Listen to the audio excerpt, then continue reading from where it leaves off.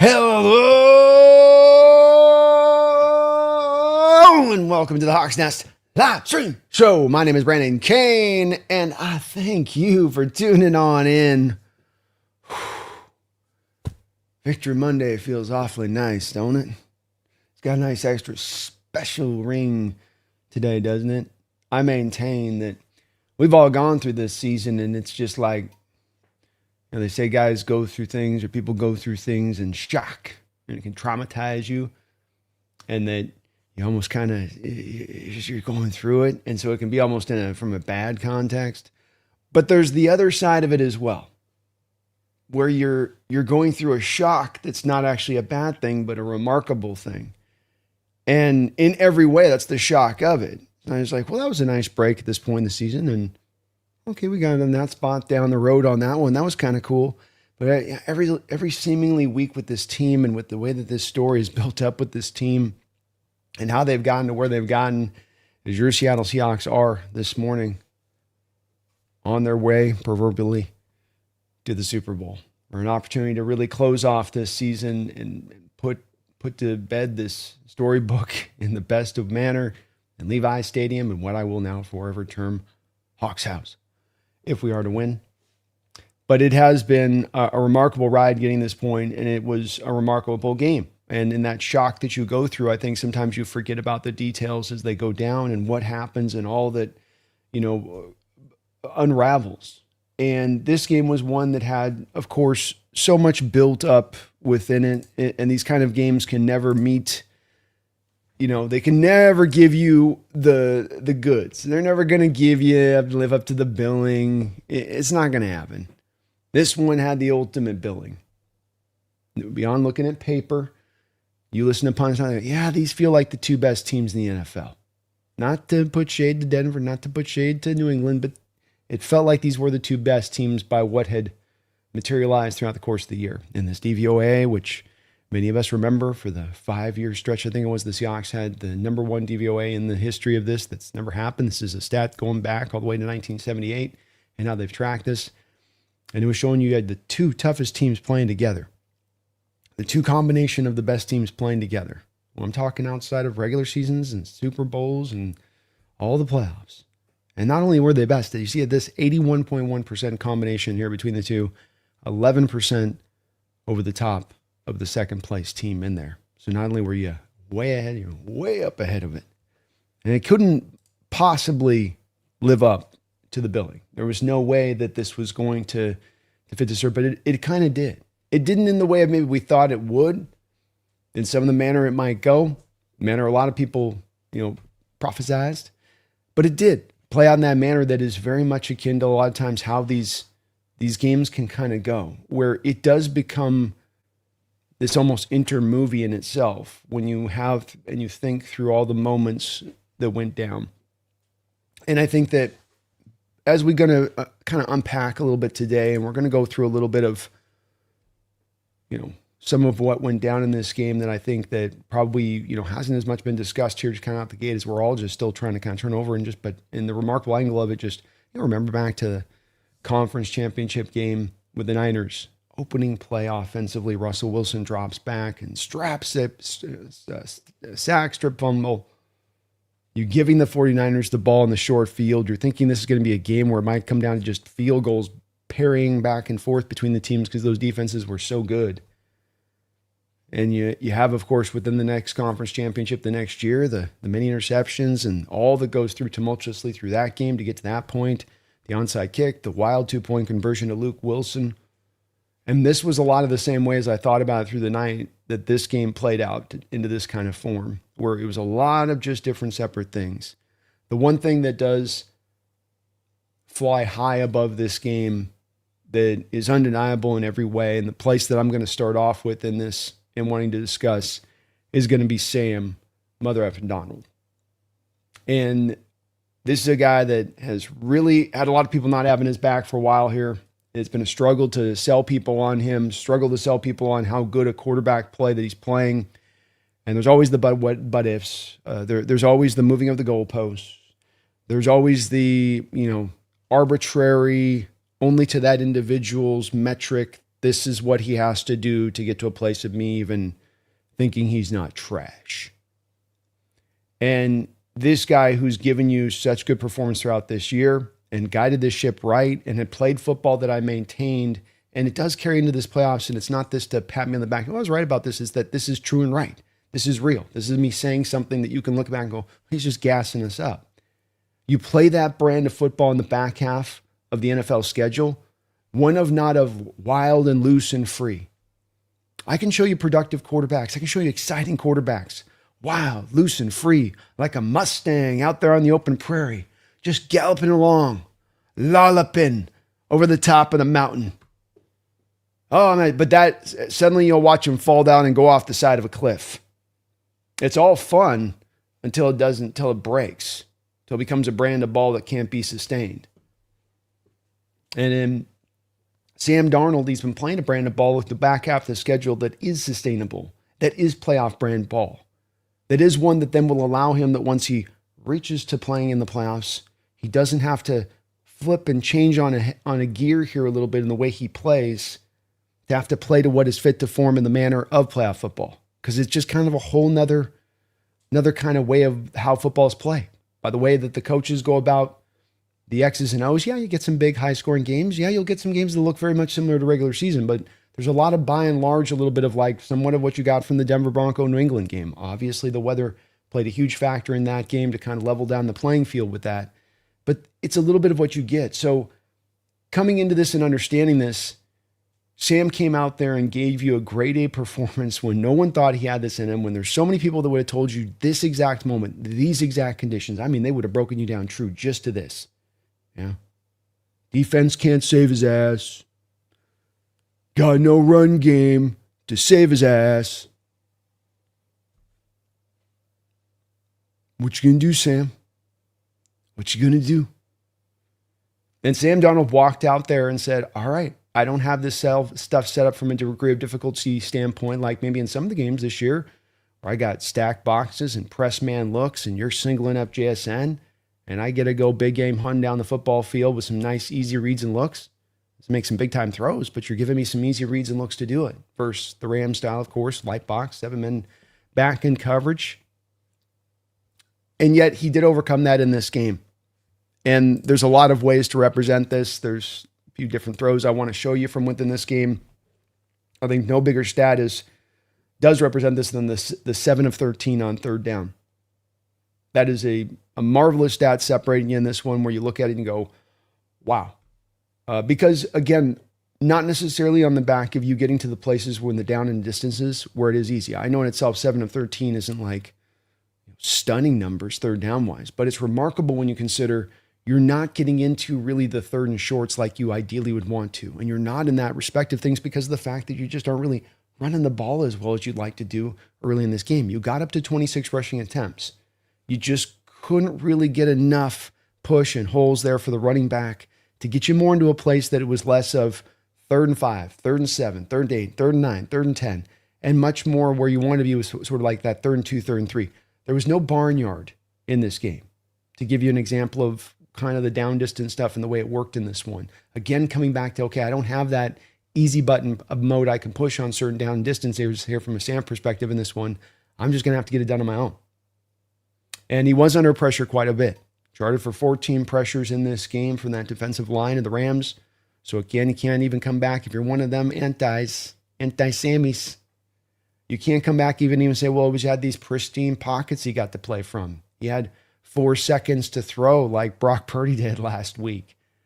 You're not going to be able to say that. That was not the case. Under duress. We're going to be able to go and show you a couple of throws here of him doing things to where he's making high-level throws and with guys right down in on him. This has, of course, been the ridiculousness of the whole ghost thing for the whole season this year. It is going back to last year because you saw these throws on tape as well the last year. The ghost moniker is if he's sensing pressure that's not there and then making a throw or bailing from a pocket, or throwing the ball away, making a bad decision, but making on the back where you can sense him flinching to something that's not there, where he has a clean pocket. And that's not something of what we've seen in his game. And this was another game where it was completely on the opposite end of that to me in just every way. He was was charged with more than a couple of high-level throws in this one. But just a few that stood out, and I want to look at here. This is going to be some fun today we're going to have here. Let's first just get to the Shaheed play from Darnold's perspective. And I want to show it from this perspective for a real good reason. I've, of course, been hammering this on this channel, if you've been following me for a bit, on this one being a one that I thought was coming. I was trying to tell my people to be patient. I got asked in the chat, tell them, Brandon, tell us when that's coming. When's the Shaheed coming? We've been waiting. We've been holding on for the Shaheed. You're telling us it's coming and it's not coming. You lying bastard. Well, I told you true. It's coming. He's got to be waiting for it. He was going to get his look, and he was going to look for just the situation that I thought would set this up. Let's call it the trifecta. You first, so we're looking down like we would be from Sam's perspective, have a knowledge that you have press coverage over here to the right. Press coverage on Rashid Shaheed. You also know now, number 3 to the top left-hand side of your screen is going to be leaning down this way or leaning up that way. So he's going to play a cover 2, or he's probably going to try to clamp down and bracket down in around JSN. So the point man, as we broke down on this on the I formation look stuff, becomes that strong safety essentially. Kind of sitting there in no man's land. And so Sam can come out of this. I can trust my press coverage gets beat with Rashid. What's this guy going to do here as a center point? And if he drives, Shaheed beats the press coverage. He drives, press coverage gets beat. I've got a green light to go and throw the 9. Because that other safety to the high side of the left side of the screen is not going to get over there. And what do we see post-snap? You feel the drift. See that? Plays out just like I'm saying. So let's look at it with the pause here. I'll go like mid-play here to show this. So let's mid-pause. Number 3, the high side left safety is indeed clamping down, bracketing down. 20, Rams are getting a little too tricky for them own good. A little too, we don't need to keep any help on the backside with Rashid in press. Well, a little ballsy approach by the Rams here. Safety, and maybe he blows the coverage even, but he comes and climbs up. So as soon as you feel that climb up, let it go, Sam. Throw that as far as you freaking can and let Shaheed run underneath it. And Sam makes a great throw here. Got a great pocket too, by the way. And Bo, yeah, this happened to happen on 3rd and 5. Just by the way. When he's executing this, when he's getting this stuff done, just happens to also be occurring in a down and distance where you're like, okay, here we go. The Bobo read, another one that I thought was just dynamite on the touchdown read. And of course, we're going to go with the JSN one as well. But you come out of this and the coverage gets rolled here in a very exotic kind of fashion. So just watch on the backside of the coverage here, essentially, what you see the sort of safety do, and then see how they all kind of climb to the middle there. So we'll go through it. So you get first that single high safety to the top side, rolls to the bottom, rolls down to JSN. You can see as JSN helps out Sam here big time. Gives a nice little point out to Sam to give him an indicator here. You're about to get a corner blitz. So Sam, I believe, catches this corner blitz. Like, I think he's very well aware of it right here. He's got Kenneth Walker coming up to pick up the blitzer. Shout out to Kenneth, who sometimes has been a little bit of a work in progress when it comes to the pass pro. He gets in there and lays a nice blitz pickup, giving Sam a nice clean pocket here. And look at that passing lane for Sam right down Main Street. He can watch right down with what he's got. And so Sam understands that safety rolls. The high side corner is going to have to carry to depth because he's going to have the worry there of a route going two ways, right? You could go into a corner there to the back corner of the Seahawks end zone, or it can cut out into the middle. So he has to kind of play it true. He can't cheat to the inside here. He's just got to play Jake straight up. And Bobo does a great job at the stem of his route, breaking off. And this is something that Bobo's had since his UCLA days that I mentioned on the live stream show, where he's just got a really good amount of wiggle right at the top of the stem. And because he's big, this can now mitigate some of the lack of necessarily explosiveness and quickness he may not have for some of what you look for in the position, because it'll just in itself create that separation as he does here. And Sam delivers the ball. Couldn't, in my opinion, be in a better place, because he gives him that opportunity to box the defender out with that big body. Puts it up a little bit, lets him have a chance to go up there and get there, climb a little bit and go get it. And Bobo's able to go get this ball. But a very good read by Sam, being decisive here. And again, you have pressure here, by the way, mounting down. So this is another one of those throws where not only do you make the right read from Sam's perspective of this, but you're also doing so from an angle of the defender right there in your face. Kobe Turner gets right through Jalen Sundell. So just taking into account as you watch this throw, you know, you got the most dangerous defensive tackle on this team bearing down on you here. And you've got to step up into this throw, but look how he just can kind of sidestep his feet and still deliver that thing with some velocity. A lot of quarterbacks have to be fully stepping forward into that to really let that rip in the way that he does to deliver that like he does. But we saw a couple throws in this game, including the JSN one, which I'm going to show in a second. He can sometimes, you know, zing that thing out there off the back foot, off his shoulders, kind of turned sideways. He doesn't necessarily have to have all all two cleats planted in the ground to let it rip. You'd like that ideally with your quarterbacks, but it's not necessarily a necessity. And of course, we also have his other third touchdown throw in this game, which was another just remarkable play design. You've got to give so much credit in this game to what Kubiak drew up.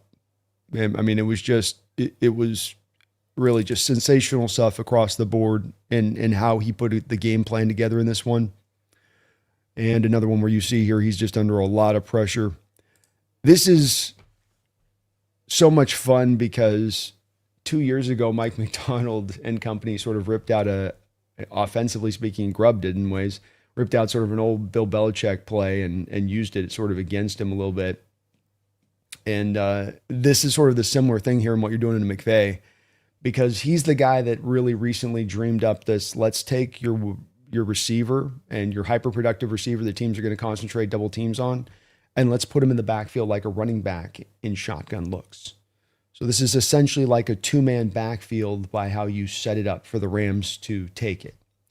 Now, this might seem like really basic trickery and the most, like, that's lame. That's all it takes. It's like, sometimes, yeah, that's all it takes. You move a guy into an alignment like that into particular defenses, and they're like, well, we usually attack that this way, but now we got to attack that way, and then that would mean we're going to have to do this because of that. And this can leave you into some no-man land territory and coverages because of it. So what I mean by this is that by the setup of this, if JSN is, let's say, Zach Charbonnet here, and you got Holwani to the other side, or that's Holwani and you got Walker there on the other side, then this defense plays this to where Landman, the middle linebacker, is going to be the man in coverage. That's how they just ideally want to set this up from a design standpoint to take it on. But JSN flubs this up. So now what do you do? Defensively, do you allot your outside corner who you want to have guarding JSN to come off as outside positioning and off coverage and drive down on JSN coming out of that route? And then now maybe when he does that, that opens a hole in the backside with Rashid Shaheed. Because you have the threat then of Shaheed, sort of, it's like the inverse of like flood routes where you pull him down from that high side and now Shaheed attacks up over the top. Yeah, we don't want to do that. We've got to keep a guy on the high side. Okay. Well, you have Cooper Kupp already in there as well, so he's sort of taking the other slot as it is. So you can't use your nickel there to get on JSN unless you're going to want to let Cooper Kupp have a free run. And then you've got Rashid Shaheed who can run that off coverage off over the top, and then Kupp can cut up underneath it, and you're going to give him an easy completion on like an out route. That's not a good plan. You know, that don't work. That don't work either. So then you get stuck.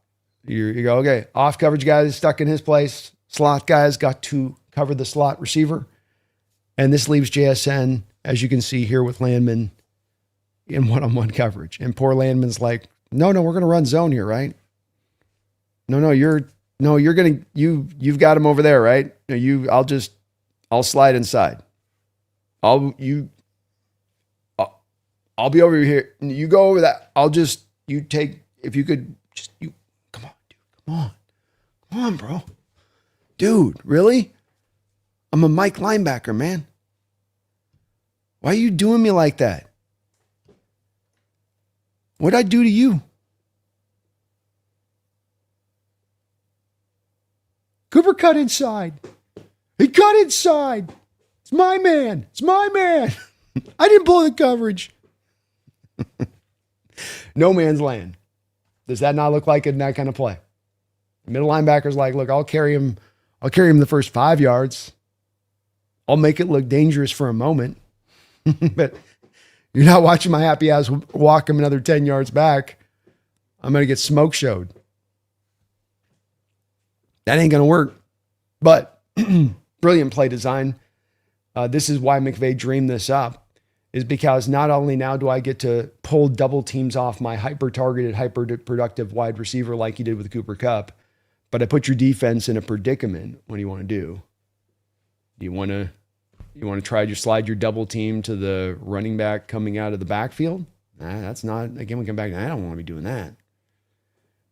And so a good job here by the Seattle Seahawks in this moment of drawing this kind of play up. And they've been doing more of this recently, by the way, with Kupp in the backfield. Yes, this will be part of our offensive game plan that we'll eventually be putting together as far as for this Patriot game, because I don't care the opponent on this one. It's working, and it's a great adjustment to the adjustment. The initial adjustment at the start of the season was we'll stack up the box, we'll blitz Seahawks heavy, and we'll play JSN one-on-one and make him prove that he can be an outside wide receiver in this league and that he can separate.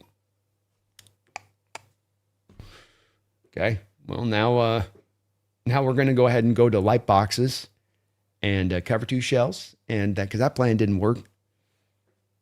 That was one of those ones where you go, 60% of the time, it works every time. Wasn't holding up too well. We can't do that. Light box, cover two shell, slide the coverage. Light box, cover two shell, slide the coverage. That's going to be where we're going to live. Okay? Well, now the double teams start coming. Okay, now do you as an offensive coordinator just go, well, golly, we're stuck. Right? This used to be some of the frustration with the DK days. Like, all right, I understand. The safety's rolling over there, but now you should have some ways to now attack within this. Shouldn't put you into like, well, they got us. They got us. No. Have a little bit of a counter strategy now. And smartly enough to Kubiak, he does. He employs it here. And great A play calling on his part. Run it one more time here. Got to show one more aspect of this, of course. I just mentioned it. Buckle up, folks. We might be in long tonight. I don't know. I'm feeling the flow tonight. So we got, I want to show this other angle here on the JSM one. Once again, pressure bearing down. Anthony Bradford.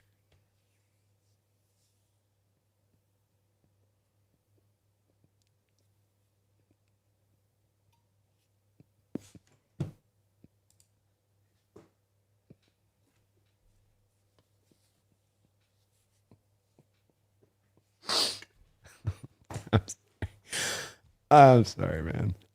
I just can't. Well, I mean, technically, it's not his man that gets the pressure.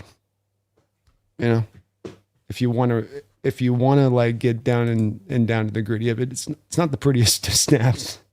I'll give you that. Nothing like making Sam feel like he's got the safety of the world in front of him. With one side, he's got a guy getting dog walked right into his face. The other side of him, he's got a guy on his hands and knees walking like a dog towards him.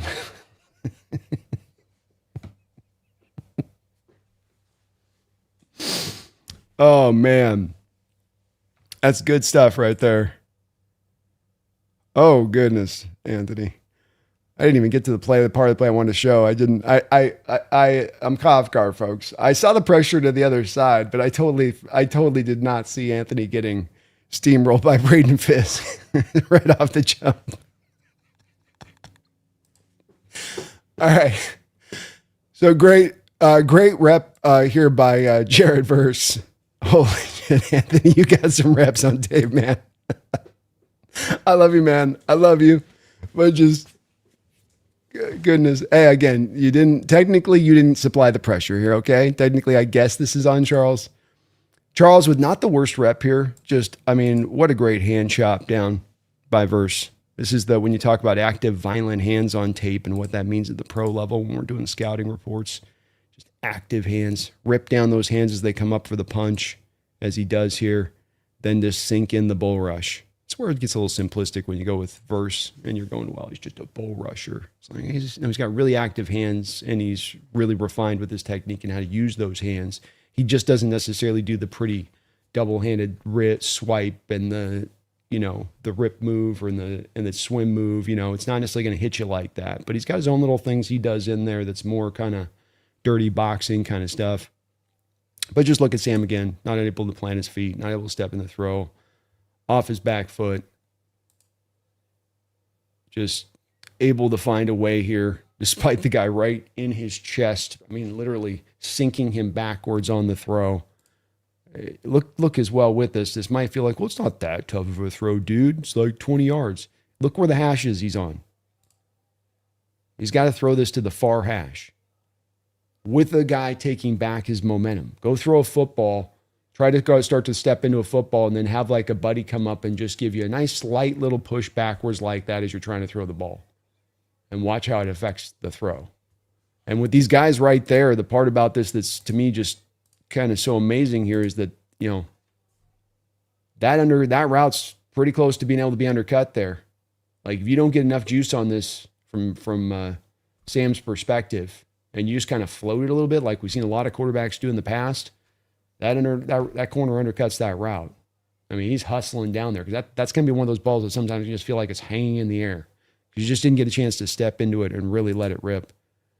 It's a nice route by GSN, great play design. But Sam, again, on all this stuff, it's all of it together. And that's how you win conference championship football, quite frankly. I probably buried a bit of lead on that, but it's all these inner parts working together. And Sam definitely had a lot of carry in the day-to-day. It wasn't only him. There was people within this offense that were doing really good work in addition to that. It's just that this stuff wasn't set up in the way that it's been set up in the past for people to say he's going to have this ultimate success.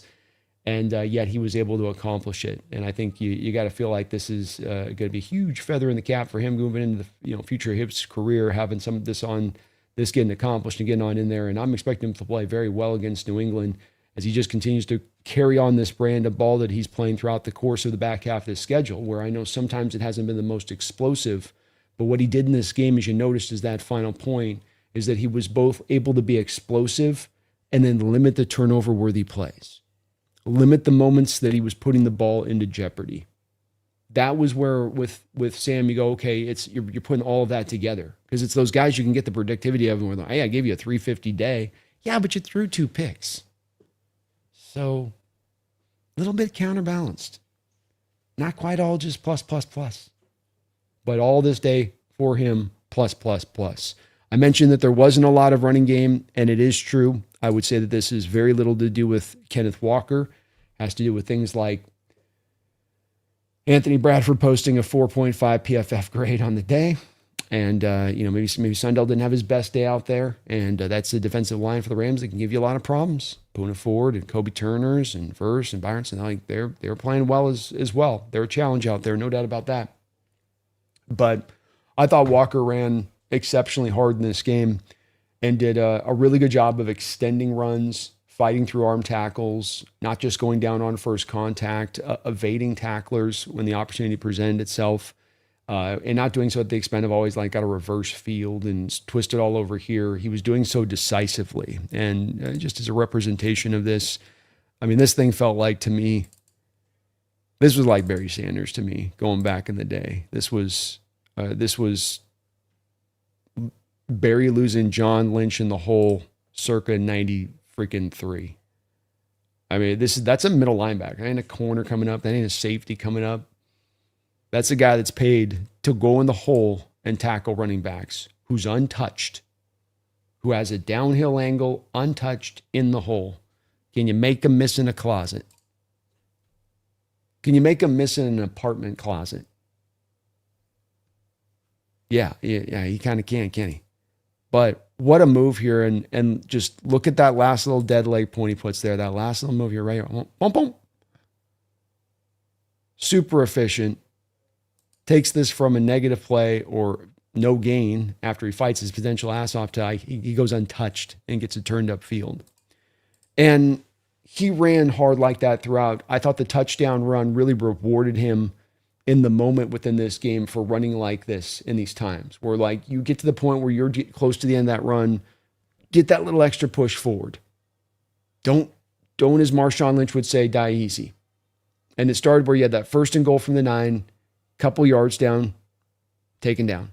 2nd goal, Kubiak staying committed to the run game, down the goal line. Yeah. And Walker it's one of those runs where he's got to go up in the middle and it's kind of tight up in here and he's over and on this side and he's kind of getting pulled down and it looks like it's only going to be about a 2-yard run. And he does a little froggy hop where he's able to bounce over and get in for another 2 yards or so, 2.5 yards, and take it into then what was going to be a 3rd down and goal from the 2.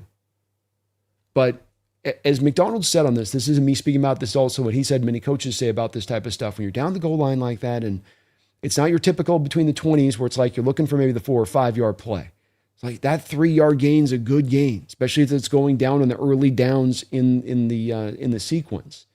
And so getting all of those positive plays to set you up to where now running the ball is on the table, it's on the menu when it comes to that 3rd and goal, now sets him up to not only be able to have the opportunity to have a running play for him to even have a chance there in the 3rd and goal to get it, but then a really nice job on the run to kind of stutter his steps, get to the edge, and then he has just enough space to get inside and get the ball past the end line. But it's all that work you're doing those first 3 downs to get you there. And that hard running style on those 3 runs has been a representation of what we've seen from Walker here recently.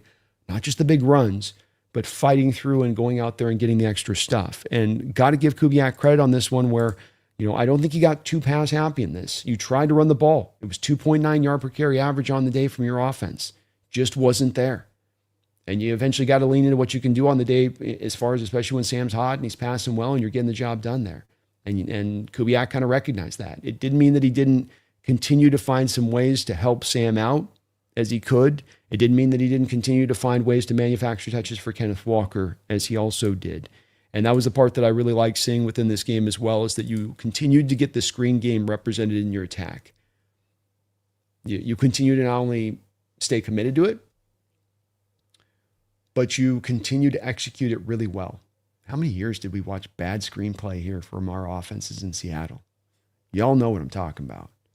You saw the screenplay start about 7 years ago, and you'd be like, all right, let's get to the next play. I know what you said. You said, dirt it, Russ. Just dirt it. That guy's not getting out there. Just dirt it. You're just going to get Carson. You're going to get him beat. Just throw it in the ground. But look at the beauty of this one, where there's a couple things going to go on in these screenplays, which is, first off, you want the eyes of the defense and you want the defense shifting away from ideally where your screenplay is going to go so they can't jump the screenplay or have a head start at it. And you get them jumping first on 2 different things here. If you notice the inside shell, notice how the inside shell of off-ball linebackers and that corner off the edge there's a combination of them both. Partially, some of them are biting down on the run play, on the run action, and then some of them are biting down on the receiver coming through the zone. But between the 3 different parts there, between the 2 parts going there, those 3 guys get completely contained into those 3 items, which is the beat that then gives you for the offensive lineman to get out in space and to get out in front. So again, watch that shell. See how the guys are just a little late to their spot there and recognizing what's going on here, because they're really souped up for that running game. And when you're committed to running the ball, even when you don't do it effectively, you're still going to get those false steps forward, false steps going in the direction, false steps that you can manipulate to then attack back in an opposite direction, which is what you're doing here. A fantastic job of just attacking it in a different direction here. My freaking deal.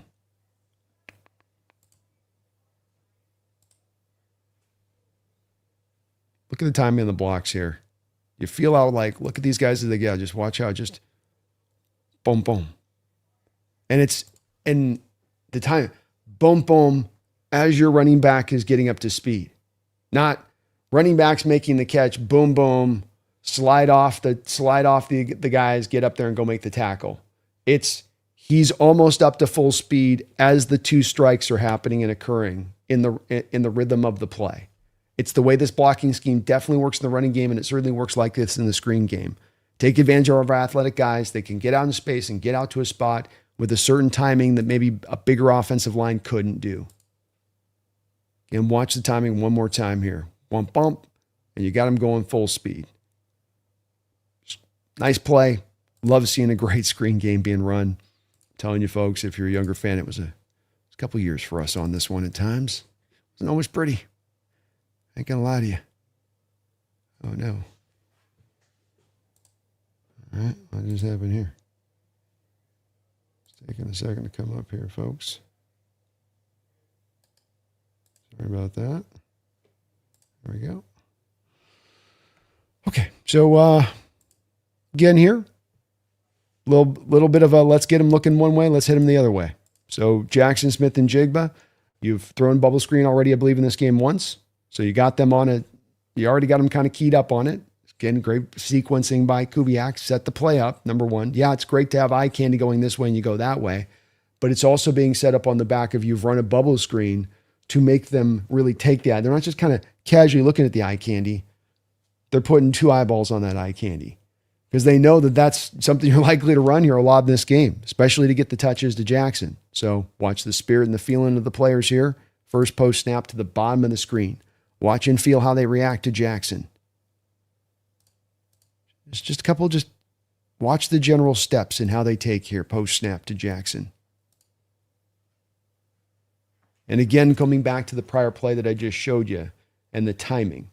And it's not that I necessarily have to knock these guys all out of the way. I got to have them out of this spot, not early. I've got to have it. They can get to this spot, but they got to get to this spot in the timing I want them to arrive. And if I can get you to hold up for a beat on a play, if I can get you a little tentative for just a second, that's just enough time for me to get my guys out in front and set you up. Again, what they do here. Sundell's out there. Bradford lays a nice block. Doesn't really sustain it, but well set up again here. And Seattle gets him completely. Look to JSN, come back down to Kenneth. You'd run a bubble screen prior to JSN. Very successful play. These plays all make sense for why they work. And in what you're doing in all of these is you're giving manufactured touches in there to Walker, where you're going, okay, it's a day you can't run really well. We'll get you some manufactured touches, get you the ball in space to make sure we don't just allow this defense to say, well, you can't run the ball. Guess Walker's out today, isn't he? You're going to have to beat us some other way. No, not necessarily. We'll find the 44 yards in there for Walker today. We'll locate it in other ways. And you stuck with it. And it wasn't just necessarily the screen game, which back to huge props here with Sam Darnold. Because it was also him, working it like this on the flat. I come back to this concept and I was looking at it and I go, nothing necessarily fully instructs you here that Walker's the right read, other than Walker runs a really nice route for a running back. He's got off coverage. You play this inside out on your coverage here. So, if you got three wide receivers to one side, especially if you have this trips, it's the same way. Outside corner takes outside man, middle man takes middle man, inside man takes inside man.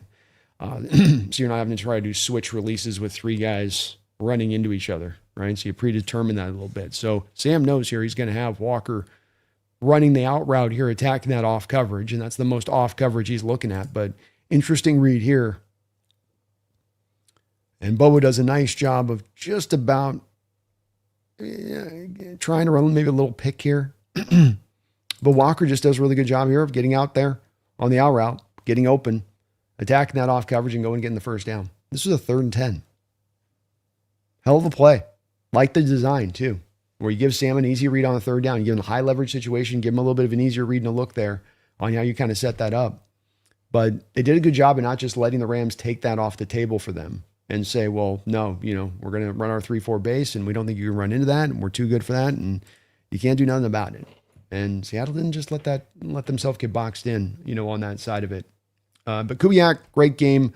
Really got to give a lot of props to JSN in this game too. And just to touch on kind of the final thing I wanted with this offense right now, and that is that I think JSN showed you why, for a lot of people's money, he's the best wide receiver in the sport. It's going to be an endless barrage of, I'm sure, debates that we're going to be enduring this offseason of Puka or JSN or Puka or JSN, Puka or JSN, right? And I get those are fun.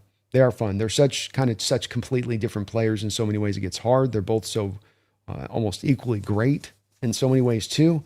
It makes it hard. And I think rather than just pair through things with it, I think you just appreciate what he brings. And it was the full meal deal from the receiver position in this game. I think anything you could want from a receiver, any kind of desired skill you could be looking at from a wide receiver, he gave you. And first out the gate, bubble screen. I mean, parts of his game that I didn't expect were going to be as on display with him as a pro is an ability to break tackles in open space with the ball. It wasn't as much necessarily what he was doing at Ohio State. I mean, there's some of that.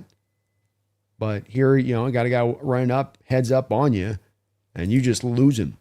And we've seen him do this a couple of times.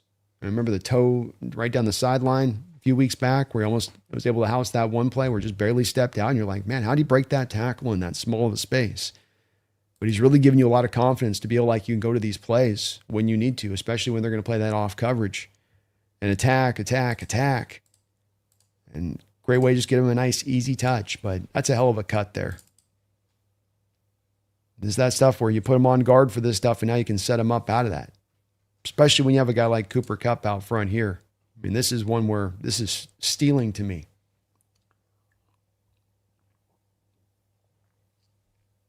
You go 3 wide, they stay in 3-4.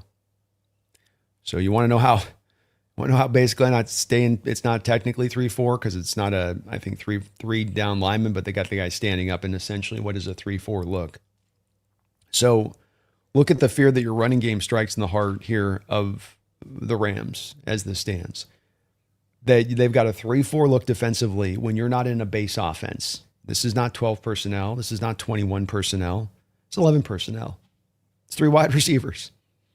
But not only do they got the 3-4 look, not do they only have the 2, they're taking the bait down there with Rashid Shaheed and condensed split there, operating like kind of a tight end, an H-back tight end, almost in his alignment.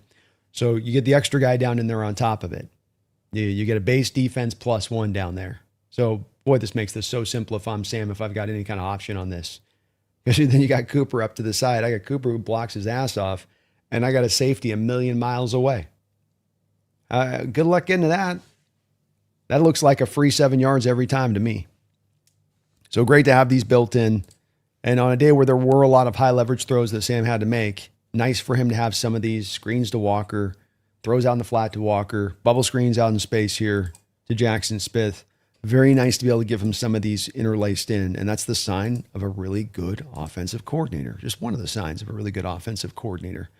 What about one-handed catch? You like your one-handed catches? Is that, I need my one receivers to have that Chris Carter kind of ability. I mean, he's got to be able to reach out, grab it. If he can do some toe tag, drag swag, that'd be pretty cool too. But I definitely need to see, he's got an ability to use those hands. I don't want bricks for hands.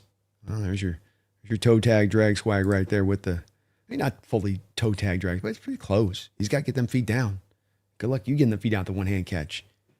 That is not easy work. That is not, as the kids say, light work. Like my cat just said.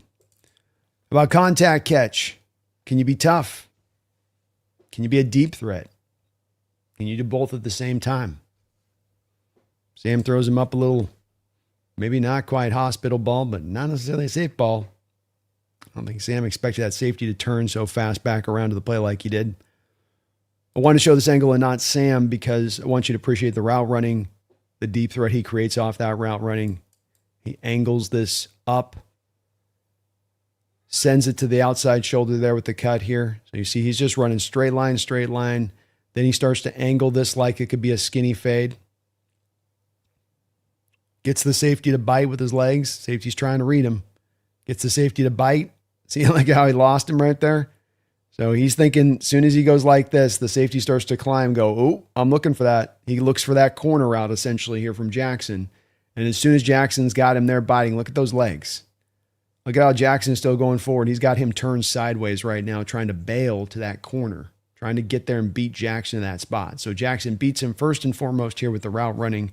I'll play it in full speed again in a second to show you, but I want you to see those hips like that. Got a corner's hips like that, and you're just kind of, this is the route. It ain't, it's just kind of, he's kind of swerving through the route a little bit here to set this up. And then right open in the middle of the field, and then takes the shot. Hell of a play. One more time here. Watch the swerve. Brilliant job there. Just out and up route. But grade A route runner. One out.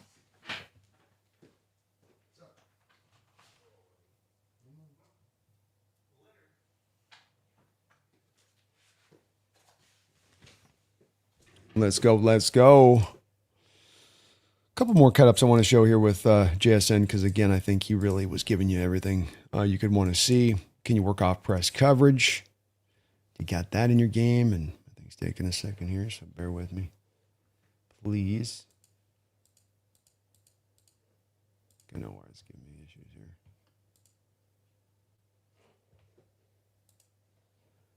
There we go. The Landman here, they try the old strat from the old 5 Seahawks in the conference championship game against the Carolina Panthers, which is, let's just go ahead and try to press him with the linebacker, and then we'll float the coverage in behind him. You press with Landman, works off of it, still finds his way to the open spot in the zone. Not a big gain. Just gets himself cleared. Opens up himself as a target there to Sam. Perfectly timed in there. Nice throw by Sam, too, as well. Sam on his third read on this, by the way. You watch Sam here. 1, 2, 3. Right there. Well done. Very, very well done. Strong hands. Everybody likes, in this game. Everybody likes the one-handed catch. And I like the one-handed catch. I wouldn't be surprised if Jaxon were to tell you that this was the toughest catch of the game. That defender's got his hand in there. He's got his hand on the ball as Jaxon catches it. Vice grips down those hands, gets it on the whole way, pulls it on in. Great job there by Jaxon. And then look how the subtlety in the route running. Watch the coming back to the ball. You don't flatline the out route. You cut hard out of it, but you come back to the ball to help your quarterback out, to make sure that the player can't undercut the route. And you're trying to do so, by the way, as you're getting that first down marker. So you're hopefully running just past the marker and then coming back to. See, as he did that? It's very subtle stuff right there. But ensures he makes the catch, number 1, and then ensures he goes and gets the first down, number 2. See the last part of that? So run after the catch, showed you some of that. Vice hands there to be able to catch it even after the guy's ripping and tearing at the ball. Contact catch, getting off press coverage, deep threat. All the yards in the game here. Just another big time game for him and all that. Thing he did too, and the thing that he's done too, like I said, is just everything he's extending catch-wise, which I love about him. Just some of the subtle stuff with this. Same fancy. But this takes you into a different down and distance than what it could have been. By, again, it's a significant margin as we talk about being in the red zone and how vital those yards are as you're trying to chip away at it to try to get into the end zone there, where big plays are harder to be found. And it's more about the positive plays and churning them out there. And as I showed you on that last play where he lost a guy in the open field, I show you this play after the catch. He comes out of this route. He's made the grab right here. Look where that guy stands. He's approaching up on him, a couple yards away. Good position to make the tackle. Should be no problem. Can you lose the guy? Ducks under the tackle and gets him another 3 yards. Takes it for what would have been probably a 2-yard gain, and now it's a 5-6-yard gain. A lot of different plays in Kubiak's playbook when you get him to that. So whatever skill you wanted to see from him in this game, he gave it to you. He's the full meal deal as a wide receiver, including what we've seen this year in his ability to just do it all from the outside, especially. This was really our first year getting acquainted with that part of his game. I was not acquainted with that part of your game. I was not aware that that existed. Wow. I like that part. I just want to touch on one last side before we get over the defense and talking about this game. And that is just, again, let's put, if we can, a little bit of Sam Darnold's this performance in perspective, and if we can, maybe from a Seahawks perspective, historical perspective standing. That was a mouthful. But what I mean by that is when we look at what Sam did here in this game, 25 of 36, 346 yards, 3 touchdowns, 82.9 QBR, 127.8 quarterback rating. He's got the 10-yard and average per attempt. He's not just sitting there dinking and dunking the ball. Yeah, there's some bubbles in there, and yeah, there's some of those premeditated screens in there to Walker, but there's a lot of other throws in there as well in there. There's a lot of other throws of high leverage and the 14 pressures he had to deal with. Not necessarily clean pockets. But I want you to consider this for a second as you think about this number with him and the performance with what he just did. And look at some of what we've seen as well from recent history of other quarterback performances in the conference championship game for your Seattle Seahawks. Let's go on the Wayback Machine here, shall we? You know how you go back far is when you're on the Pro Football Reference stats. That's how you know you're deep in the historical bag. But Dave Craig not able to get through the conference championship in 1984 there. 3 of 9 for 12 yards on the game. 3 interceptions. Jim Zorn came off the bench, 14 of 27, 134 yards, 2 touchdowns, 2 interceptions himself. 5 interceptions thrown on the day as you tried to press and make it happen on a day where you lost 30-14. Brandon, I'm sure that's an outlier, and that their performances have been a lot better in conference championship games than that. And admittedly, they've been a little better in certain spots. Let's go to the next one. Conference championship game, Matt Hasselbeck. Sean Alexander, 34 rushing attempts. The Seattle Seahawks, 51 rushing attempts in this game against Carolina, where as you can see, they got up 20-7 there at halftime and really laid down on that lead hard. But Matt, 20 of 28, 219 yards, 2 touchdowns, 118 rating. Not bad. Not too shabby. Definitely leaning a lot on the run game, and a pretty effective run game for the most part. A lot of this was you just sitting on it. I mean, you were just going to grind that clock out and knew that you were not going to let Jake Delhomme, and all they had was Steve Smith Jr. to get after you, so you just kind of leaned on that ball in that game. But admittedly with Matt, I wouldn't throw any shade at him in that game. That was a solid performance. Solid performance.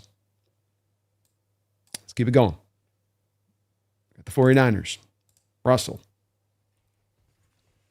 2013 there. Russell, 16 of 25, 215 yards, 1 touchdown, 60 rating. Does also have the fumble, the 1 lost fumble in this game. But he does play a clean game, doesn't intercept the ball, which was huge in this one. Couldn't have an interception in this particular game. Kaepernick was able to had 2 of them, and that was a big difference in this one, no doubt about that. That was that one turnover difference where you had the fumble, they had the 1 interception, and you had the final interception that was literally the difference on that final tip, of course, by Sherman. Marshawn had effective game, 22 carries, 109 yards, 29 rushing attempts to 25 passing attempts.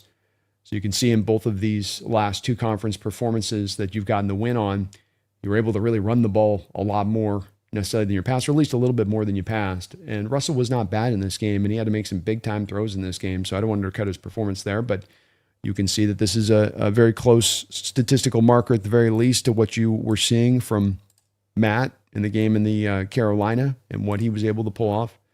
And then, of course, we've got Russell's performance here in the conference championship game back in February 14-15, where Russell's 14 of 29, 209 yards, 1 touchdown, 4 interceptions. Shout out to John Ryan with the tutty on 1 of 1 for 19 yards. Marshawn had an absolute tank of a day, 25 carries, 150 yards, 157 yards for him. You ran the ball 35 times, continuing a trend we've seen in these games, absent that one I was showing you with the Raiders where you're behind in that one. Then in all 3 of these wins, you can see that you got there. And then the point of what I'm saying with all of this is that to get there, to have this chance to win these kind of games, you basically have a premeditated path that you have to almost adhere to. And that is that you have to be running more than you're passing. And you got to try to limit down your passing attempts. And there's got to be a little bit of some protective, not a full protective bubble you're putting on your quarterback, but it just has to do with just making sure you're limiting those turnover potential worthy plays. And Sam on the side of it in this game had all of that off the board, where no, you're going to have to put stuff in harm's way a little bit on this to accomplish this and succeeded. And he didn't. And you see those other quarterbacks that the ones that got those wins were not given the same degree of difficulty. It is the best quarterback performance, I think, for a Seattle Seahawks quarterback in their history. I think that there's ones you can go that are close and certainly ones that are worthy of being mentioned. But doing that with those stakes on the line in that moment, especially for a guy with all the narrative against him, being able to pull off this very thing. Or I can't think, I've been last 24 hours trying to think of a better one and I can't find it. Let's get over the defensive side of the ball, and I'll bounce over to you guys in the chat on this. Again, I'm going to be long-winded on this, but this is Super Bowl. I'm loving life right now. I got stuff to talk about, and I'm feeling it. So y'all just got to lock in with me on this one. That's the way this one's going to have to work. We got a rough day at the office for the defense. There's no doubt about them. No doubt about that. You kept them on the a lot of time on the field with the Rams in this game. A lot of success for the Rams in this game. 375 yards in the air, 114 yards on the ground, but that's just as much because they just didn't get back around to it. They averaged 5.2 yards per carry, so they were, both efficient, effective in both passing and running the ball. The Seattle Seahawks tried some different stuff in this game. I will give them that. I walked into this and I said, here's our keys for me coming into this game to deal with this offense. I did the show around how can you handcuff this Rams offense. I said leverage towards the inside runs. Not sure if we were able to really do that as they run at the third highest percentage to the inside in the NFL. Seemed like that was kind of a struggle to lock in on those. That seemed more a lot of their success, though they did work a little bit of the outside runs as kind of a counter in this game. So props to the Rams for countering a high tendency on their part.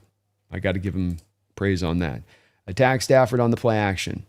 Didn't think Seattle got a lot of opportunity to do that. Maybe this had to do with a little bit of the Rams not leaving the unblocked defender as much and making sure that they could take that off the board because the Seahawks attacked it so mightily when it came to the first matchup, especially. But they did so as well in the second game. Kind of weren't able to do that. On guard for Matt Stafford's quick snaps, most definitely you were not. No, there was no, you were not. It was him catching you off guard time and time again. You catching a guy in mid, doing this move.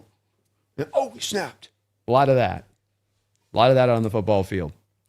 Call off guard blitzes, fakes, fake blitzes interdispersed like you do stack boxes. Kind of try to mix some stuff up with that. Did you do that? Well, here are your three approaches to the Rams from a defensive standpoint throughout the course of this season in some base numbers that I found a bit interesting. And let's go through these. So the first matchup with the Rams, you limit them to 130 passing yards. Second two matchups have not quite gone as well. And you can see with the Rams that they have somewhat passed around the same rate of their pass percentage. The last two games have gone off the end of the table as far as the passing yards per kind of play, where you're 9.3, 10.1. In the first game, you had that chopped down to 4.6. The EPA, when it's negative, means that the defense is doing good. When it's positive, they're not doing good. And you can see that this defensive performance was just marginally more positive on the EPA front than the last time we played the Rams, where they just kept walking up and down the football field. You had at least got your sack percentage increased with your one sack from what you were in the past couple of games. It had been a while since you're able to get to Stafford. The QBP percentage is the quarterback percentage rate. How often are you generating that pressure? And unfortunately, as you can see on this, 32%, 33%, 28% this year, all three of these games you're in basically the same place and not able to do anything to generate more. Time to pressure in these three games. In the first matchup, it took you 2.82 seconds. The second matchup, 2.71 seconds and 2.81 seconds. This data, what does it say again with it, is just you're not really able to get the pressure there. And a big part of this has to do with them, and for the most part, getting the ball out of Stafford's hands quick. Because 2.81 for the pressure ain't bad, but it tends to be, this is a Seahawk marker just throughout the season, and it's a little bit more of a slow burn type of pressure in the way they run. And in the first matchup, you blitzed at a really high rate and had success. And you did so in a dome stadium where the conditions were nice for throwing. And then now when you're outdoor in your stadium, the past 2 matchups, you really dialed down the blitz. Now in week 16, of course, we've got that one stat where you blitzed in the first half, wasn't going well, stopped blitzing in the second half, started to get some pressure. So I think this was a little bit in this game plan, this game, for why you didn't go with the blitz as well in this one and only continue to dial it down even further, is that you're like, well, let's just lean into that strat fully. But probably could have used a few more blitzes in this game, quite frankly. I think McDonald would say that in retrospect as well. You can see the yak amount's gone over 100 yards in both these 2 games. Tackling has been a bit of an issue after the catch in both these 2 games. The separation on the route wasn't bad in this last game necessarily. They were just able to make some plays. And so you can see that in general terms, really the strat has not changed this year in the way that you're attacking the Rams. The stack box rates are not getting more really increased. You were running a lot of those simulated pressures. And I do mention this because this was one of my possible things you could do to maybe mitigate some of these issues. But as I go through many of these, tackle on reception, tackling is kind of a mixed bag in this game. So only a couple of these that we were able to really accommodate into the game plan. We did build in a lot of man press looks. We did build in a lot of man coverage concepts. So Brandon, what the hell happened? You told us it was going to work good. Why'd you lie to us? Why are you a dirty damn liar? Well, it's a bit complicated, of course. First up, I think Witherspoon made a couple of tremendous plays at the end of this game that were just game-saving, phenomenal plays that show off the best of his abilities, and I can't speak enough about. And he is a grade A player. He's one of the best corners in this sport. So much fun to watch. But he got beat in odd ways in this game that I didn't know what to make of.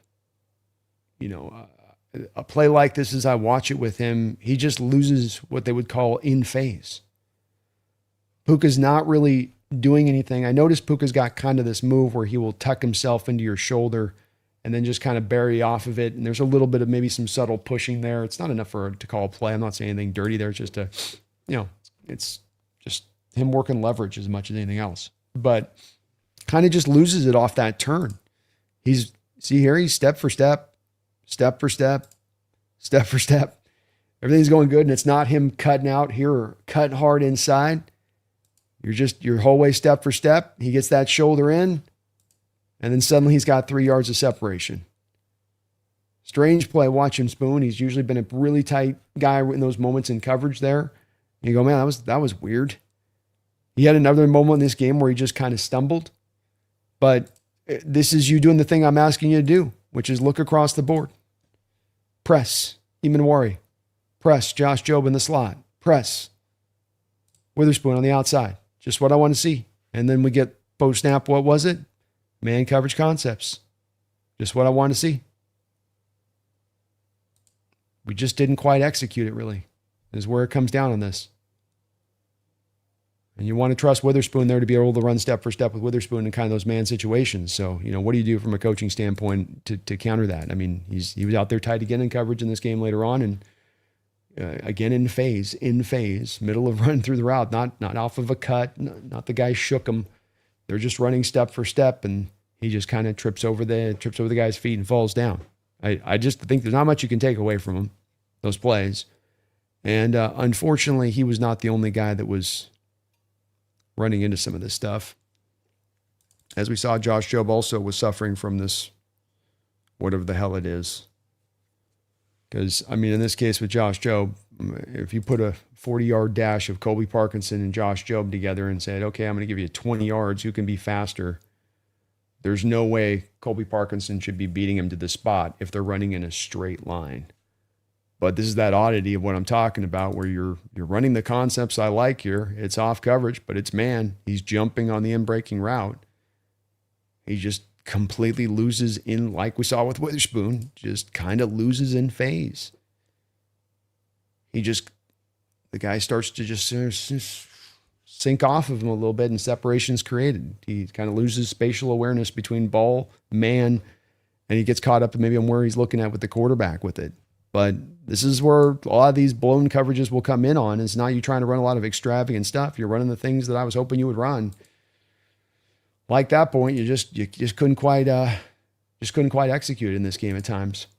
I got to be careful of Stafford's eye manipulation. Another one of my keys with that. I don't know if this was as much a big problem in this game. To be honest with you, how to deal with tight end screens was going to be a bit of an issue, or wanted to be aware of it. Didn't have to really deal as much with that one in this game. So they didn't run a lot of screen game, did the Rams. Hands and passing lanes, not a lot of opportunities. They were pushing the ball down the field with Stafford. Not as much of the short passing attack in this game. And then the final one was, of course, one that we absolutely did not accomplish, which is have a plan of attack for Puka Nacua, which we did not. We're running man-based press concepts, which I think in itself is an indicator that you were trying to do something there to deal with it. So it's not all like you just didn't do nothing and ran out the same strat. In fact, a lot of what you're doing with these man press looks is to try to adjust off the back strat of the last game where you were running a lot of zone coverage, and that's where the Rams were having so much success. So I can't fault them for going for the thing that I wanted to see them go to. It just didn't happen to work in this game, defensively speaking. And running the ball wise, they hammered the running game good enough in this game between Blake Corum and Kyron Williams to make that a test and a challenge. The nice part about this defensively that stands out is I think you got your key stops at the key times. Maybe you weren't great defensively in this game, start to finish, but key stops, key times. So you were 7 of 13 in this game on third down. The Rams were 1 of 8 on third downs in this game. Rams did a very good job of staying outside of third down in this game. So that's where there's a little but if on that. But 1 of 8 and getting him in those moments and holding him up in those moments, you found the key spots, for instance, getting a couple of the field goals in this game in the first half of the game from the Rams rather than touchdowns like you were able to get. Getting them off the field a couple moments and times into that second half, just get just enough done at least today. Don't make it all go in the backwards direction. Make it at least a little bit more of an improvement on that side of it. And they were able to do so. And look, it was a great performance by Matt Stafford. He's showing you, I think, absolutely why he should be a Hall of Famer. I think this was the best season of his career. I think these performances in the playoffs and what he's done this season should cement this in his legacy. He's a hard day at the office, and I don't think we're getting the equivalent with Drake May. I think Drake can make some throws over the course of the game that can be very similar to what Stafford does, but throw in and throw out, executing under pressure and under stress, having to throw your whole playbook out for a guy like this that's seen and done everything in this league as far as a quarterback, so can see everything coming from a mile away. I think it made it tough to deal with and dealing with him in this year and the last couple of games. I think Mike it's not as much just even finding just the answer for McVay as much as finding the answer for Stafford and what you're going to do about that. Just again, man-based cover concepts. Everybody got it at one point or another here. Off the top of your screen, off coverage, Woolen. He's going to be an off coverage running man match. So you start off in sort of a cover 3 zone-ish look here, right? Where you're going to get deep. If he runs an in-breaking route, you jump on it, just like we saw Joe with Parkinson a second ago. He jumps on the in-breaking route. He's good position, but Puka's got that little, I'm going to go sniff your armpit move, and then I'm going to break out of it, and it's somehow effective. Woolen was calling for a hold here, but of course, if anybody's getting called for a hold here, it's Woolen, because you hug him up, my guy. Your hand's on the back of his jersey coming out of that break. But look, this is that subtlety of Puka doing this move. It's hard to stop. I'm going to just tuck you right in your shoulder and then break out. It's a great play. Good news is there were some guys that were playing really well. Guy that's going to be my underrated hero of the week on the Seahawks Roundup this week is going to be Nick Emanwari, or as he was in this game, Nick He-Man Wari. Because Nick was holding it down in this game in a major way, and not just chewing out old Reek there for too much of his grandstanding on his celebration, but because he was so great in coverage. The kid played a phenomenal game out there. There was a moment in this game where it felt like at times he might just about be the only defender out there making plays, but you just got these 2 plays back to back, which were sensational. Where, as I was saying on the live broadcast, you get a feel for his ability to be fast, explosive, and then very tall, long. So can jump on the route with the quickness of a smaller guy, and then can get his hands in there and make it a contested catch at the catch point. Not to mention keep him short of the first down, even if he had made the catch. It's great coverage. That's a short route. You're in off coverage. And he jumps that on a guy in Puka that's as good as anybody about coming out of your breaks and cutting out of your breaks and giving no indications you're cutting out of your breaks. But he goes out there and he does this on the first one. This play. Bang. Takes that one down. And he comes right back on the very next play. Not 3 plays later, on the very next play, comes back and makes this play in coverage. Almost the same kind of route concept. Only you're trying to do with a running back, basically. But look him pick it up first with a drop, jumps on the route, rips the ball in there, pass incomplete. Again, short of the first down. Even if he makes the catch here, you still got him short of the first down. Just so big and long. Feel how long he is out there? Freaking 6'4", just long. You're trying to get that ball in there, and there's just no space to get it on in. 3 pass breakups in this game from Nicky Manwari.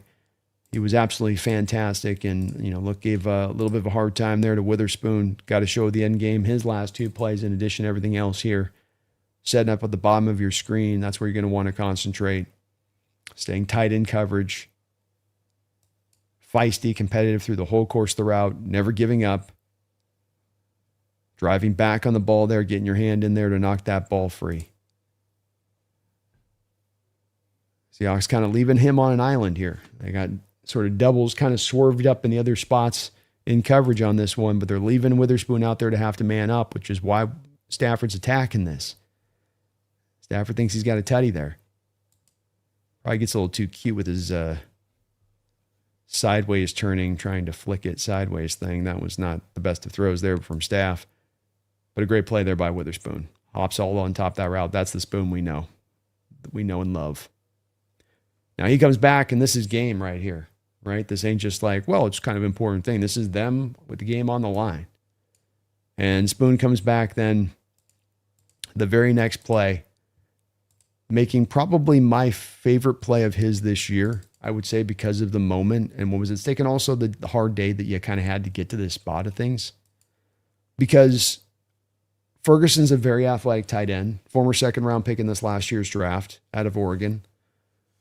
Witherspoon, as you can see here, is lined up in the slot. Puka's aligned to the inside shoulder of Ferguson. So you got 3 wides stacked into this near side of the field, or far side of the field here for the Rams. And then Ferguson takes this route and wins initially. And so initially on that cut, everything here to Stafford, when he comes back, is watch Stafford. He's going 1, 2, 3. And so when Stafford goes from 1, 2 to the 3, that's where he's going to lock in on what Ferguson's doing. And as soon as he's seen Ferguson come out of the break, because now he's locked in on what Ferguson's doing on Witherspoon, and look at the leverage he's getting to see here, where Kobe's going to sit down on the Puka route to help double team there, which means I'm going to get one-on-one with Ferguson in the back of the end zone. And so he's just got to wait for the break. And he does. As soon as the break happens, which is right, if you take that's the snapshot from Stafford that he's making this throw with.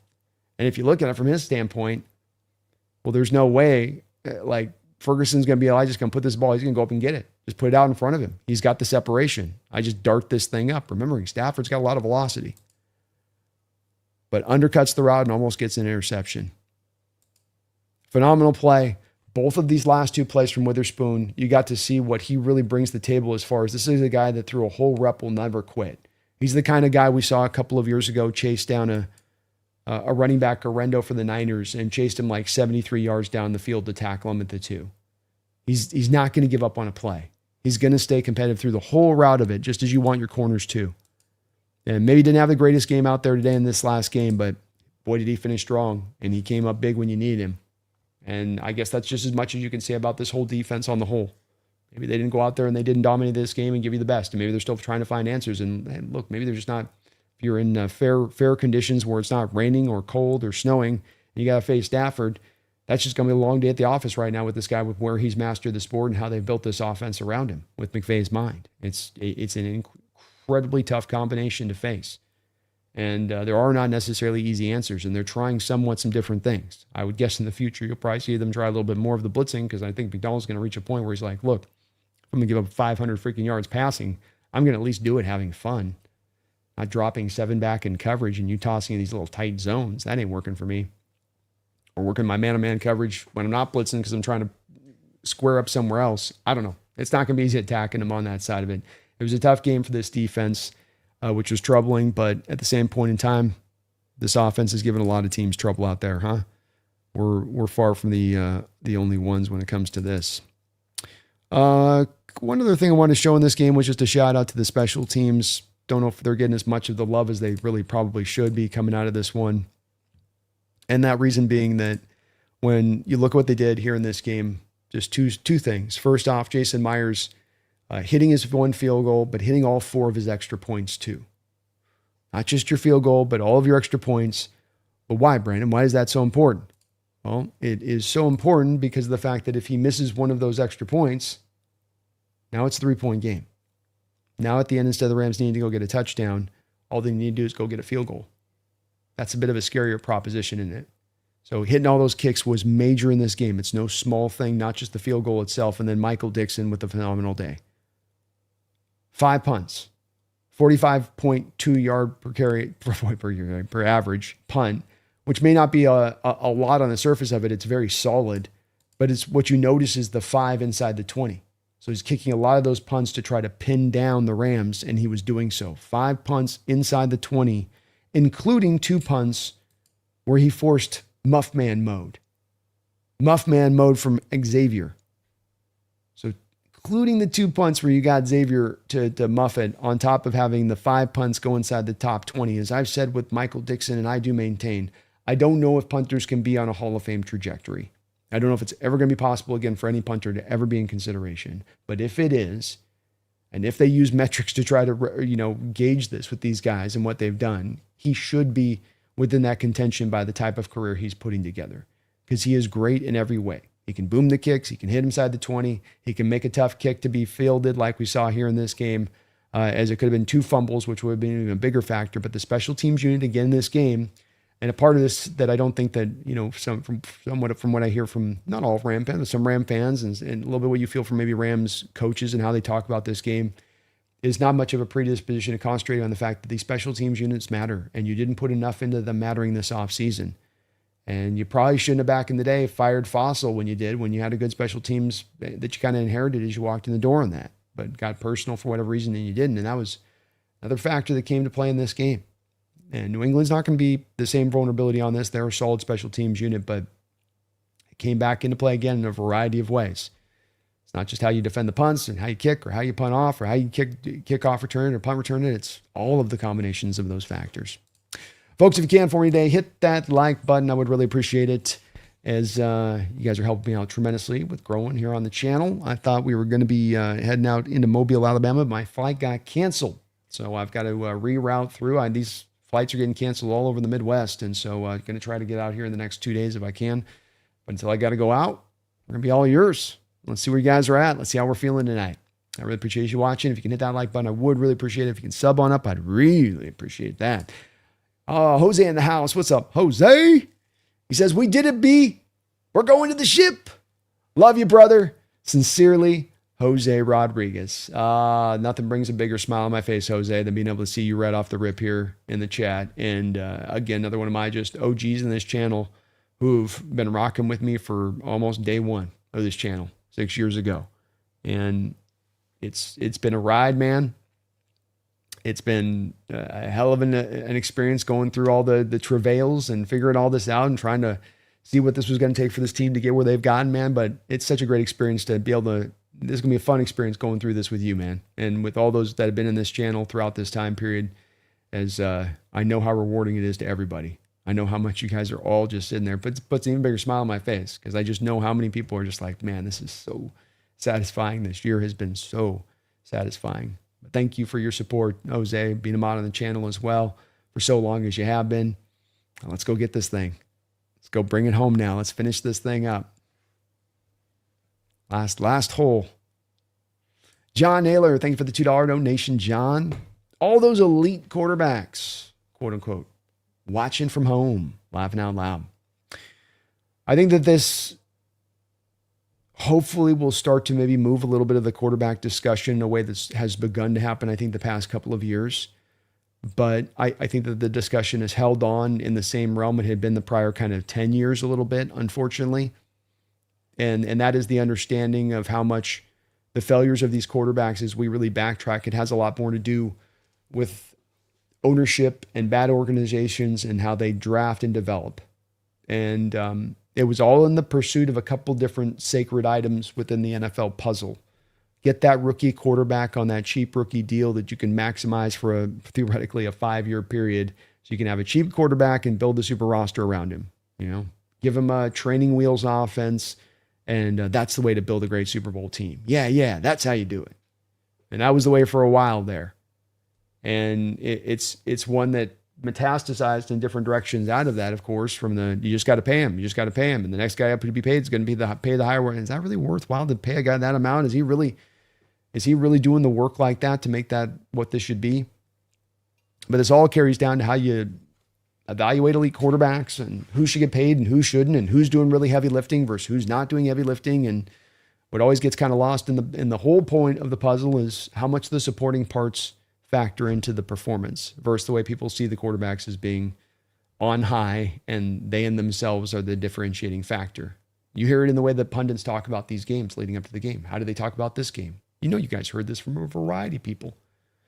This game's going to come down really when you just look at it all, when you look at the roster, when you really put it all in a blender, when you turn it upside down and spin it around, what you come out with on the other side really is it's really got Sam Darnold and you got Stafford.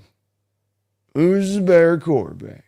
It is such a wash, rinse, repeat argument that just never gets stopped being promulgated. You just go, boy, really? And it's lazy and it's not accurate. And it's such a much more deep sport. And it's why we do this channel for as long as we do it and talk, as long as we talk about it, because there are these many interrelating aspects to what brings out win and losses, what brings out a great ball club to a bad ball club, what brings out a Super Bowl contender to a Super Bowl loser.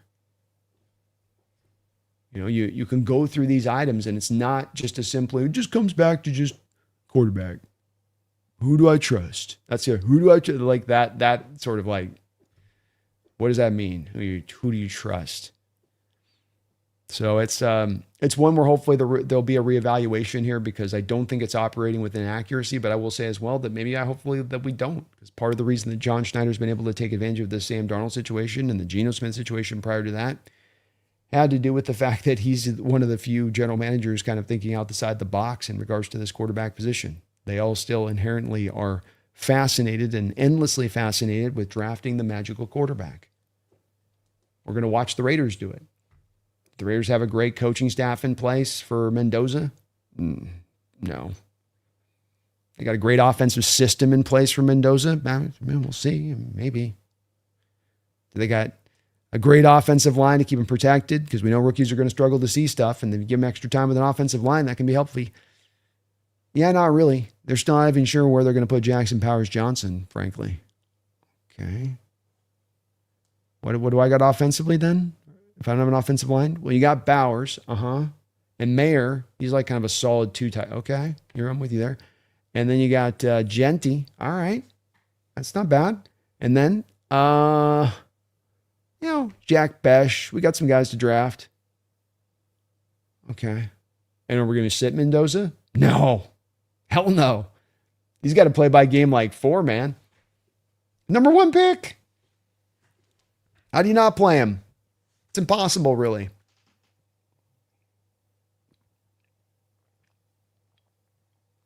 You watch this operation of thought and you go,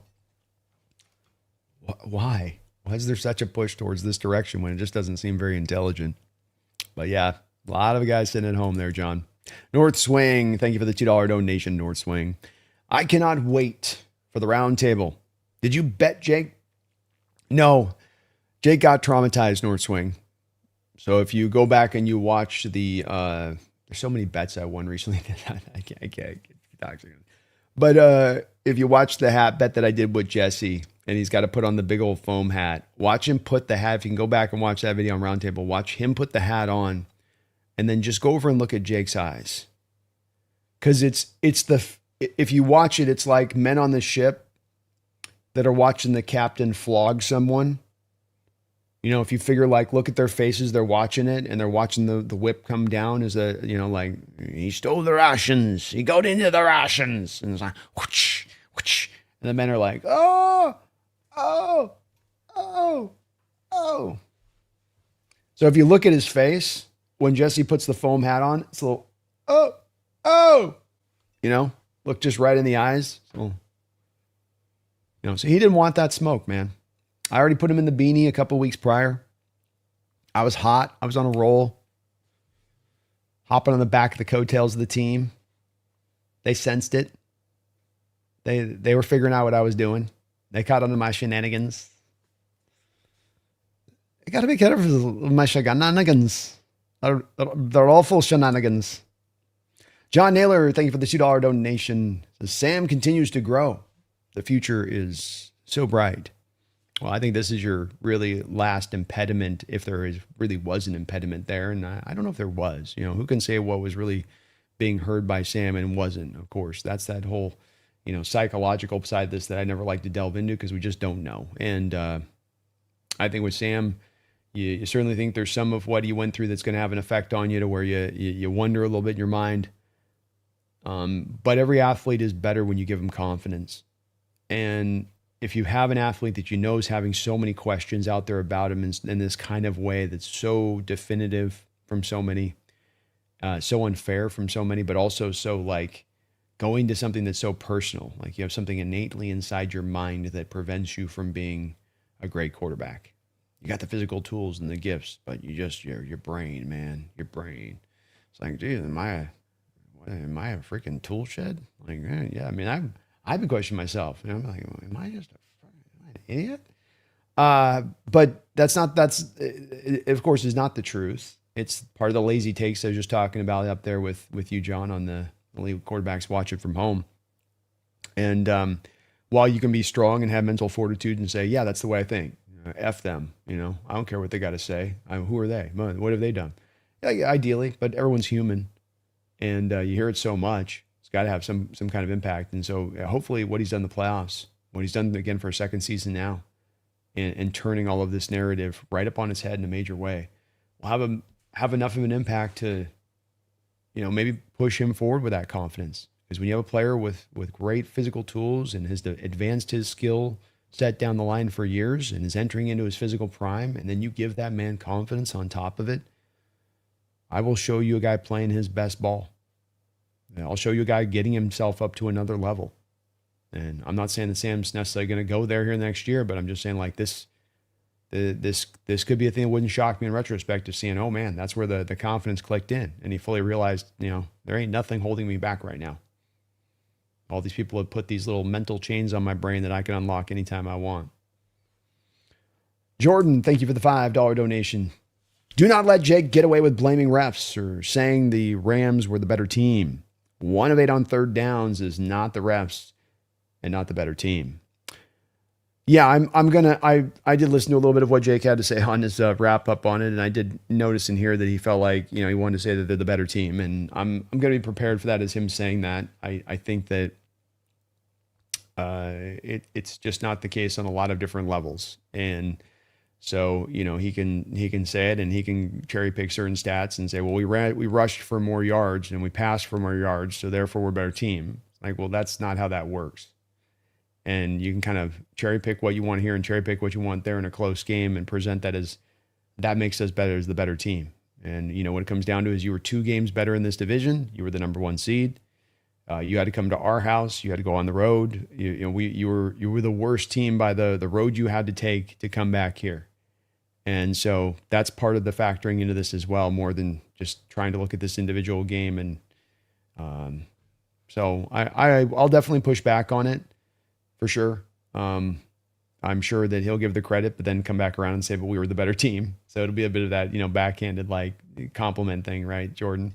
But look, you know, I will feel gratified going on the round table, not just because my team won a Super Bowl, but because I said this could happen. I said that Sam's got this potentially in him, and if you know, not that I knew for sure, like, oh, he's going to come out there and slay the Ram, but I had confidence in this guy, and that going on that channel from this last year, especially, and since this offseason, especially, they were not believers in Sam, to say the least. So getting to be able to be in this position now where I get to come in there, gratified by the fact that I was seeing it right and true, gratified by the fact it's my team moving on to this success, and gratified that a guy in Sam has been beaten up at every step of the way on this stuff by folks like that in there a little bit and their outlook of him gets to just disprove these guys. That at times, and I know it's we say like Sam here, but at times it feels almost a little bit hating a bit because there's so much data to show he is such a good quarterback. But thank you, Jordan. I appreciate you for that. And yeah, 1 of 8 on third downs is not better. And special teams, little as the Rams want to talk about it, it's like I said in the last game, you guys blame the refs, and boy, the refs were so bad in that second matchup that you had to fire your special teams coach.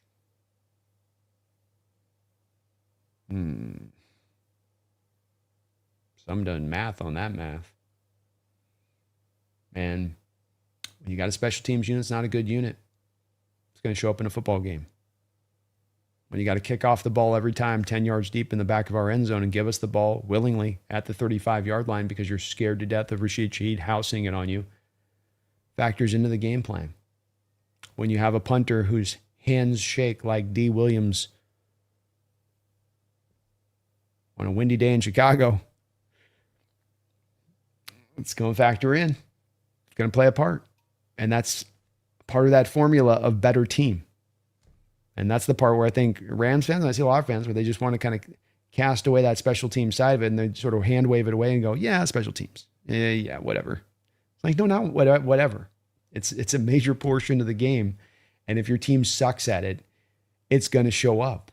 You put us on short fields a lot in this game with those kickoffs. You didn't have us backed up in our own. We had our punter put you 5 times inside the 20-yard line. That's a factor in these games. In close games, that's a big factor, not just some like hand-waving thing to throw away. So I'll be on it. I'll be on it for sure with it, Jordan. We won this game. We won it with a variety of ways in how we played. We were the better team. Better team on the year, better team in the game. It all played out true in that way. And certainly when it comes to the refs, I do not want to hear about refs. Sincerely. I went back and watched that freaking Shaheed thing, and people were like telling me, oh, it was way out of bounds, way out of bounds. No, it was not. No, it was not. That's pass interference. People were telling me, well, the referee walked up to one and told him to go this. He's 7 yards away, and we don't know what he said to him. Referee doesn't call the penalty until Puka Nacua basically is like, hey, you said something bad. Shouldn't you do this? Like, I guess I should. He wasn't going to do it prior to that. Yeah, I don't want to hear about the refs, for sure. Still Dreaming, thank you for the $2 donation. Says, yeah, they're both great, but JSN is a much nicer guy. He definitely doesn't have some of the stuff at times with Puka that can cause kerfuffles in folks. And I'll say between the two of them too, I think with Puka, I love watching him play, man.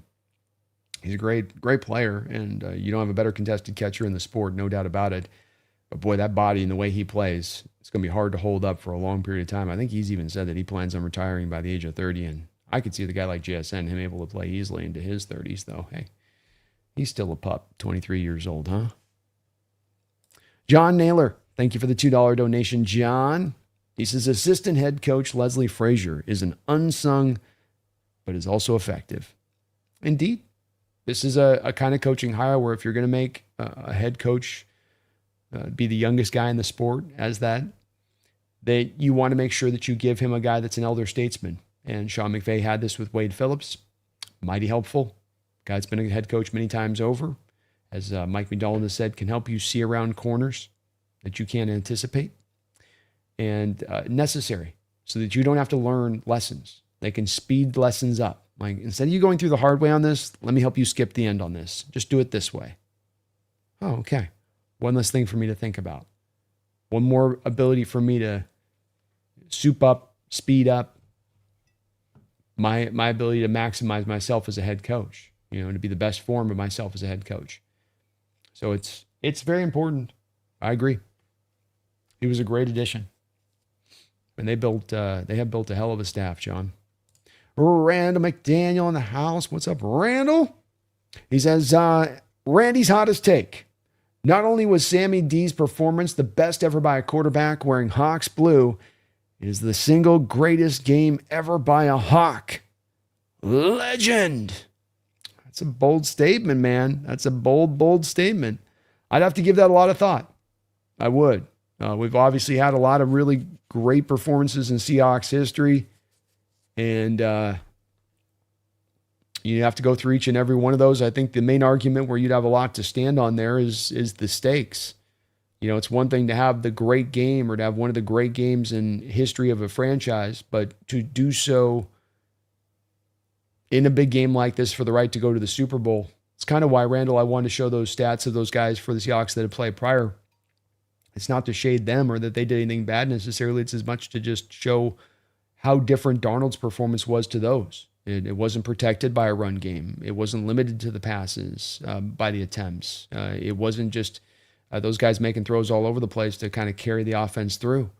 Anything, they were just kind of doing their part to kind of be a counterbalance to the run game. So you could maybe talk me into it. I'd have to do a lot of thought and going through. We've had so many great games, man. If you go through every game in Hawk history, but again, the stakes argument, if we're weighing that in heavily, could hold a lot of sway on determining it was that. And I do think it's the best. It's absolutely positively the best Seattle Seahawks quarterback performance in playoff history. No QB's done that. That beats everyone. To have that day and to have it be without a blemish on top of you getting the win and having no other things really working in your favor from a quarterback's perspective in this one, I can't think of another playoff performance that can touch it. Randall, thank you for the $2 donation. Says Russ's biggest playoff performance stats games came from when behind. Indeed. And I think too, just with that you're going to find that kind of maybe earlier game blemish. You'll find that pick that he kind of threw in there, or the fumble that came in there, or the bad play that sort of offsets some of the good in what he did on the day. Where that's, to me, the immeasurable, impressive part of what Darnold did in this game is you were hugely productive without the supporting parts working in your favor, while having to be a little bit on the high volume side on the passing attempts first, where they'd like to be coming into this game, because they would have liked to kept them under 30. And your defense ain't doing too well. And so now you got to be real productive, but then don't have the interceptions. And boy, it's a hard line to walk as a quarterback. Be super aggressive. You got it. You're going to have to let it rip. You're going to have to go get it today. 2.9 yard per carry average. You're going to make that happen, man. But be protective. I can't, one or the other. Pick a lane, bro, on that one. But yeah, I can't think of Russ having a game where, like you say, there is the stats there, it's also the stats of but he got you a bit into that predicament to get those stats back to the other side of it a little bit. Maybe the Eagle game. The Eagle playoff game with DK, where DK set the record. That could maybe one. Something there, Randall. But I like it, man. You can talk me into this possibly. I got to give it some thought, but you could definitely talk this into it. Cassie, thank you for the $5 donation, Cassie. Got that spreadsheet, by the way. I know I didn't respond. Sorry, the end of the season's been just nuts as far as trying to catch up on emails and everything else. But thank you for the $5 donation. It says, Sam Darnold is the secret sauce. He plays like this. He plays like 90% of this in the Super Bowl. And the Patriots, I think, are going to be in for a very long day. So he's when you get this from him and he's got this inside of him, and more than me thinking that this kind of day was going to be possible from Darnold in a conference championship, what is possible from him that makes him outside the parameters of a game manager, and what's made it such an unfair tag to throw upon him? I know I mentioned this yesterday a little bit, but it's just one more time worth mentioning, where the three comparisons that you're going to get to Sam Darnold are going to be Trent Dilfer, Brad Johnson, and Jimmy Garoppolo. Three guys that have gotten to the Super Bowl in varying times in NFL history and were aided in their Super Bowl run on the back of really almost legendary defenses, or legendary defenses and sub-legendary defenses, as was the case with Jimmy Garoppolo. Now, this is, to me, really unfair, because I think with all of those guys, I could show you some varying levels of heavy protectiveness you had to build in your game plan to make it go. This guy, he's not capable of making that throw. This quarterback's not able to operate in a high volume passing approach. There's, certain things you're going to get worried about decision-making wise. If you require too much of him, you need to give him simplistic reads. I think you can kind of go down the line of those three guys, and in being a game manager, they fit to a lot of the cliches within that. Well, Darnold's got no real limitations necessarily. That's why all the people went to the mental side thing so often. That's what they were always capturing on top, because they couldn't really get, you can't really go to, well, he can't make every throw. Yeah, he can make every throw. He's got more than functional mobility. He doesn't have to step up in any throw. He's got good size. You can be hitting him in the pocket and he's still able to get the ball out. That's why they got to go to some of that stuff. But if he can find the confidence, and this kind of performance can just, for the next 2 weeks, he just thinks about, you just slayed your dragon, bro. You slayed the thing everyone said was impossible. That dragon that's out there in Lord of the Rings that's in that mountain that no one could take. You took him down. You fired the spear right through the heart, that little one spot where there wasn't a scale, I guess. And take it and run now. Feel yourself on this now. Know you got the goods. As I've said about this with this team, you've all earned the right to have this confidence. It's not just you artificially trying to pump yourself up. It's that you have literally chipped away to make this happen. And in Darnold's case, it's been a thing in the years in the making. Still dreaming. Thank you for the $2 donation. Still dreaming. Sam played fantastic and no tip balls. Go Hawks. Hey, how about that? It's cleaned up some of the tip balls in recent weeks too, hasn't he? Still dreaming. And yeah, played really good. And you've had a couple points where he's coming around, rolling to his left, and had a defender right there and had to kind of find an arm angle to get the ball around to get into where he was trying to throw it. But no tip balls. Been very, very clean on that in recent weeks, which has been very cool to see. It probably does help when you get some opportunities like in this game to do a little bit more pushing the ball down the field a bit. It's hard to step those balls, of course. But still, very good to see as a development. Go Hawks, man. HHG, call-in show Thursday or Super Bowl call-in show? Yeah, Thursday I'm definitely going to be out, probably as long as my flights hold up here. We'll be out down in Mobile, Alabama by that point. We'll see how this goes. But it's going to be next Thursday. We're going to do the call-in show, HHG. So we'll get this in for members of the channel if you are. Keep an eye on your community post. I just got the PFF grades out today, so you can check those out in your community post if you're a member of the channel. But we'll also be doing a call-in show just to lead up into the Super Bowl. So not this week, but next Thursday, because right now I'm supposed to go out on a flight on Wednesday with my rescheduled. But again, if a flight gets canceled, maybe I'll change something on that and we'll double dip or something, But it'd be pretty hard to do it, I think, in the actual unit I'm going to be in, because it's going to be a little bit odd. We got three of us in there in Airbnb. Andy Hampston, thank you for the $5 donation, Andy. Offseason, quick win edge over right guard. Stafford had too much time. Yeah, I wouldn't argue against it, Andy. I wouldn't. It's why I've been a big proponent on the Crosby train of things, even as it gets some people very much worried when we talk about the draft capital it could cost to bring him in. Because what happens if there's a bidding war? What happens if there's a bidding war and he doesn't demand a new contract? And now you're getting a semi-cheap Max Crosby. And what's that going to cost? And you go, But, even if it's not Max Crosby, am I kind of open to winning? Kind of. Part of why I like Max Crosby, too, is that the quick win guys, Andy, don't all fit to this defense. If you're a little bit smaller armed and you're a first step quickness dip bend guy, that's not really going to work in this defense. You can maybe have that in your bag, but then you need to have a lot of bull rush power, set the edge power, overcoming the length with leverage thing at that point. I'm just saying, I'd say it's something within this defense we don't see McDonald in recent history gravitating towards looking for those kind of players necessarily. The guys that are going to be what we've seen sometimes in traditional edge rushers in the NFL, being a little undersized off the edge, twitchy, bendy, able to flatten the line to the quarterback once they capture the edge. And I think a part of the reason is that this defense is so much about the edge controlling as it comes in on the pass rush. It's like a quasi mush rush a little bit in how they run it. And I think with that being the case, I think that you got to find particular guys that have the power, but maybe some of that I can snatch the edge too, but I can come back to the power as well, which is why I love Crosby so much, because he's got both of them in his bag. But I think you could be right on this, where it takes priority, because you can trot back Bradford, you can trot back Christian Haynes and go, we got our 1-2 punch there, and let's just see if one of the two develops here with time. And then you can just double back down in on Crosby. So, punt the right guard position decision onto next year, essentially. Yeah, I kind of see it the same way. Don Mata, thank you for the $10 donation and all of your support the past couple of days. You've been awesome, man. What a win, man. To do it against the Lambs that the media and the NFL loves to prop up. To Hulk smash the Whiners. Now we get sweet revenge against the Cheatriots inside Whiner territory. What a season.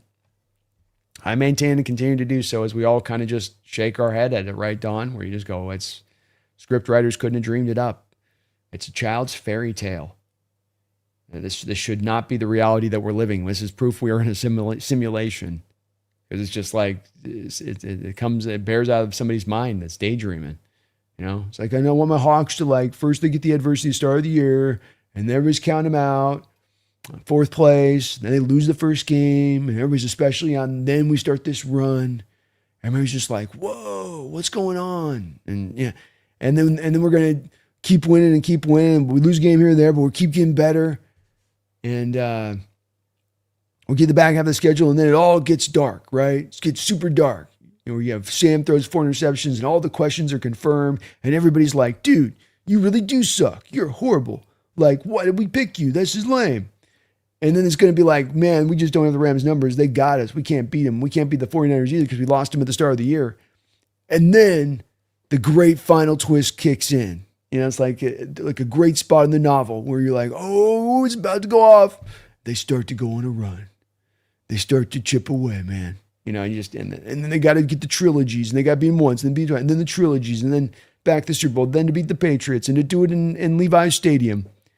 And you go through all, and then and for within all to happen as well, for Sam to not just kind of flail along as the team sort of drags him to the Super Bowl, but actually be a carrying force in addition to all this, upending those narratives within all this as well. It's an amazing year, Don. I mean, you touch on it. It's just you look at it and go, you couldn't have drawn it up better. They're this close to finishing it off now. It's going to take a tough-ass game for them to take down this Patriots team. They're going to be well coached up. Vrabel's going to have them prepared. But it's been a magical ride, man. That's a great way of putting it. Thank you, Don, for all your support, bro. Daniel W., thank you for the $2 dono. Says, corner should be our pick at 32. Spoon been, Well, I mean, he's been the number 1 rated corner by PFF this year. And I think that the move to the outside's been largely a good one.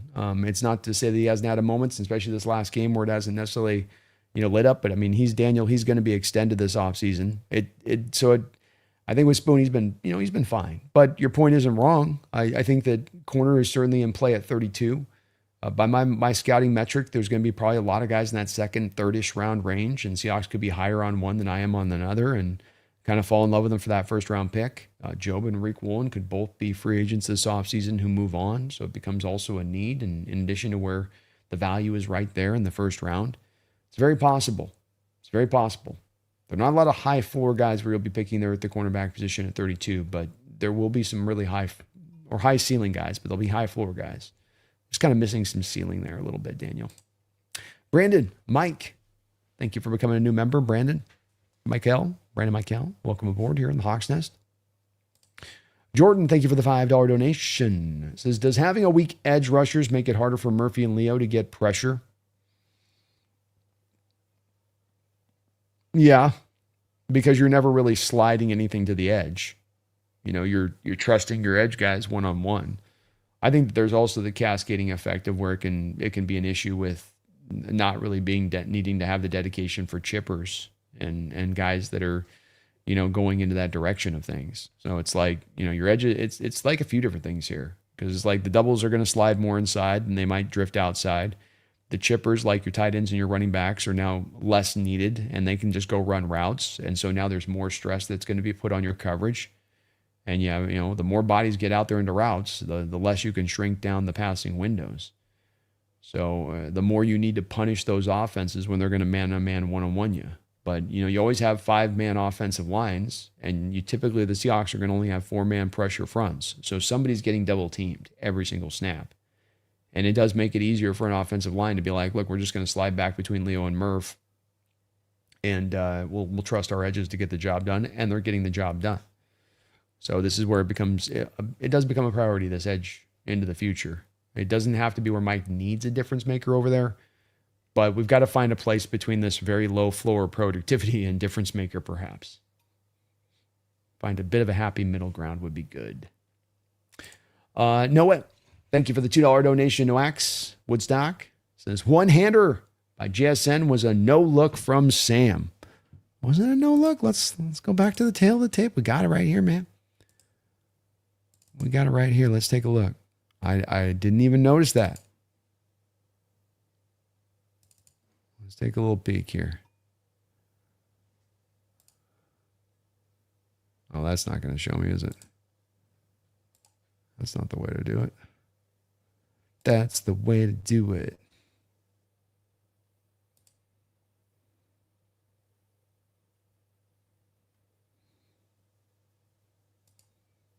We'll just show this whole one. Thank you for the dono. Let's take a look.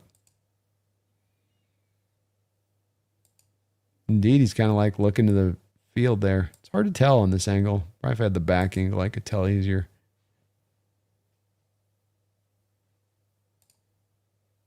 Just kind of lobs it up into the post.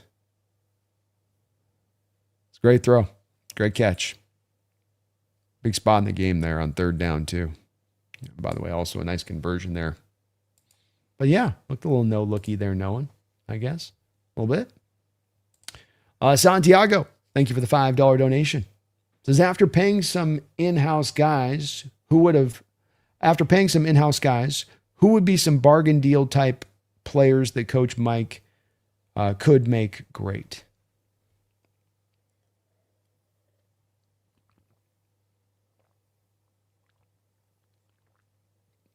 It's a good question.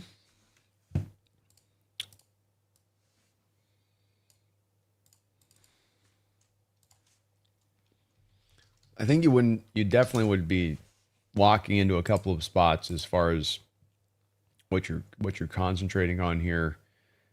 Because within what you're talking about in your question, of course, I think you're more concentrating to the defensive side of the ball.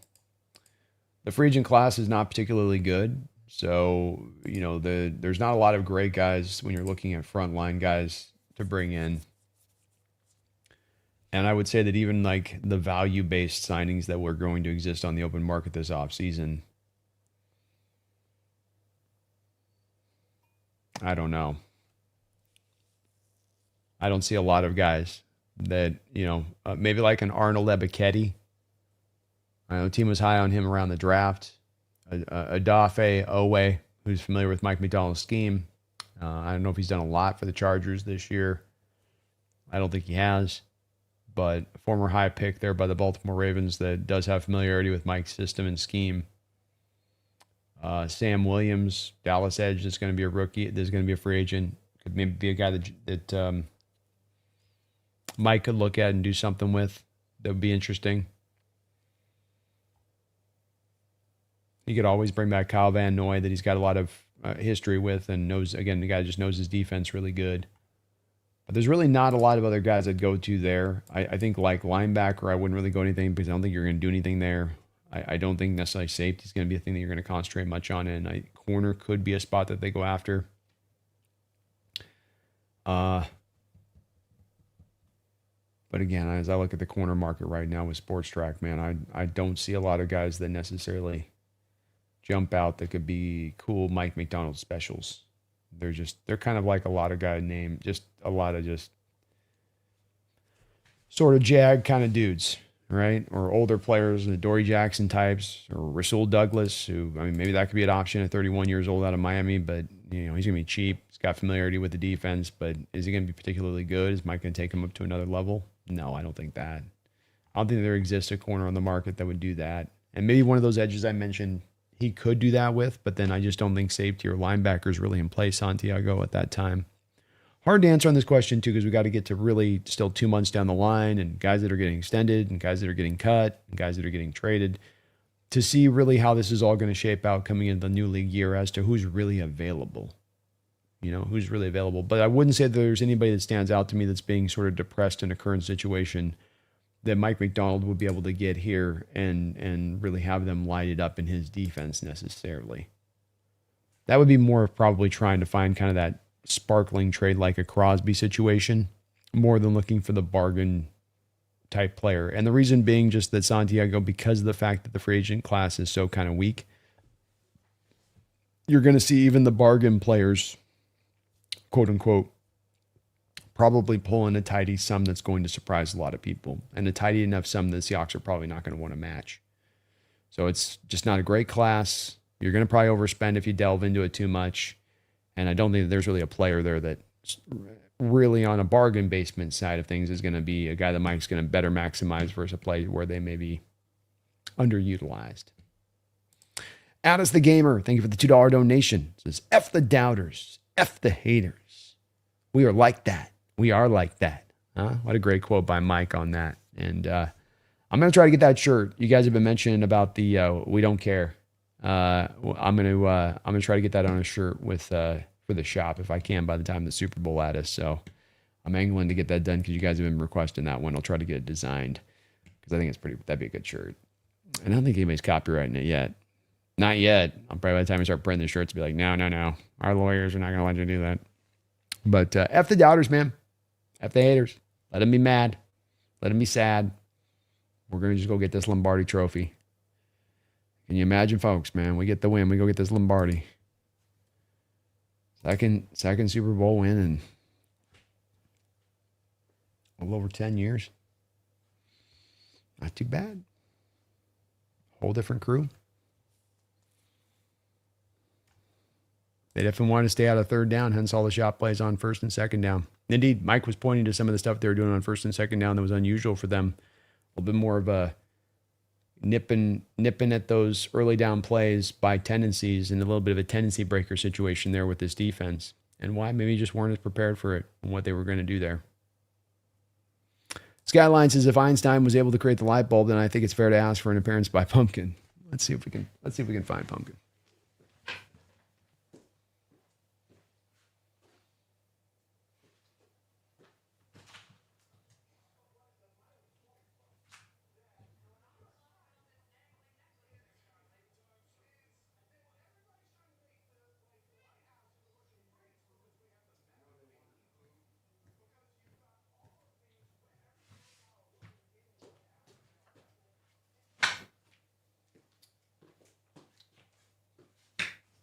All right, Skyline, I woke her up from a nap, so you're gonna get the vitriol now here.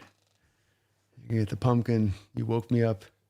I don't know if she'll sit very long. She's kind of jumpy today for some reason. Not the 51st date. That Shaheed shot had the Rams D-line in weird formation. Yeah, kind of the whole play was kind of set up. I don't know if they were expecting something short or kind of something in like a screen game, but they were definitely climbing up on the short routes too on the backside. So they seemed to think that they had something coming down there. Lord Disciple Hawk's Nest. Looks like we're in man a lot in this game. I'm not sure that was wise. I think it played to our strength. Not sure why. I don't think they were comfortable in that scheme. Well, we've got a lot of times in recent weeks where we played really well in man, Lord Disciple. You played great in man in Carolina. You completely shut that offense out. You played great man press concepts against the 49ers. Completely shut that offense out twice. So not only has it been working well recently, but you were mainly in zone coverage the last time you played the Rams, and Stafford slit you apart. I mean, he cut you up in every which way. And he was cutting up your zone coverage, not your man-based stuff, really. So, you're just trying to adjust to what he did last time a little bit in this one. You've got the guys that can run man coverage. I think Devon, even though he got picked on in this game, still does the best stuff he does when he's in man coverage. I think Witherspoon or Woolen is at his best in man coverage. I'm kind of not unconvinced that maybe even Josh Jobe is better as a man coverage guy than he is as a off coverage zone guy. And we may even come to find that Neiman Wari is much of the same way. I think that's more of a TBD. So they've got the ability to run it. You've run it well recently. The Rams just had the Bears run a ton of it against them the prior week to a lot of success. I think there's a lot of reason to leave in that strat and why it made a lot of sense. It just kind of sometimes a smart strat just doesn't quite work, or they've got a great counter to what, you were trying to do to that, especially when it came to attacking down the field with the passing attack. How much money do we owe Sam Darnold next year?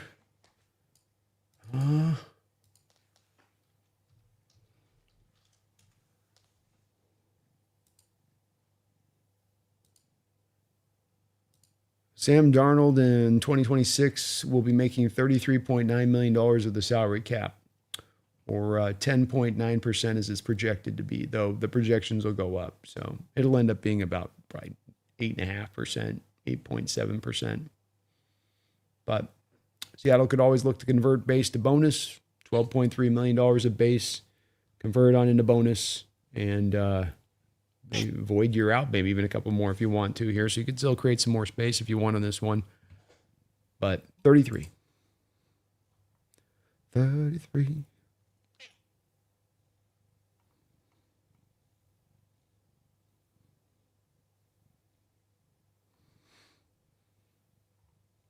Pumpkin's got things to do. She's a busy girl. Busy girl. Yeah, my flight was canceled today, folks. So I thought I was going out to Mobile, but the storm of the century took it down.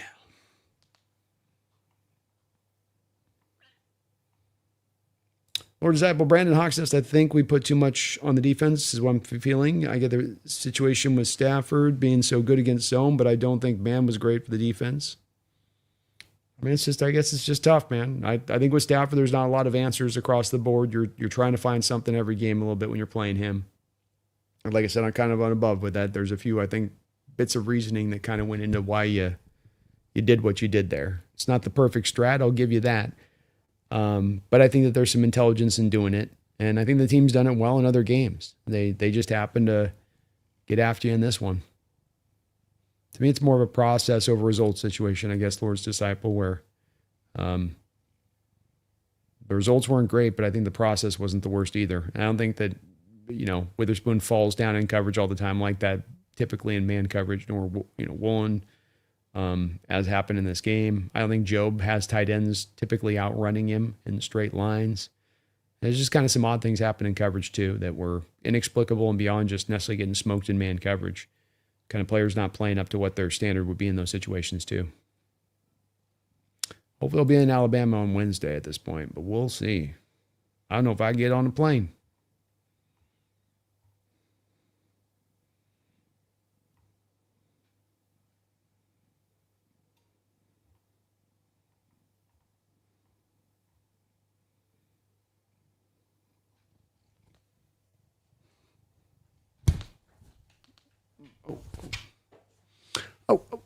Oh.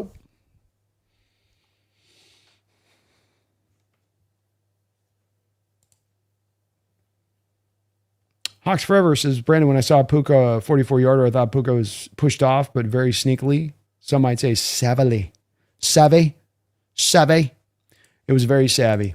He did it a couple times in the game. We were showing earlier on here with this, where you could see him doing this. So first does the spoon on this route deep, to your point. We're right. Boom. A little bit of it's real subtle. Again, I would not ever expect an official to call it, by the way. It's just, this is good technique more than anything else to me. But that shoulder, I call it the put his shoulder in your armpit and then cut. So stick the shoulder right in the armpit there and then cut it out. All right, so you saw that one, right? I'll check out this one.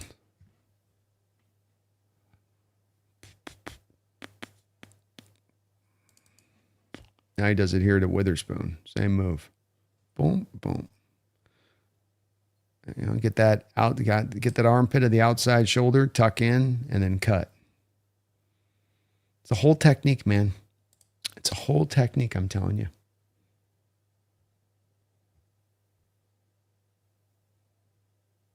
Joshua, I want a corner with our first, but I wouldn't mind if we traded for Crosby. Me neither, man. I can go either direction with it. I love the thought of Crosby, but I'm not like, Crosby or bust. I could be talked into going a couple different directions with that. Joe says, Brando, so it was not bad defensive play calls, just poor execution. We don't normally see that from our guys. Would you expect it to be different if we tried again? I do think it would be different if we tried again. And I do think that, look, this scheme is set up to be able to run man and zone. It's not just a zone scheme. It's, in fact, if you guys really want to get to the nitty gritty here, this system is set up at its base tenets to be a man scheme. Comes from Buddy Ryan. I know it's evolved and changed in many ways, but those tenets still exist within the system. You don't just get zone guys in the system. You get man guys too. And Witherspoon, what he does best is man coverage. That's since his Illinois days, that's been what it's been. So I know that without a fact. And a couple other guys, I've got some pretty good indicators, and I could show you some pretty good stats of them in recent years in man coverage situations to show they're good players in those cases too. But I think it was just bad execution. Sometimes you just get some, and I can go to those freakish plays on there where it's like, this doesn't typically happen, this happened here. This doesn't typically happen, that happened there. And it's just kind of in the moment the guy got beat. You know, I don't think every loss play is a schematic loss where you were doing something from an X's and O's standpoint and the other coach out-countered you that. Sometimes it's that way. But I think sometimes it's that the play call can be right and the players just didn't execute it. And I think that that's more of what you faced in this particular game, in my opinion, from the defense.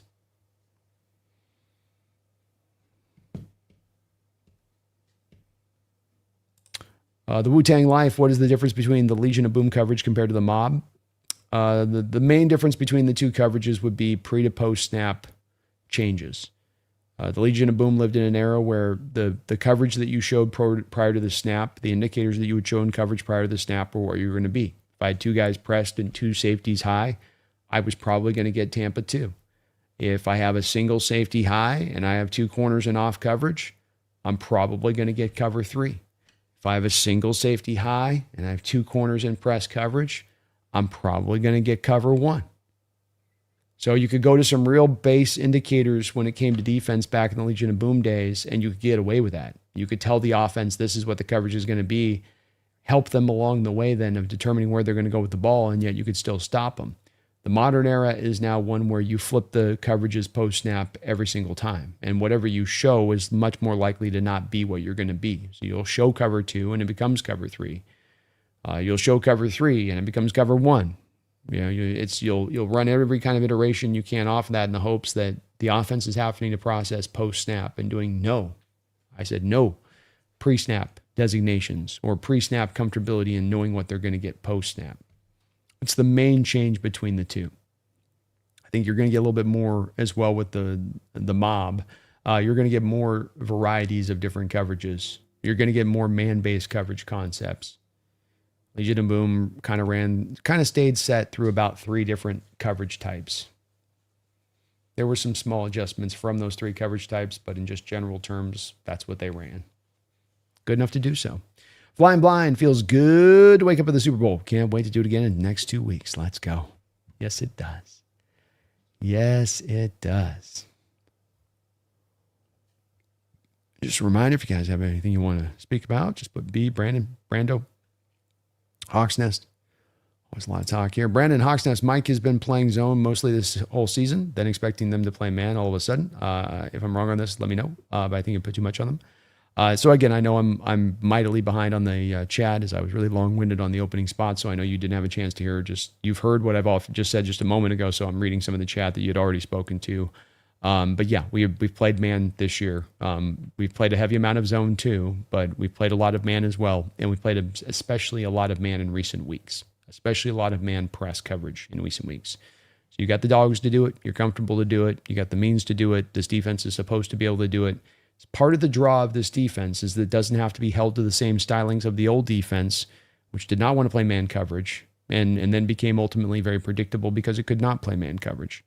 So it all fits to form that they can do this. It just, the execution wasn't necessarily there. It's a good question.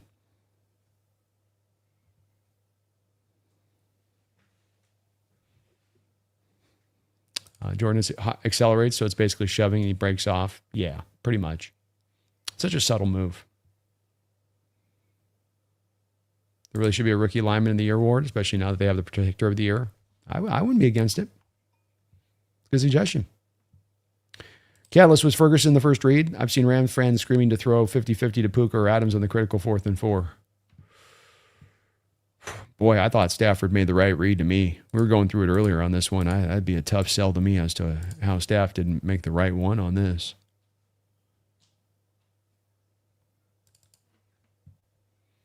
Take a look. So Staff's he's going left to right on this with the reads. Okay. So dun. That's how this is going to go in his read on this. So we go 1 to Devontae. Doesn't quite like what he's got with Devontae.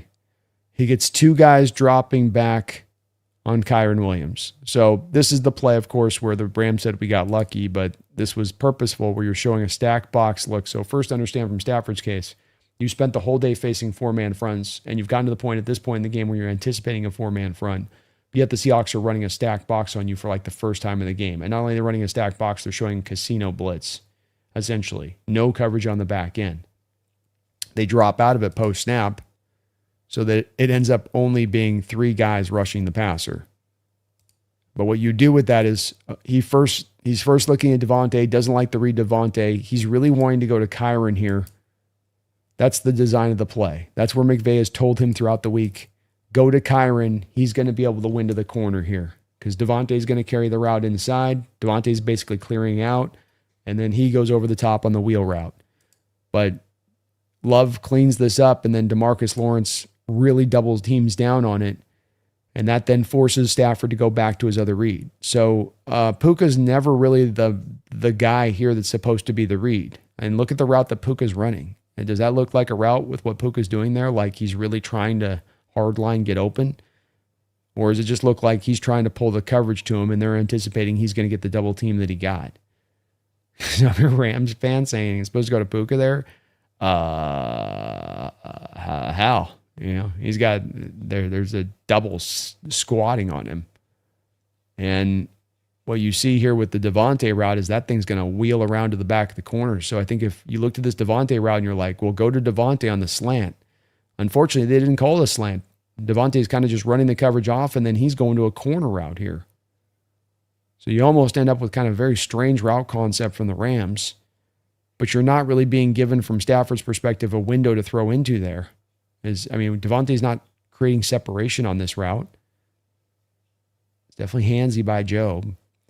So you come back. You got check out with Devontae how the release is going. All right, let's get over to Kyren.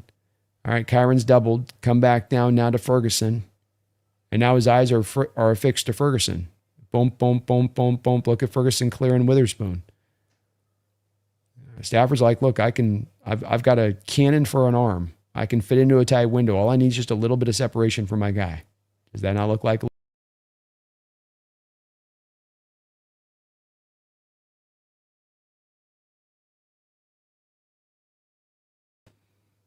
My bad, folks. Got so hyped there, I popped myself out. So yeah, just back to the chat on this. No, I don't think Stafford should have gone to a different spot there on that one. I don't. Is Jalen Milroe our future? I don't know, D-Nugget. It's too early to say at this point. He's got developing he's got to do, and he's got a pathway, a road he's got to walk on that one that he's got to kind of figure out. It's kind of like we'll see on that. He's got the tools, but he's got to put a lot of development in, I would say, would be one of my main things.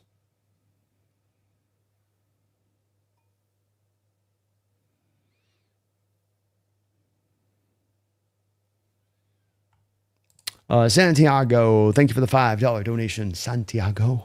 Going to be a great game. Just what every Hawk fan should want. Time to put those demons to rest and hold up the Lombardi against the Patriots with Levi Stadium in the backdrop. You couldn't ask for something more perfect. And yes, sir, this would be a way to put those demons to rest, to put the replay that they constantly are going to be trotting out the next couple of weeks finally to rest, as we got our vengeance. And I like it. You put your demons down. You put them away. Get behind me, Satan. Get behind me. I love it. It's going to be a great game, Santiago. Two defensive-minded head coaches going head-to-head. Both of them are going to have, I'm sure, a well-cooked-up game plan with both of these two defenses to counter these two quarterbacks and what they can do throwing the rock. It's going to be a fun game. I'm looking forward to it. Let's go. Little old snowboard lady, good to see you in the house. Thank you for the $5 donation. Just watch the Quarterback School channel's breakdown. His content is above my pay grade, but it's fun to see his take on the offense this game. Thank you for yours. Oh, JT does a great job, Mr. O'Sullivan over there. I love his work as well. Old snowboarding lady. Sorry, I can't speak today. My mouth's a little mumbled. But he does great work over there. Very impressed. Love how he breaks it down. He does a good job, too, of not only giving you the progression reads of what a quarterback's doing to be going one way or the other and what tells him to go that way, but also, the footwork and the mechanics that go into, moving through those reads and some of the intricacies. As you say, it's a little bit above the pay grade even for me on this at times with that. But I like that the channel exists as an opportunity to delve into that stuff a little bit deeper and to understand those intricacies. Because once you can kind of understand it, you start to see it in live action. Especially comes true, for instance, when he's talking about feet, talking to your feet with your reads, and Sam talks about the feet guiding him through the reads, where the steps are going to constantly go, bump, bump, bump, bump, bump, bump, bump, bump, bump. So you just think about it, you've inherently got the feet always moving through, but then you're going through with the read. So whenever that read locks in, foot can step and go. I don't have to go like head, now I got to turn it, now I got to throw. Everything's moving in succession in one point. But he does a good job of going end to end on that. From the quarterback position, he gets into the scouting evaluations of these guys coming out of college every year. He does tremendous work. Eric said, thank you for the $2 donation. Says, you're the marathon man. Thank you. Hey, it's my pleasure, Eric. I love what I get to do. And, yesterday is the apex of it. And it doesn't get any better to be in that situation, to be able to have, bring that game to you guys with live coverage and turn it over for many, many hours and just enjoying it and reveling in it. And we had a great time last night. Awesome experience. What a great year it's been. Jordan, thank you for the $10 donation. He says, I laughed when Sean McVay tried saying that wasn't by design, as if he knew the play call. They got us with Williams early, and they made sure the short and the deep wasn't an option. Yeah, they're running, what is it called, Jordan? Essentially, you have a theoretical Texas route there that you can run, where if he feels the leverage of Love, he runs it to the corner of the end zone. And if Love jumps to the outside on his leverage, then you have Williams cuts it back inside. So it turns into an arrow route. Love stays inside, you run it up. Love covers out here, it cuts back inside. So you're absolutely right. Why have the two defenders dropping in space? Because they know your tendencies to go work that route. You saw it right there. He wasn't looking to Puka. They anticipated the double team to Puka. He wasn't looking to Devontae Adams, who was on a slow developing route that was going to eventually waywardly find its way into the back of the corner at some point. And so the whole play was kind of designed around that thing. And they told you that in the presser with McVay and Stafford both. But yeah, I laughed as well on that when McVay he started to bring out luck. It's like, that was a real lucky, I think that was a really lucky call for them. They're not supposed to have those two guys in that space. It's like, no, it's not luck. That's the purpose of that play call. And you bring up a great point on it. You're doing it to counter something that you've hit with us on that before. It's an adjustment, Sean. It's adjustment to take away, what many defensive coordinators will look at in a situation, which is they just go to Julian Love and they'd be like, we'll just cover it better. Well, he's a running back. You're a safety. You should be able to stay with that guy. Instead of doing that, going, let's just erase it because they hyper concentrate on the play and Stafford doesn't go through his reads as well in those plays. He'll sort of kind of want to make it happen there. So let's force him to a different lane of things. And then because you force down the double team on Puka, if he's trying to come back that way, it makes it an instantaneous read onto Ferguson. And if Ferguson starts to show any separation there, he's got to go that way. He's kind of running out of potential targets that he can look at. But I laughed at it as well with it. The whole luck thing was like, give me a break. You don't know the play call. Retired young and traveling. Thank you for the $5 donation. It says, good guard would give Sammy Dimes time to cover any score deficit caused by lack of pass rush. Adding defense feels like adding turbo to a Ferrari. Why? It's a great question. Number one, I'm not against adding a guard. And I have said for years, and I'll maintain for years, anybody wants to come to me and say, making offensive line a priority and making the offensive line the biggest, baddest strength of this football team is the way I want to go. I'll sit there and I'll be like, I'm riding shotgun in that car with you. You ain't gonna have to say you had me at offensive line. I'm rocking with you on that. Where I do look at the situation on this is there is some of this that comes into the practicality aspect of things, right? Theory to practice. In theory, it'd be great to add an upgrade at the right guard position over Bradford and be able to grab a guy that you know is that. And you might be able to find an upgrade that's a marginal upgrade, but I don't know that I'm for sure that you're going to be able to find a tremendous upgrade over there. It's not a great draft. It's not going to be a great free agent period. We know retired that it's very hard to trade for these guys. I think there's much more of an opportunity for you maybe to add like center, for instance, even, which I don't think the Hawks are looking to necessarily adjust, but like that would be the one place where maybe you could find that more likely than a right guard at this point. So yes, it'd be great to have the right guard, but I don't know that that's going to be available. Whereas I do think there's a potential there for you to have an edge, a dynamic edge that could be available that could really help out this defense. And while this defense has been really good, retired, young, and traveling, and it has been a very complete defense overall in stopping the run and limiting the pass and limiting points, it's not a defense that's necessarily a perfect one. And that there is an issue within this defense being that you do not have very much edge rush productivity from this crew.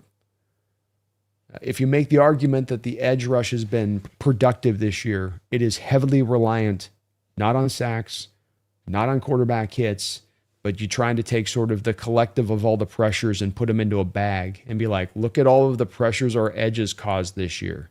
And pressures are nice, but when pressures occur absent sacks in almost totality, I think that that's where the pressure numbers start to become a little bit less weighty for me. When I'm watching quarterbacks have a tremendous amount of time, and though we have been able to cause a lot of pressure this year overall from the pure pressure numbers retired, remember with that those pressure numbers have come about very slowly. So it's taking you get high pressure rates, but it takes you a long period of time to generate that pressure. Think back to last week with Brock Purdy. Yeah, you got the pressure on there, but he had over 4 seconds to hold on to the ball to throw it. And why did he have over 4 seconds to throw the ball? Because you were not generating fast pressure. So it is a hole in this defense that's just kind of there. It is. It's also one where beyond it being a bit of a hole, it's one where you have Boye Mafi's a free agent, so you're going to have to get an edge already. Like you're going to want to run 4 edges back next year, and you're not just going to go, well, Jared Ivey, you're filling Mike Morris, here you go. So he's out. Uchenna Nwosu's in a place where you can save some money on his contract, and I like Uchenna. I'm not down. I'm hopeful maybe they feel like an offseason and get healthier and back to full up to snuff. He was right down to the wire to start this year, so I could be sold on that, but maybe they want to say, hey, let's get a little more impact there. And then Derek Hall's 1 year out from free agency. How much longer do we think DeMarcus Lawrence is going to play? He's 33 years old. So this decision when it comes to the edge is going to have to be made sooner or later, somehow or another. You ain't just going to be able to kind of just like tread water at the position into perpetuity. It's going to take a little bit of doing something. And that's where, okay, this now was maybe the need fits really well with the type of difference-making talent you could find out there. And then back to your point on this, not able to find necessarily the guard that's as much of a significant upgrade as a guy like Crosby could be for you over the edge. It's a great question, though. Catalyst, thank you for the $20 donation. Catalyst, very kind of you. I appreciate you for that. I'm all in for teams searching for failed quarterback reclamation projects rather than betting on current draft prospects coming out of a horrid college football and developing with terrible offensive schemes. Just an observation recently. I think it's a great observation. And it's one where I've been in the same place on this for quite a bit of time now. It's one that's been ever developing in my mind. But I think that it's also the hard part about this is things are in cycles and developments in football and that nothing is ever static. So a rule of thumb today is not a rule of thumb tomorrow. And if you operate by the rules of thumbs from yesterday, today, you're probably misidentifying what you probably should do. And what I mean by this is that if I take you back in my Back to the Future ride DeLorean back to 2016. And we're at the epicenter of NFL teams on the lookout for those rookie quarterbacks, trying to replicate the Russell Wilson situation. Give me the rookie quarterback who can get enough done in this offense and be dynamic enough as a quarterback on a cheap rookie deal that I can build up the super team around him. That's the approach. That's the path, right? That's the big thing that everyone wanted to push for. And spread systems were coming into play across the board. Everybody was thinking that this was going to go to the college style and up system, but something happened on the way to Albuquerque. A weird left turn, if you will.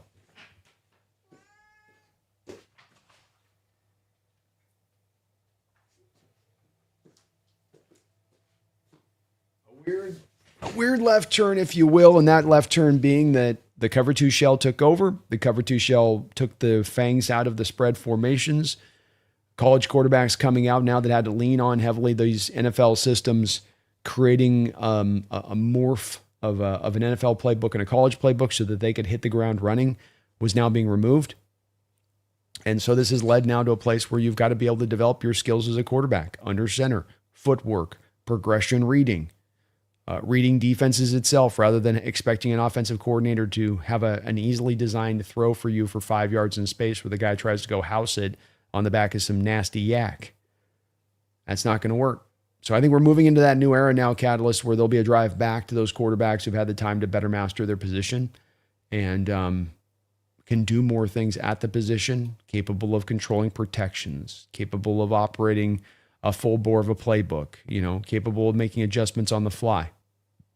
I think you're on it with this one, and it's exactly the same place that I find myself at with this in the stage of things. And it's part of why I really appreciate John on this for being what I would consider to be cutting edge in this way. Because every other general manager in this place is looking for the next spectacular, shiny, fancy, new, unfettered quarterback that can be their guy into the future. They're all seemingly looking for that guy. It's few GMs that are really with purpose driving towards, hey, no, let me find the value. Let me find the guy that somebody's tossed away in the garbage can who's actually got something to give because of what's going on right now and because so many people are trapped with their mindset in 2016 and not in 2025 where the game really is at. Thank you, Catalyst. Much, much, much appreciated. Very kind of you. Well said as well on your part in that regard. Taker 610, thank you for the $5 donation, Taker. Is it weird that two teams that play outdoors in cold, snowy climates are blaming the weather for Sunday's terrible AFC Championship game? Yeah, if that's what they're doing. I haven't had much of a chance to really see what they're kind of saying coming out of the AFC, but I find myself, if that's what they're saying, going, give me a break. You both have chosen to have open wear stadium, and the hope that you're hoping here is that you're able to take advantage of that and use it. And then you're going to be able to play in that. And they're not used to playing in that. And that becomes a differentiating factor. And certainly probably helped out the Patriots for many years when you go in there in those cold games and they were used to it. So, yeah, it's a strange thing to say. As you guys they all push for wanting those stadiums that way by and large. I don't know where they're, kind of coming from with that.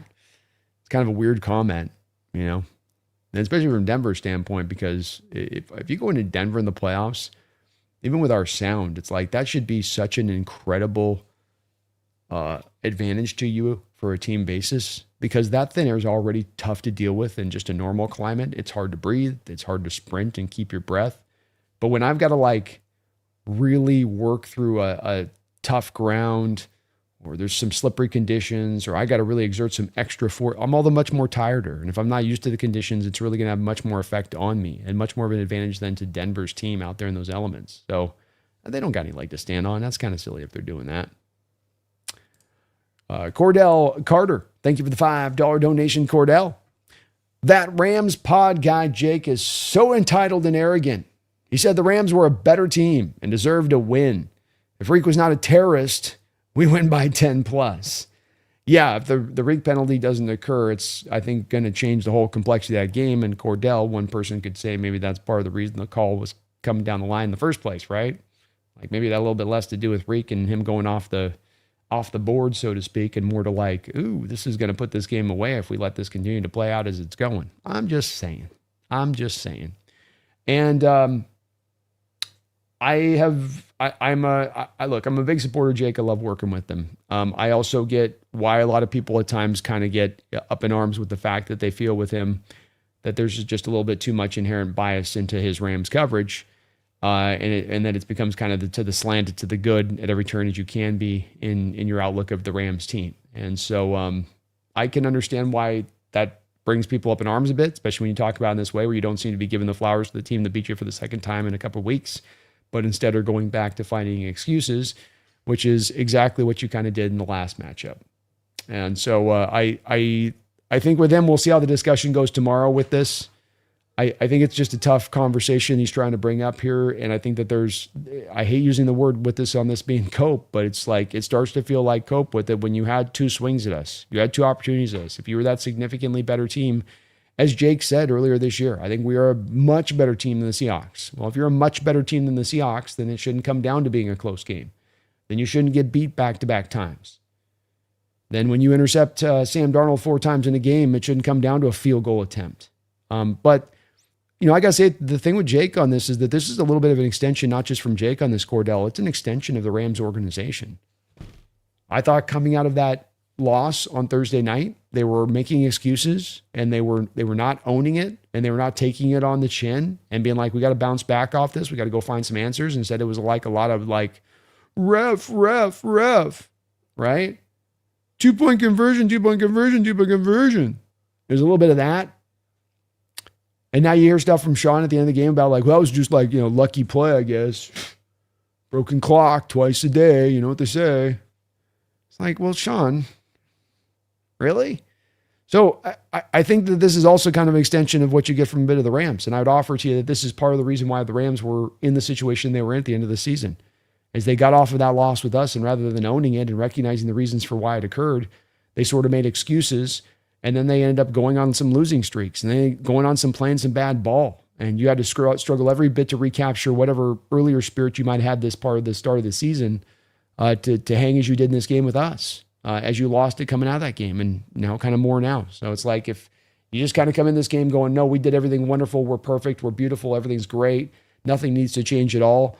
Just, we play this game 100 times. We win it 99 times. This was just the one time Seattle won. Like, give me a break. Is that there's nothing that backs that up other than you just saying that. You have nothing supportive data-wise that other than you just kind of say that magnanimously like it's fact without, any sort of logic bearing into it. But we'll see tomorrow, Cordell, if it's gonna go that way. I think give him a couple days. I think he'll turn over and go, okay, look, they got the dub. They pulled this off twice. That's legit. We got work to do. We got things where we're deficient that need to get hemmed up if we're going to go win a Super Bowl.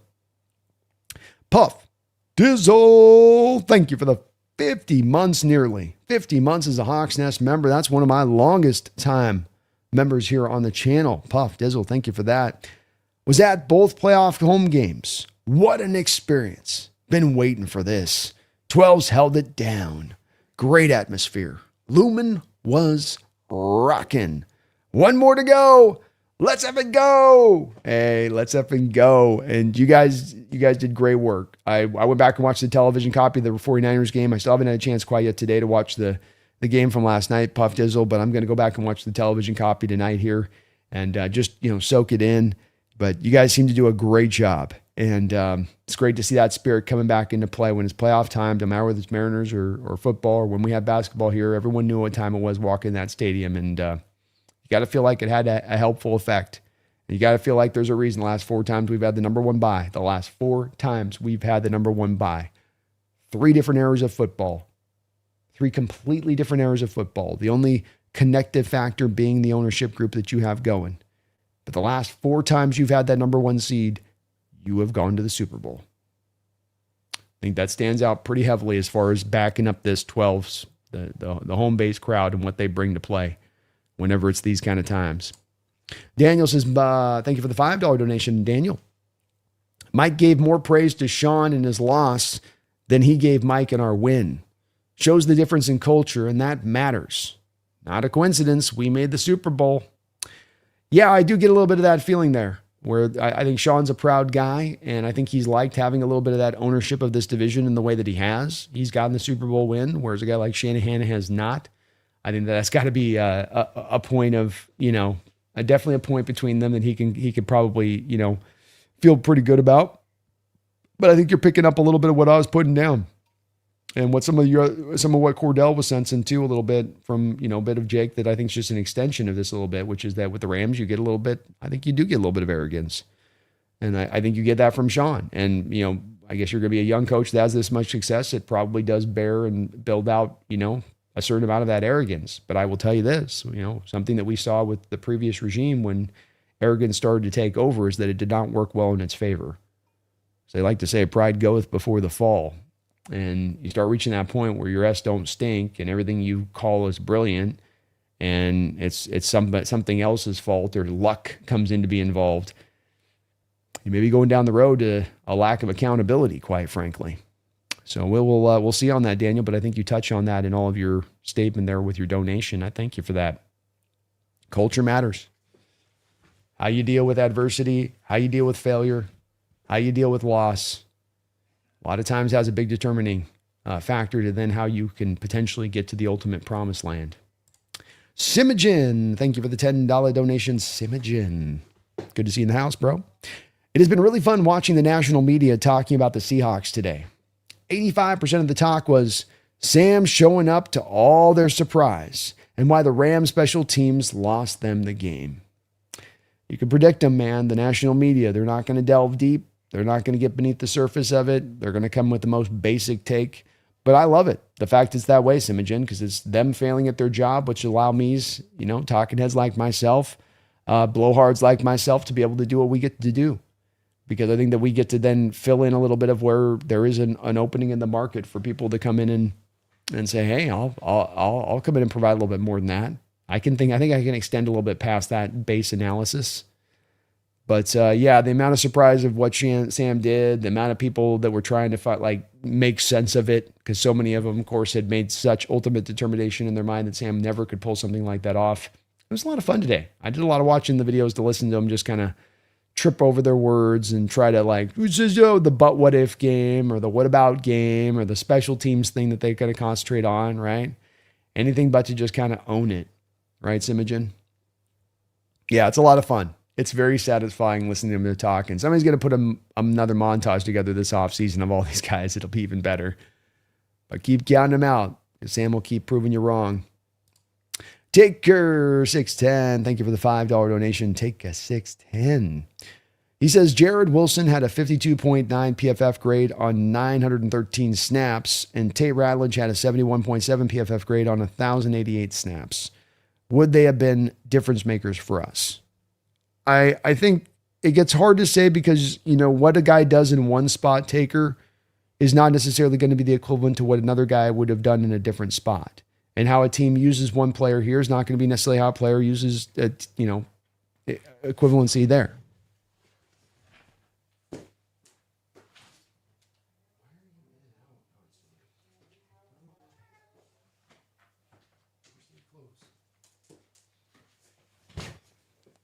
So it gets a little bit hard to say all of this with any sort of certainty when you come back on that, to be honest with you. Wilson might struggle where he was at. I think he was he like with Miami or something? No, he's with New England Patriots. So my bad. But hard to say if what he did there would have been the equivalent to here. I think as well, Tate Ratledge, I would lean into saying over Jared because of their base performance this year and what they've done for each team, that Tate would have been a better improvement over what you had in Bradford. Bradford, you had a guy that was, graded as a bottom 60 guard in the sport. He's not even part of the top two guards, He's not even part of the two top guards in the way the position goes. So it's pretty easy bar to clear, and he clears that bar. Does that make you better? Yeah. But then how significantly does that make you better? I don't know, Taker. I can't tell you. That's a lot of interweaving parts that are hard to predict. I think it would make you better. What that would equate to when it comes to the bottom line of this, I don't know. I do know that Bradford had a game where he was a 4.5 graded football player. So you just mentioned Tate Ratledge's 71.7 grade overall on the season for the Lions on 1,100 snaps. Bradford got a single-digit grade in this last game. That's where the position's currently at. So I think that there would be a significant amount of impact if you were to get a guy that was playing at basically a top 17 rate for the position over a guy that's playing top 60. But again, it's hard to do the play of like, if here, then there. If he's doing this here, then he'll do that at this spot in this other different scheme. It does get a little bit tough to say there. Sean Mick Leo Dart, thank you for the $5 donation. Sean, did you see the Kupp article, Brando? What a piece of S organization. One thing to not pay your legends, i.e. Sherman, but to try and block their money on their way out and then mock them. Wow. Yeah, it's a strange story. I'll say that, Sean. And, when it comes to Michael Silver, who wrote the piece, he's a longtime NFL guy. He is a guy that likes to stir the pot. He'd be what you'd have as kind of a little bit of it delves into, he was before there was any sort of the engagement farming, but he would be kind of one of your, sub-engagement farmers in his approach to things at times. Even back in the day before the internet a little bit, with this being as much in the bloom as it is now with that type of stuff. So it's like he's trying to get clicks, he's trying to get views, he's going to try to find a little bit of the salacious. I don't know if the story's true or not, if the Hawks coaches almost got in a fist fight with the Rams coaches because the Ram coaches were talking trash about Cooper Kupp fumbling the ball in the second game just at the end of half, and who knows on that? Who knows? It does seem like the Rams didn't want to see him get away to a different organization, and they wanted him just to retire as a Ram, and that just put a nice little button up on his career there, and they could be like, we're fine with it. Go ahead and move on to, was there some of this where they were trying to prevent the possibility of Kupp coming to Seattle maybe by, trying to kind of just get him to retire a little bit? Maybe so. So it's a little bit of a weird situation there. Rams do get a little bit weird with their player situations in general, I would say there at times. You watch some of the guys go through there and you think about what happened to Ernest Jones. They do have a little bit of some squirreliness there. Let's call it that.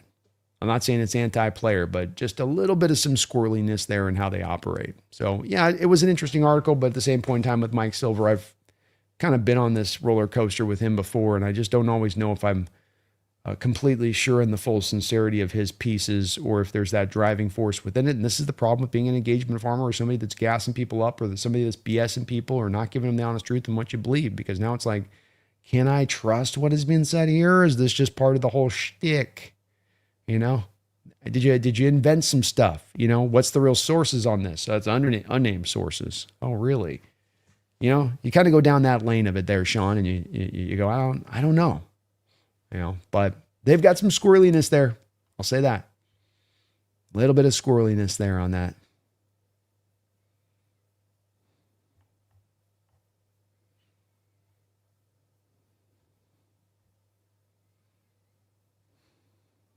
Quinn, I bet you all Puka's veteran smarts is just basically just all Kupp.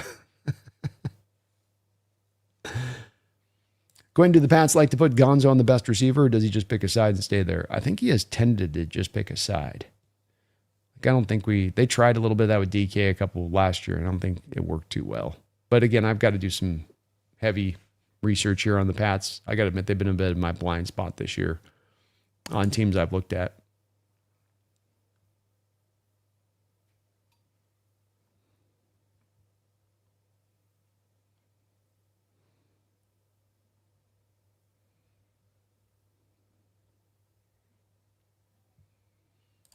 I'm still dreaming, says, wow, Brandon, I think Puka played basketball because that little shoulder nudge is classic boxing out move. Never noticed this before until this video. That's how he's getting open. Mystery solved. It's subtle, man.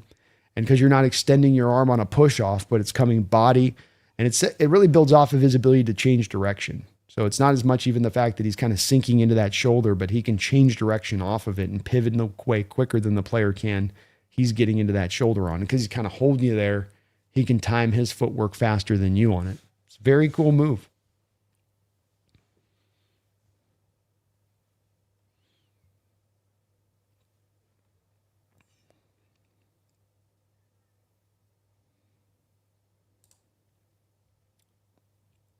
Yeah, I sometimes click this. I've got this inside button on my stupid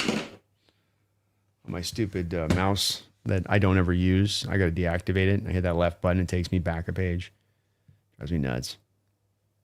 Seahawks edits. Brando, do you think the players will be distracted by everything going on during the Super Bowl week, like media day and all that? It's not easy. I mean, it's a circus, man. And how you deal with that is a big part of, unfortunately, how you're going to handle the game and how you're going to play in that game. Can you stay locked in? Can you be connected? I think the thing that helps you is having guys that have been through it before. Seattle doesn't have necessarily a lot of those guys, but a guy like Cooper Kupp should hopefully be a really nice resource for this. This is where it's also nice for a guy like Mike Macdonald to have a lot of guys like a Harbaugh or like a Mike Holmgren that he's in contact with, who can give him a little bit of the right heads up in these kind of games, what to avoid. And again, like that, seeing around corners that he doesn't know up ahead that he should be looking around.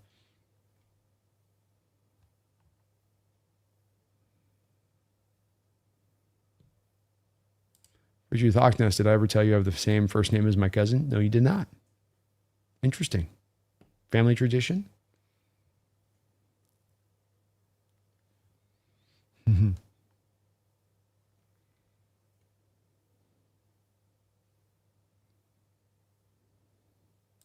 Simmons says, don't we have a center, but he got hurt earlier this season? He got hurt at Sundell, but he came back, Simingen. He's doing good now.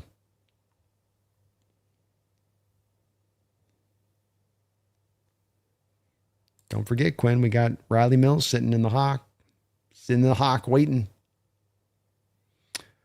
Zach Hawksness, have you seen the poster from Preseason Conspiracy? Yeah, where you invert the colors and it makes it Seahawks and somebody else. I thought it was like the Seahawks and Bills or something. No, here it is. Let me see, where was it? It's supposed to be the Broncos, so that whole conspiracy don't add up.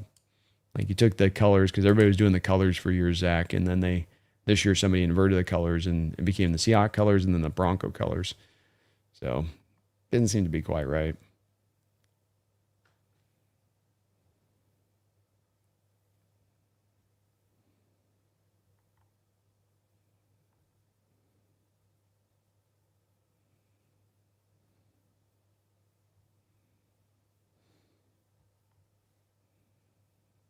For Truth, here's a quick question. Would you drop Mafia and say Thomas for Crosby? Mafia's a free agent, so you're not going to have club control over him, and you're not going to franchise him. So he's just not on the table. It's more of a presumptive scenario where you'd have to be like, well, do you do Derek Hall and Drake Thomas and maybe 2 first-round picks for Crosby? It might be something like that kind of cost. I don't know if I'd go fully there. I'd be willing to do maybe a Thomas or a Hall and picks. I don't think I'm going to give you 2. I'll give you 1. I think something like that. Kind of depends on what the front line of the picks are going to cost. I'll be willing to give quite a bit up for Crosby. So it wasn't just Jake. All of the national media said the Rams were the better team from Rich to first on first to Pat. No one even thought Seattle was better at anything but special teams. That's why it's like, I understand listening to some of the national media. I do. I get it. But I still say at this point, it's like there's a reason I don't listen to these guys at all. It's like, if they just have base takes that aren't based on anything intelligent, then what's the use of listening to them? You know, and what proves out about their track record that shows that they're intelligently thinking this stuff through, especially when it comes to just merely Sam Darnold and the laziness and the baseless way that they spoke about him throughout the year. I see it out there too, man. It's one I just shake my head at and go, it's such all over the place. That's like, you kind of just go, yeah, it's kind of standard issue a bit more than it's just a take that'll eventually people will wake up to. So it's like, you can't come out of that where you've had so many double down takes on Sam and you've torn him apart 10 ways from Sunday, and you can't come out of this game now having to own the fact you were wrong about that. You've got to look for any excuse but that, because you look like you got egg on your face if you just own up to it. So it's one of those things where I think that's a driving force here more than them trying to analyze the situation. This is what happens when you start reacting to that. They're sort of reacting to their own bad take and trying to kind of like politically sort of cover it up a little bit in that way. Well, the Rams were really the better team. And like, okay, well, Sam did what he did, but I mean, the Rams still, my outlook was still correct. Was it?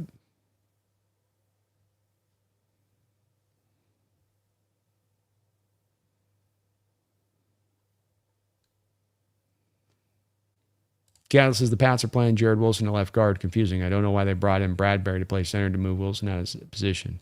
Well, that'd make a lot more sense as to being a little bit strange on my part for the grade. And that's where we come back to, again, what you do with one guy at one situation wouldn't have been what you do with him in another one. Jared Wilson was not a left guard on tape. He was a pure center. Teams do this, though, don't they? I mean, the Raiders did the same thing with Jackson Powers Johnson. moving him from center to left guard instantaneously, just for reasons. Don't get it. Quinns, I honestly think that McVay is short-circuiting a bit from having to face someone who's his intellectual equal directly now. Could be. It's very possible. And the Adderall addiction's not helping.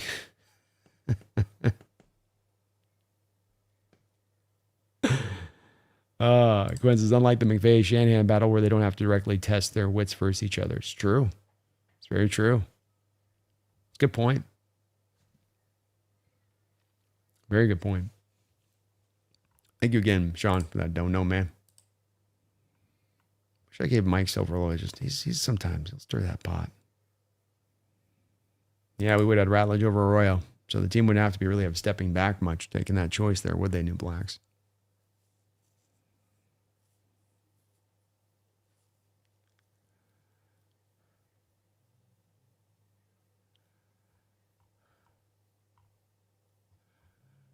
Hey.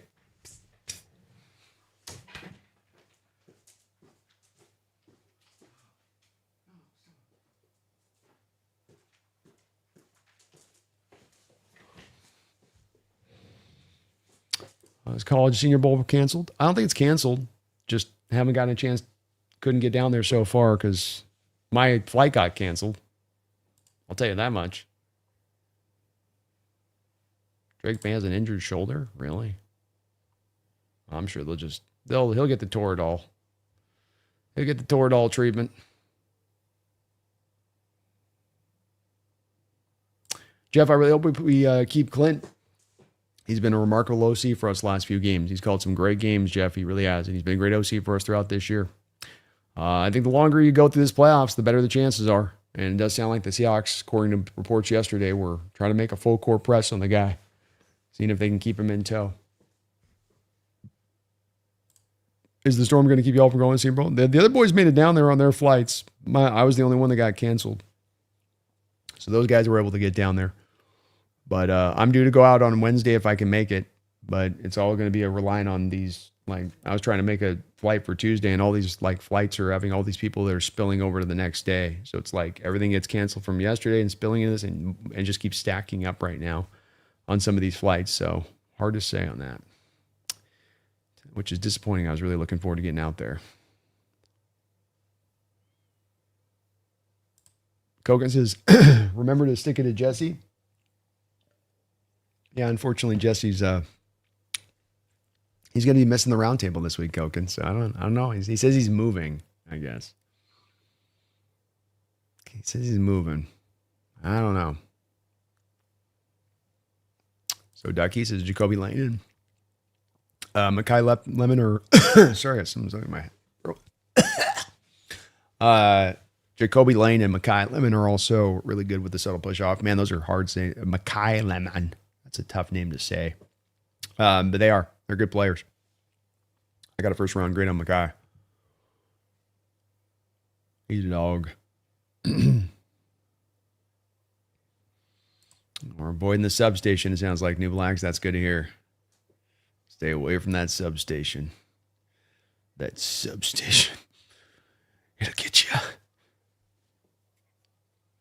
Kevin Kirby, I was watching McCoy, and he's still bashing Darnold. Well, doesn't he do the show with Acho or something? So they both just sit around giving brainless takes. Or they just...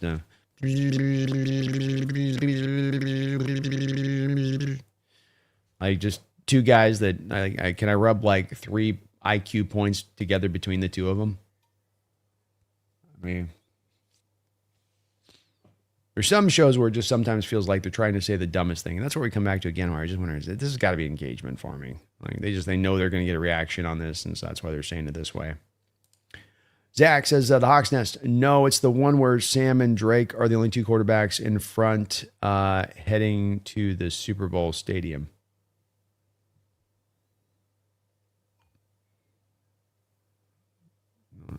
QBs in the front heading to the Super Bowl stadium. I'm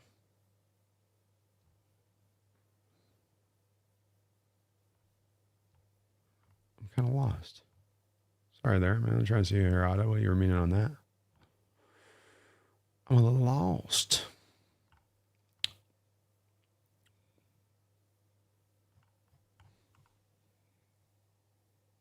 He hurt his shoulder in the snow.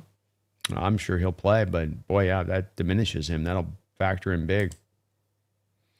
Definitely May's been sacked a lot, and our defensive line's going to go eat, I think.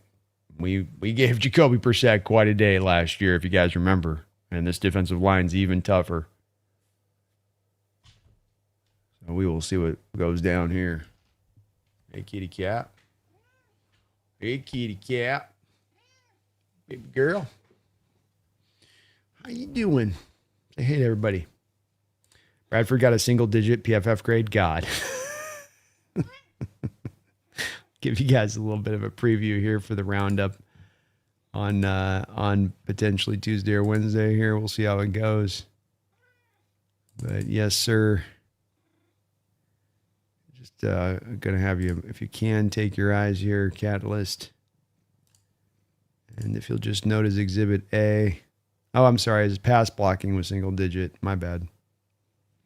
3.1. 35 grade on the day. Sorry, I was off. I was looking at the one digit. I didn't look all the way on the far left column. I was looking earlier. Still, though. Ugh.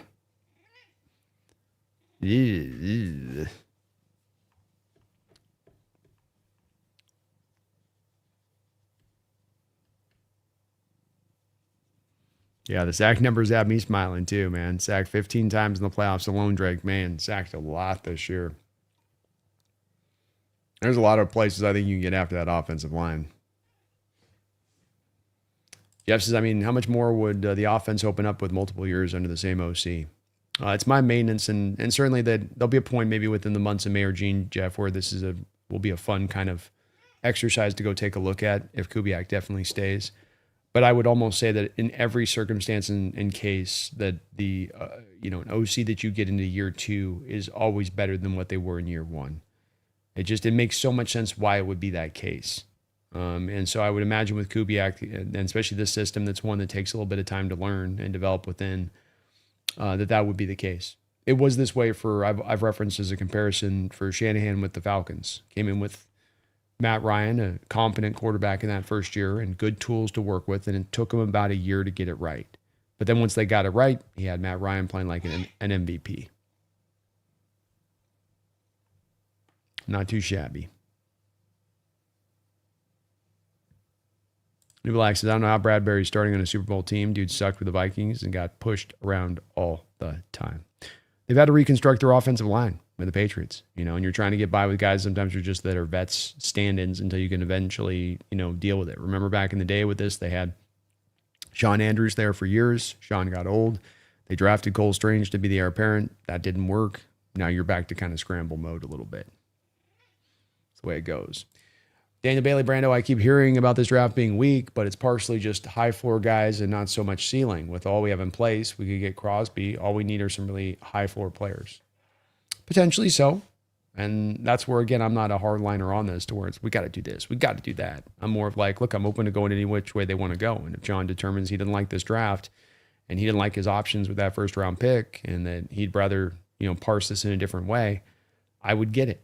If he made the picks, I would get it. But I think that, remember with this, Daniel, and picking in the 20s in recent history with John and grabbing guys in that spot, let's just remove the fact that this draft is looked at as one that's not got a lot of sparkle to it at the top. That in the times where you've had good drafts and you've been picking in the 20s, where we've seen teams picking in the 20s in the first round has been kind of a predicament spot to pick in the draft and finding good players, even those solid high floor guys.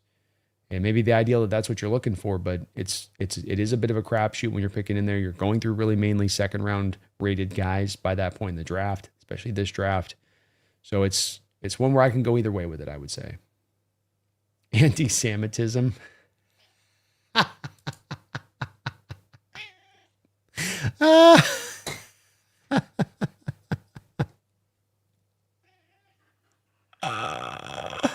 I did not miss it. That's a very good joke, Koken. Well done. Very well done.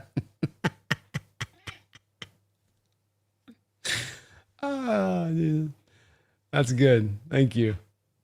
That's good. Kevin says, Kubiak staying. Reports are all positions slide to be filled by Wednesday. Well, that does mean he will stay, I would say. I do believe that means he will stay. Why do I feel the Super Bowls are always at the same places, just years apart? You're right, because not all places have temperate conditions. Remember they tried to do with New York and pulled them into the fold with their new stadium, and we almost had a winter wonderland on our hands. And I think the NFL got close to that happening. And they're like, yeah, no, can't do that. Dogzilla, Brando. We've gone from the lowest of lows, the game where Russell broke his finger and you got blackout drunk on live stream, to now being in the Super Bowl. Cheers. It has been a fun ride. Oh yeah. Someday we'll repost up that, maybe when we do the charity stream, we'll bring that old stream back out to play, because no one's aware of that one, Dogzilla. And I think if a lot of people had a chance to watch that one, they'd enjoy that one quite a bit. But that was the dark time right there, man. That was where you knew we were right at the end, that the end came with a loud thud, and it was Russell Wilson's finger breaking on Aaron Donald's helmet. I'm going, all right, I got that right. Long way we've come, man. Long, long way. Sean McLeodart, thank you for the $2 donation. Mike with 2 weeks to confuse Drake is the hope for the 12s. 5-0 over the last 3 years is Mike McDonald when he has a bye week to work with. And that just goes to show you that with this kind of intricate defense, you give him that extra time and he can really interweave a complicated attack. I'm expecting him to do so, but you know what, Sean? I'm expecting Mike Vrabel to do the same. He's got a lot of that in himself that he's able to do. So, I think he's shown he's been effective at it. He's effective at it for a reason, because with a complicated defense, you'd think the intricacy of that might take more time to bring out more flourishes. So it does kind of add up, logically as well. Catalyst, I'm kind of in the same place, the draft. Just kind of like, there's some guys, wide receiver scouting, I'm just like,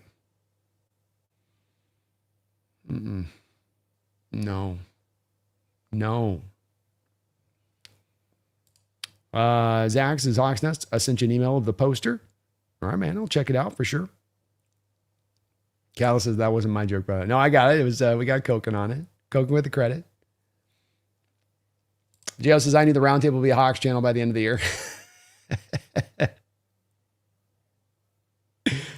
Oh, Seth K. Aloha. Thank you for the $50 donation, Seth. Man, that's amazingly kind of you, bro. Thank you for that big old drop. Very, very, very kind of you. Says Brandon, I love and appreciate everything you do on this channel.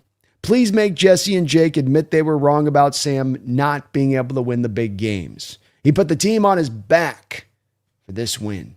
Go Hawks. Well, it's going to be hard not to feel myself, right? I'm fighting the urge on this, Seth, because I don't want to be a bad winner. And there's sore losers and there's bad winners. And I don't want to be a bad winner on this one. But it does get extra especially hard in this circumstance because of the fact that it's not just about the team winning. It's the fact that we've gotten confirmations from all the things that we've talked about and hear about what our belief is in this team, what our belief is in Sam Darnold.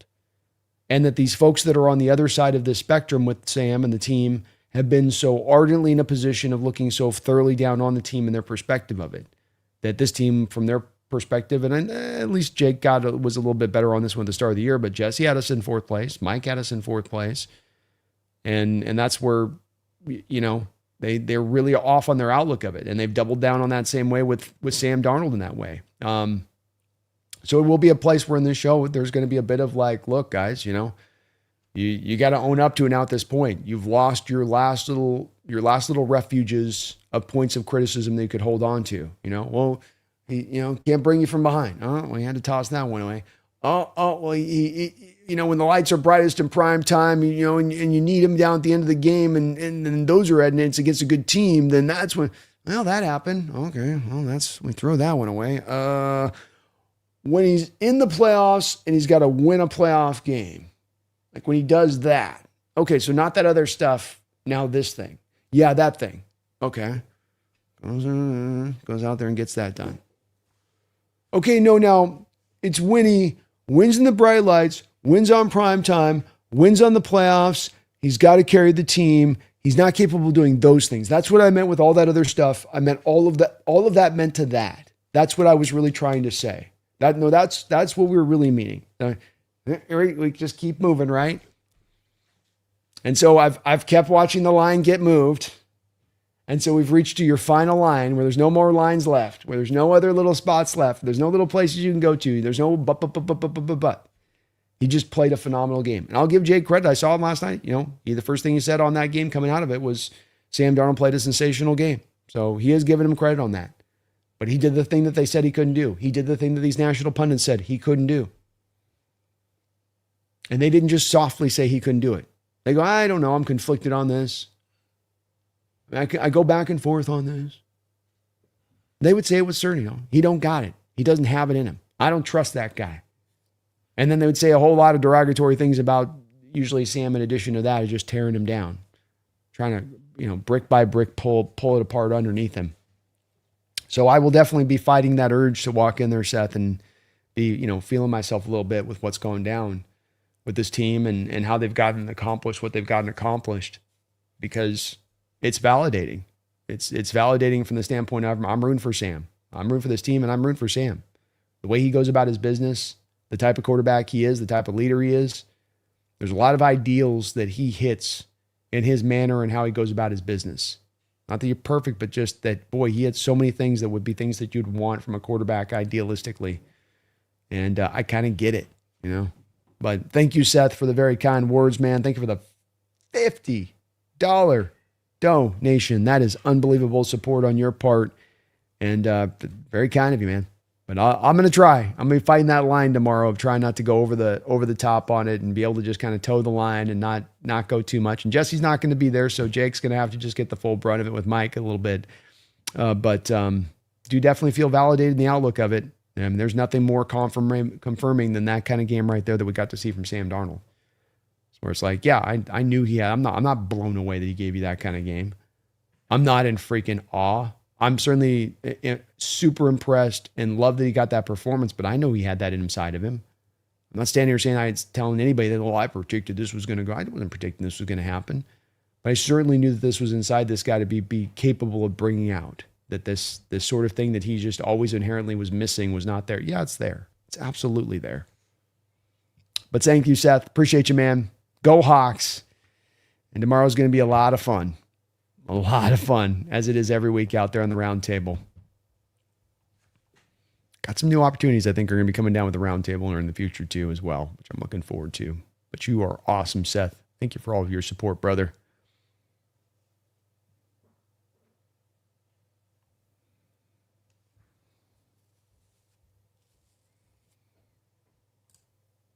Lord Disciple Brandon, Hawks Nest, joke's over. They're live talking off-season acquisitions, laughing out loud, music to my ears. There we go. Jake over there live talking off-season acquisitions.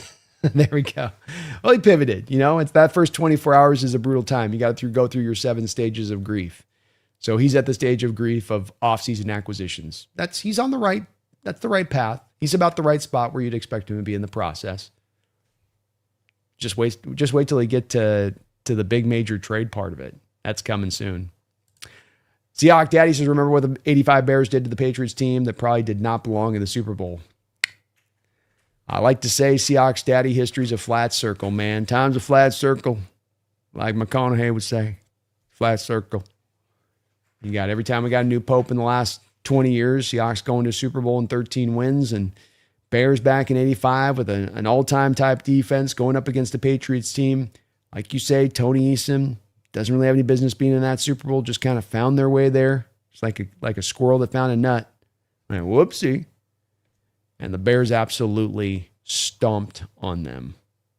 Let's let history replay itself again, huh? Kevin says, thank you for the $5 donation. Kevin, who was a worst OC, Waldron or Grubb? By the way, was hiring Grubb Mike and John's biggest mistake?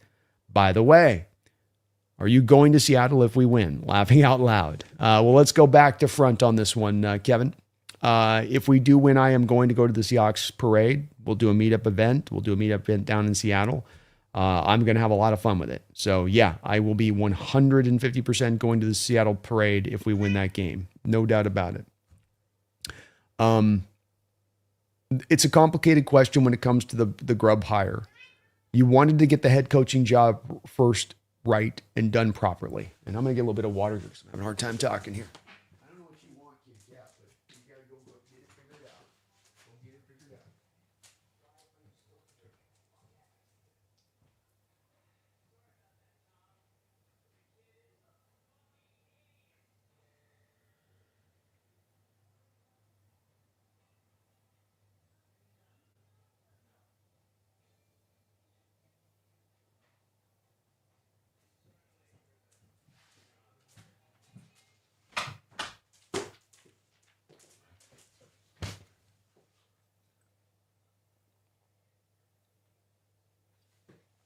Kevin, you wanted to hire the right head coach, and in hiring the right head coach, you had to wait for Mike McDonald to become free. Like people having to wait for Kubiak to come free. You like Clint Kubiak, you got to wait for Seahawks to be out of the Super Bowl to be able to go hire him. The same was going to be true with Mike McDonald. So because that was the most important hire and not the OC hire, you had to wait to bring on OCs until after you had McDonald hire. There wasn't as many great candidates available at that point because everybody had a job. So you eventually you went for a big swing with a grub. You went outside the box, but it wasn't because it was a bad decision. Just purely, it was as much about the fact that you just didn't have readily made options that were really great lying about to go pick from. And the second that they got back around to last offseason where they could release Grubb quickly and then go find that great candidate out there, they did so. So it really was not a necessarily a worse mistake on the Grubb thing, in my opinion. Grubb didn't work out, but Waldron, I think, was actually worse because at least Grubb, there's an explanation for why it happened.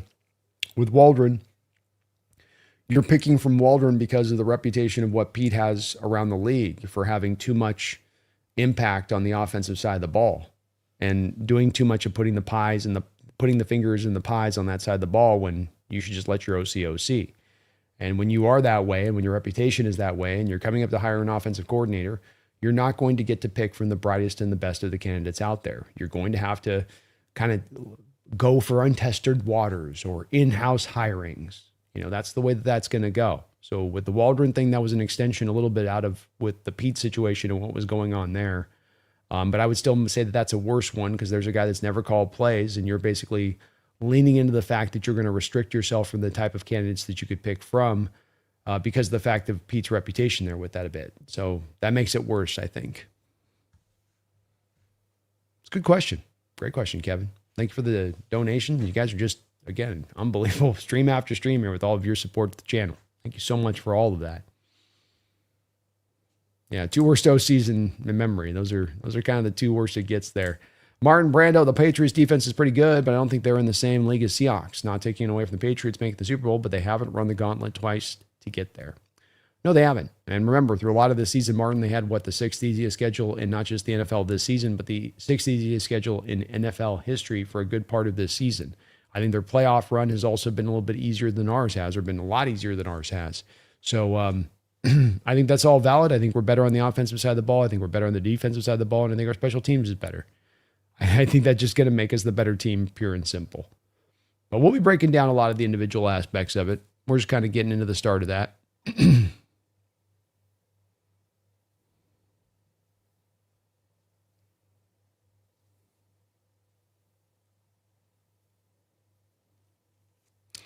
Yeah, I was going to go to Mobile today, but the flight got canceled. And they didn't have replacement flights set up, so I got screwed. But it just gives me more time to chop it up with you guys. Where does that go, Brandon? Hawks test, how good was Kubiak? Called great? Called a great game? Oh, he called a phenomenal game. No, he's great, man. Yeah, he was really good. Might have been his best game as an offensive coordinator for us, and that's saying something. Especially with some of the degree of difficulty like Sam had to deal with, where he didn't exactly have the running game that he could rely upon. Sam Pumpkin's asking for Sam and Sacks. Probably. She constantly asks for Sam and Sacks.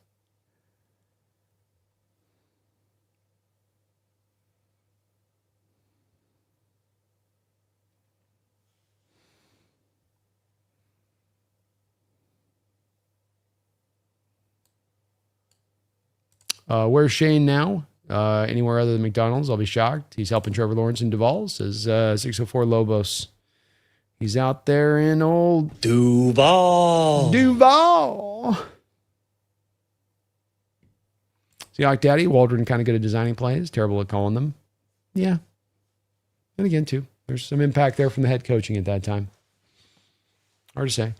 And maybe I'm slighting Waldron on this one a little bit. I just didn't like it from as much the process. We've talked a lot about process over results. If your process is smart, maybe the results don't bear out. That's one thing. But when your process is bad and then the results don't bear out, well, it's kind of understandable because your process sucks. And the hiring process for both our OCs and our defensive coordinators there at the end of the Carroll era was most assuredly broken.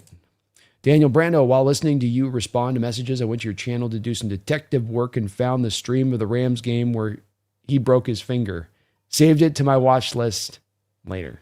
Well, you guys want to have yourself some fun and get to laugh at Brando, both going through the most depressing event in recent Hawk history, while also letting it fly. I definitely got loose on that one a little bit, Daniel.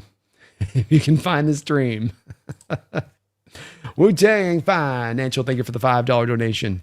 I feel good about the Bats matchup. Their offense isn't the Rams, and their O-line is mid. How about the Rams special teams? Bit them.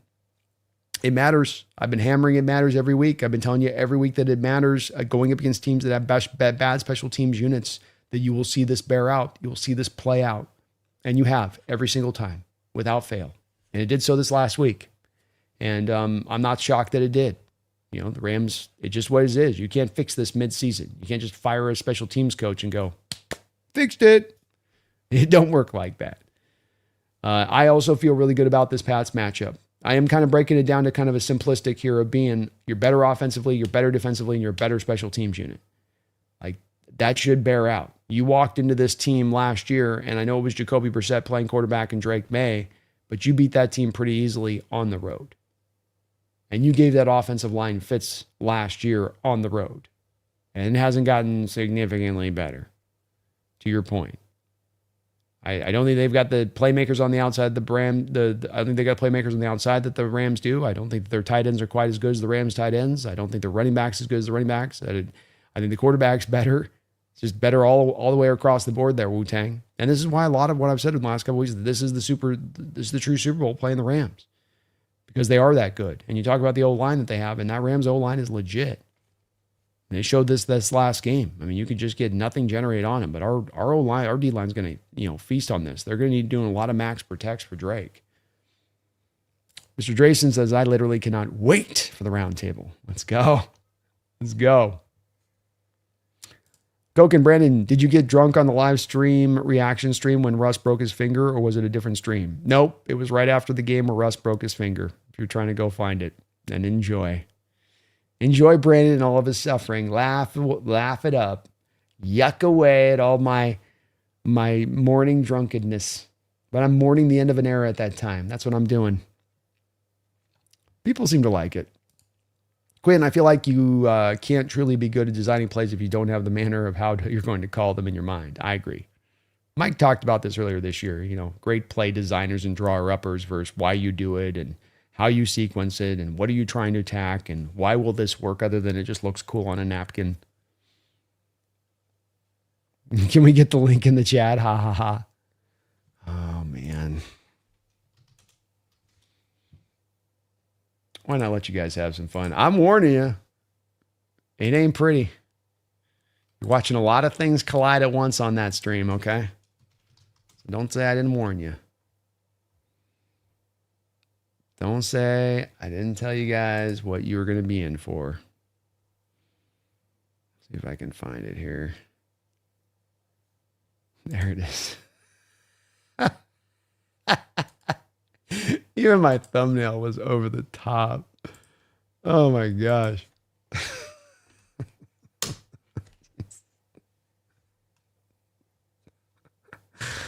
Oh, I posted it in there, Lobos. Posted in there. Simogen, thank you for the $5 donation, Simogen. Says, so comparing last year to this year for special teams, what do you think was the difference? Experience in the system or players?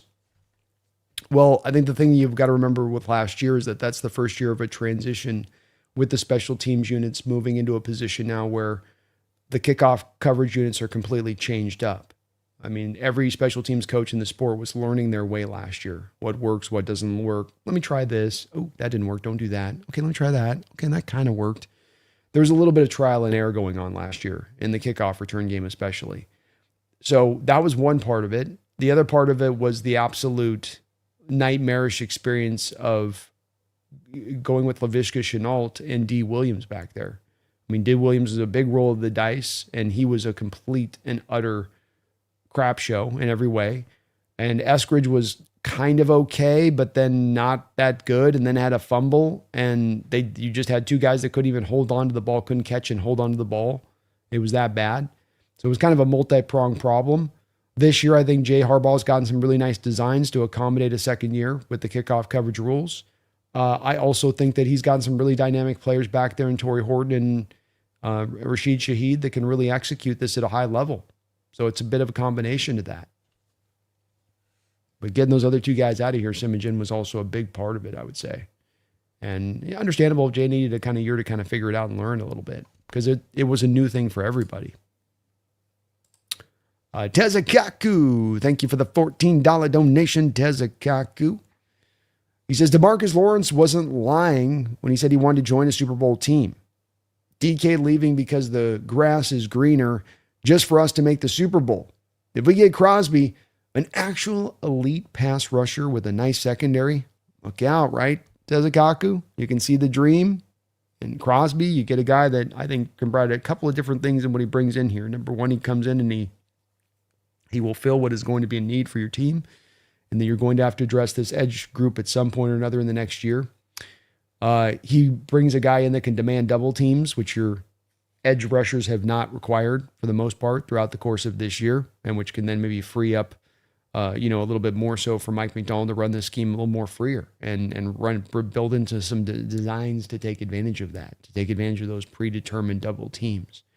I think with DK on the grass is greener side of it and some of the things he said on it, I think he was trying to play a little bit of that game where you don't come out and say what the real reason is because you're just trying not to have it reflect poorly on your reputation and to come out and say, I want to get paid. I want to get paid now. I want to get paid all the money.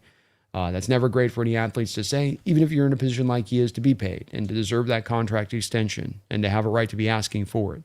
It's just one of those things where athletes are going to try to play a little bit of the, I'm not going to call it what it is thing, but instead say it's something else. So I don't think he was really truly going for grass greener. I think he just wanted the contract and he wanted to nail down in the early part of the offseason. And that was ultimately the most important thing to DK. But with D-Law, yeah, I think it was the most important thing for him. And that he was not just saying grass greener or saying it by happenstance, but that he was a guy that saw his career winding down. And that there's been a lot of guys that get in this place where they love football. They love the game. They know that their shelf life is not going to last forever. And they've not been able to taste the ultimate glory. And they understand that, look, I've got an opportunity one time in my career to go pick and choose a spot and think about this. And you got to think those guys are turning over a lot of things. And they're looking at their internal contacts in the league. And they're talking to players. And they're talking to coaches. And they're getting a lot of feedback. And they're way more connected in that process than we are and making that determination about where they go. And it's one of the beautiful parts about this team as we go in the future, Tezakaku, where D-Law just becomes kind of the spark on this, where you now return back to a place where people want to come chase that chip. You came out of 2012 with a grade A team, with a team that could have gone to the Super Bowl if they'd had that number one bye like we did this year. But you are also a team at that point that had established a reputation amongst the league of a team to be contended with. And that meant that now, when you get to a place of Michael Bennett and Cliff Averill not finding themselves with a very hot market in free agency, that they're willing to go take that prove-it deal with the team that's going to maximize their skill set and then also potentially put them in a position to go win a Super Bowl. And you can't fake your way to this position to be in this spot. You got to kind of have earned it a little bit to be in this place because these guys are not going to be dumb about it. They're not going to get tricked into thinking it, right? That you're that type of team. But definitely D-Law was telling the truth with that, man. Thank you, Tezakaku. Very, very, very, very kind of you.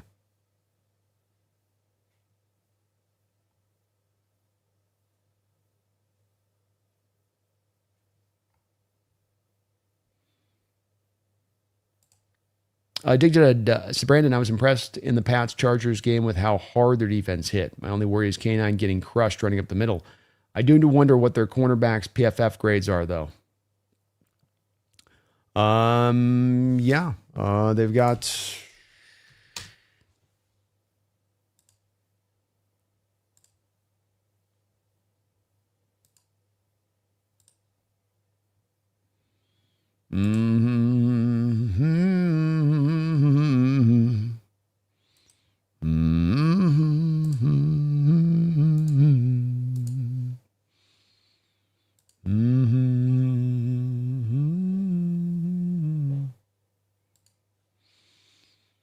So here's your top grade. They've got 3 solidly graded guys, 17, 23rd, 24th highest rated cornerbacks in the sport.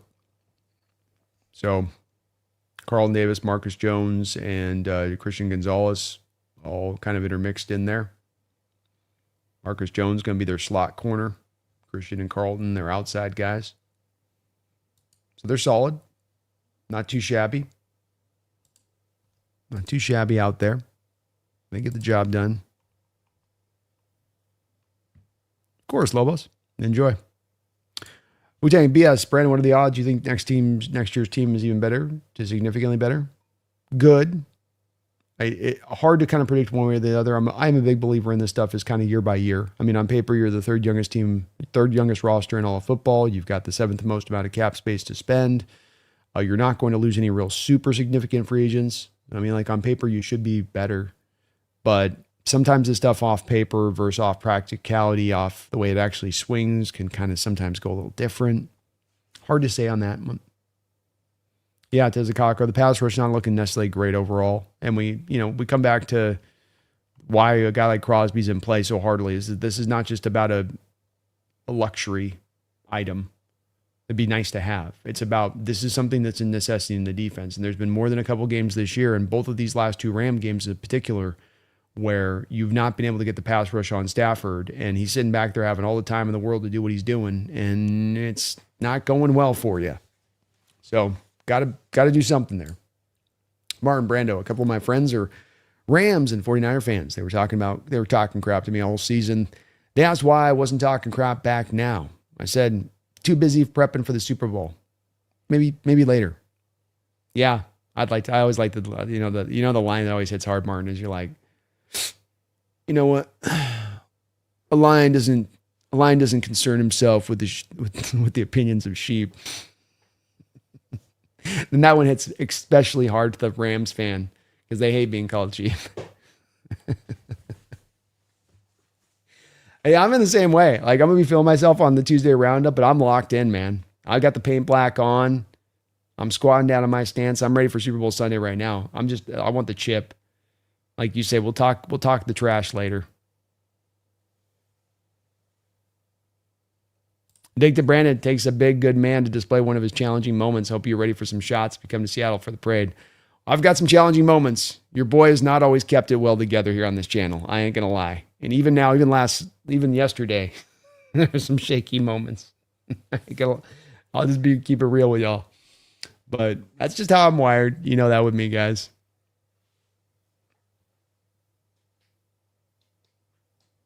Definitely think they're going to double back around him, Tezakaku. That's for sure. Tyler, bet DK's feeling pretty stupid right now. Yeah, maybe. Maybe want to be on the East Coast. Maybe just getting payday was ultimately the most important thing. Hard to say. Can't feel good, to your point.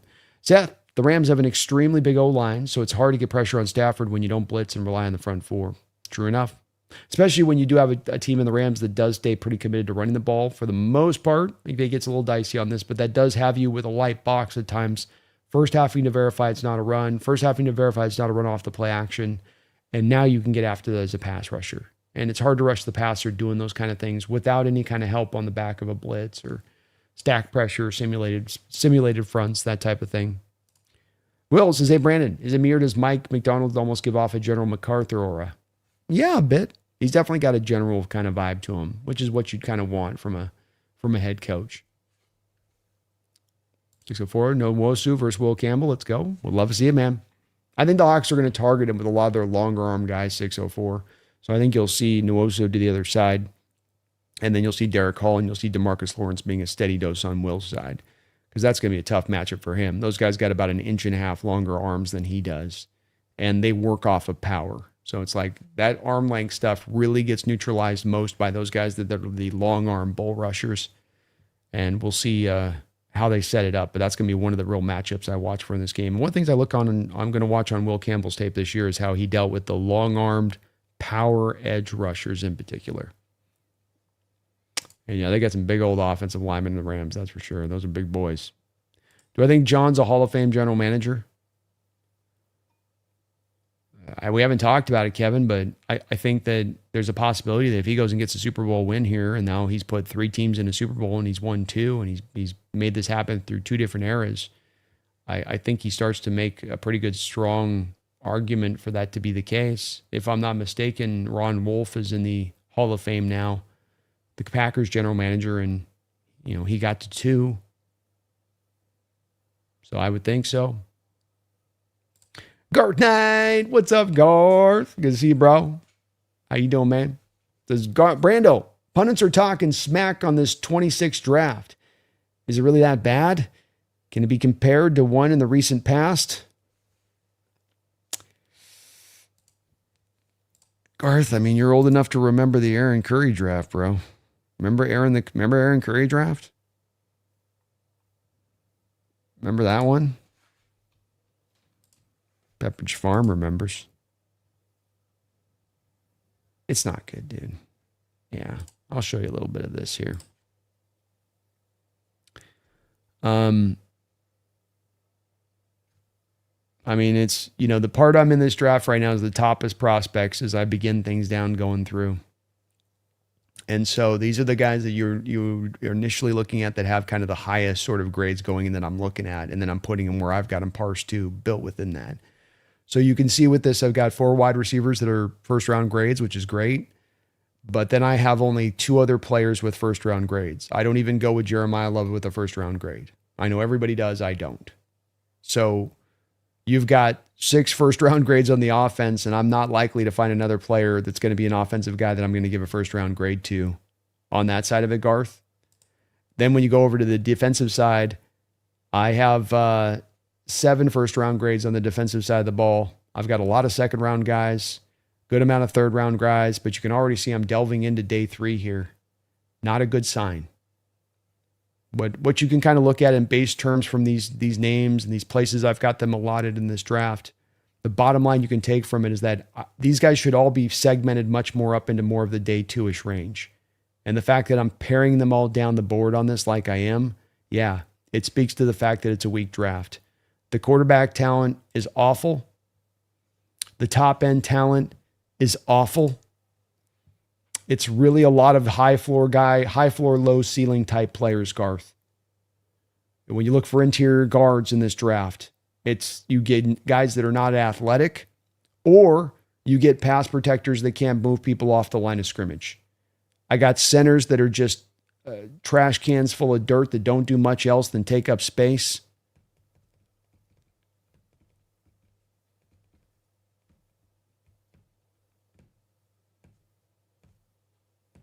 Running backs outside of Jeremiah Love that are kind of meh. I think it's legit the worst draft we've seen in 10 years and maybe 15 years. And it's just, no, it's not grown on me the more I've watched it either, Garth, I'm 100 guys deep in this thing. I'm 100 deep at least in this thing. And I'm looking at it, I'm just kind of shaking my head, and I'm like, the Rashid Shaheed trade makes more sense by the day. You're drafting in the first round, and I'm going to maybe have, in total? Maybe I'm going to have 12 first round grades on the board in total with 0. Ruben Bain's the only guy who might get a blue chip grade in this draft for me. You've been watching for years, Garth. I always have a blue chip grade somewhere. But I've got no guy right now with a blue chip grade, and maybe Bain will be the one guy to finally drive it for me after I get through really the final evaluation on his tape. But yeah, it's just not good, man. And it's not just the quarterback thing. It ain't just the lack of blue chip talent. It ain't just it's just missing any kind of sizzle. The steak's landing on the grill, Garth, and it's just sitting there. Like I said, Brandon, I can't wait to see the D-line feast. Let's go, man. It's going to be a lot better day at the office in a couple weeks than when we had to face that Rams team. Wu-Tang, Stafford's amazing. Give him his flowers. Even with McVay and the elite receivers, it was a quality win. Rams had me nervous. Woolen's antics, too. This game felt too close. Boy, did it ever. And yeah, Stafford is the best in the sport, man. Best year of his career. He's turned it up since coming there to the Rams. Another guy that's part of that. When you look at reclamation projects, when you try to look outside the box, he's one of those shining examples that you should consider. Guy was awesome yesterday. Awesome against us the last 2 times we played. Almost played perfect football the last 2 times we played him. Manny says, I saw Joe blame the Rams for letting Sam Darnold get the praise. They gave him no credit, and I was amazed how they spun it. Yeah, they spun. Spun's a good word. And that's Acho there, right? That's why I do not like him. It's like, dude, you're not You're not being real with it. Obfuscating. I can't say the name, but obfuscating. Casey Concepcion is a very sick name, man. He's a good player too. Got a little bit of DeAndre Hopkins in his game. I'd still hate the national media take on the Hawks. Well, if they're not underselling the Hawks, it's not a regular day in Gotham.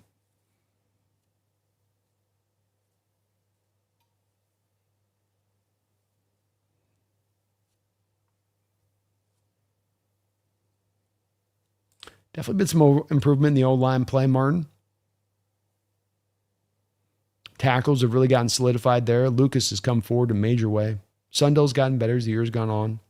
Addicted is Curry from Ohio State, a bad edge. I don't have 22 film to watch, but thought Big PFA Big Board liked him. I got to look into him. Somebody mentioned him last night, Addicted to Hawk. I got him on my list to look at, but he's one of the guys I haven't had a chance to take a look at yet. On my list, though. Yeah, next year's draft's supposed to be a lot better, Screw Dookie. Hard to be worse than this one, if you know what I mean. Dante Moore went back to college just to avoid the Jets. Facts. Yeah.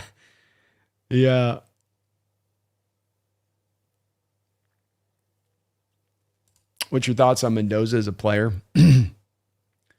I'm not a Mendoza guy. I think what's happened in this draft and what happens in these kind of drafts is that if they're not quarterbacks that have earned the mark to get that spot in the draft or be those guys that are highly talented, somebody's going to talk themselves into something that they shouldn't. And I think that's going to be the case with Mendoza. And I think his arm strength is average at best for a prospect. I think his mobility is below average to average at best. I think he's got a lot of moxie. I think he's got a lot of intelligence. I think he brings the intellect to play that definitely can have a factor on this. But when I draft a quarterback in the top of a draft, I want to draft traits. I like having the intangibles. I like having the moxie. I like having the things that go above the neck. But I don't like drafting for like average arm strength with below average mobility. And he's a guy that also, when it comes to how he operates in that offense, is a very RPO heaven laden offense where he's in shotgun running a very simplified kind of system there. And he's doing so with 25-year-old guys across the board. They basically got like the old Mormon teams from BYU out there in Indiana, which kind of is also a factor here. I loved what he did, but there's a rich history of really good college quarterbacks that are not pro quarterbacks. And I have a third-round grade on Mendoza, strong third-round grade in my outlook. I'm not unsure or a little bit off on this one, and I still think he's going to go number one overall despite that. But I think teams are talking themselves into it on this one and talking themselves into the magic of the season he had a little bit, less so of really just looking at the player himself. You get him moving off platform, you get him trying to throw on the run, you see his accuracy dip, you see his velocity dip. He's got to have kind of all of his cleats in the ground. He's got to be in a real nice throwing position just to get it off every time. You don't got that Sam Darnold I can be on my back foot and whip it 40 yards down the field. Tyler, this is really a storybook season. What are the odds we end up facing the Patriots too? Maybe all of us can finally get closure for not running the ball in the one. Oh, that's a good way of putting it. Finally some closure. It's a great way to put it. Casey Concepcion is a beast. Can't quite get to the first round grade on him, and he took me a little bit of time to kind of warm up to. But really good route running, good hands, good receiver. Or I come back to kind of the DeAndre Hopkins comp, where DeAndre wasn't necessarily a pure burner, where there's something physically that's jumping out hugely. Just you get the way he moved and the way he ran his routes and his really top end hands helped to kind of separate him. Addicted would comparing Aaron Curry versus LJ Collier be an exercise that would lead to consuming large amounts of Pepto-Bismol? Yes, it would. And they're both bad defensive picks, but different reasons. Curry, they tried to turn into an edge, but he was supposed to be an off-ball linebacker. LJ Collier was supposed to be an edge that they eventually turned into a 3-tech. What about Cassius Hal? I tend to find in Cassius Hal that I'm a little bit, I think, lighter on him than other people are. I don't hate him, so he's not a bad player by any measure. He's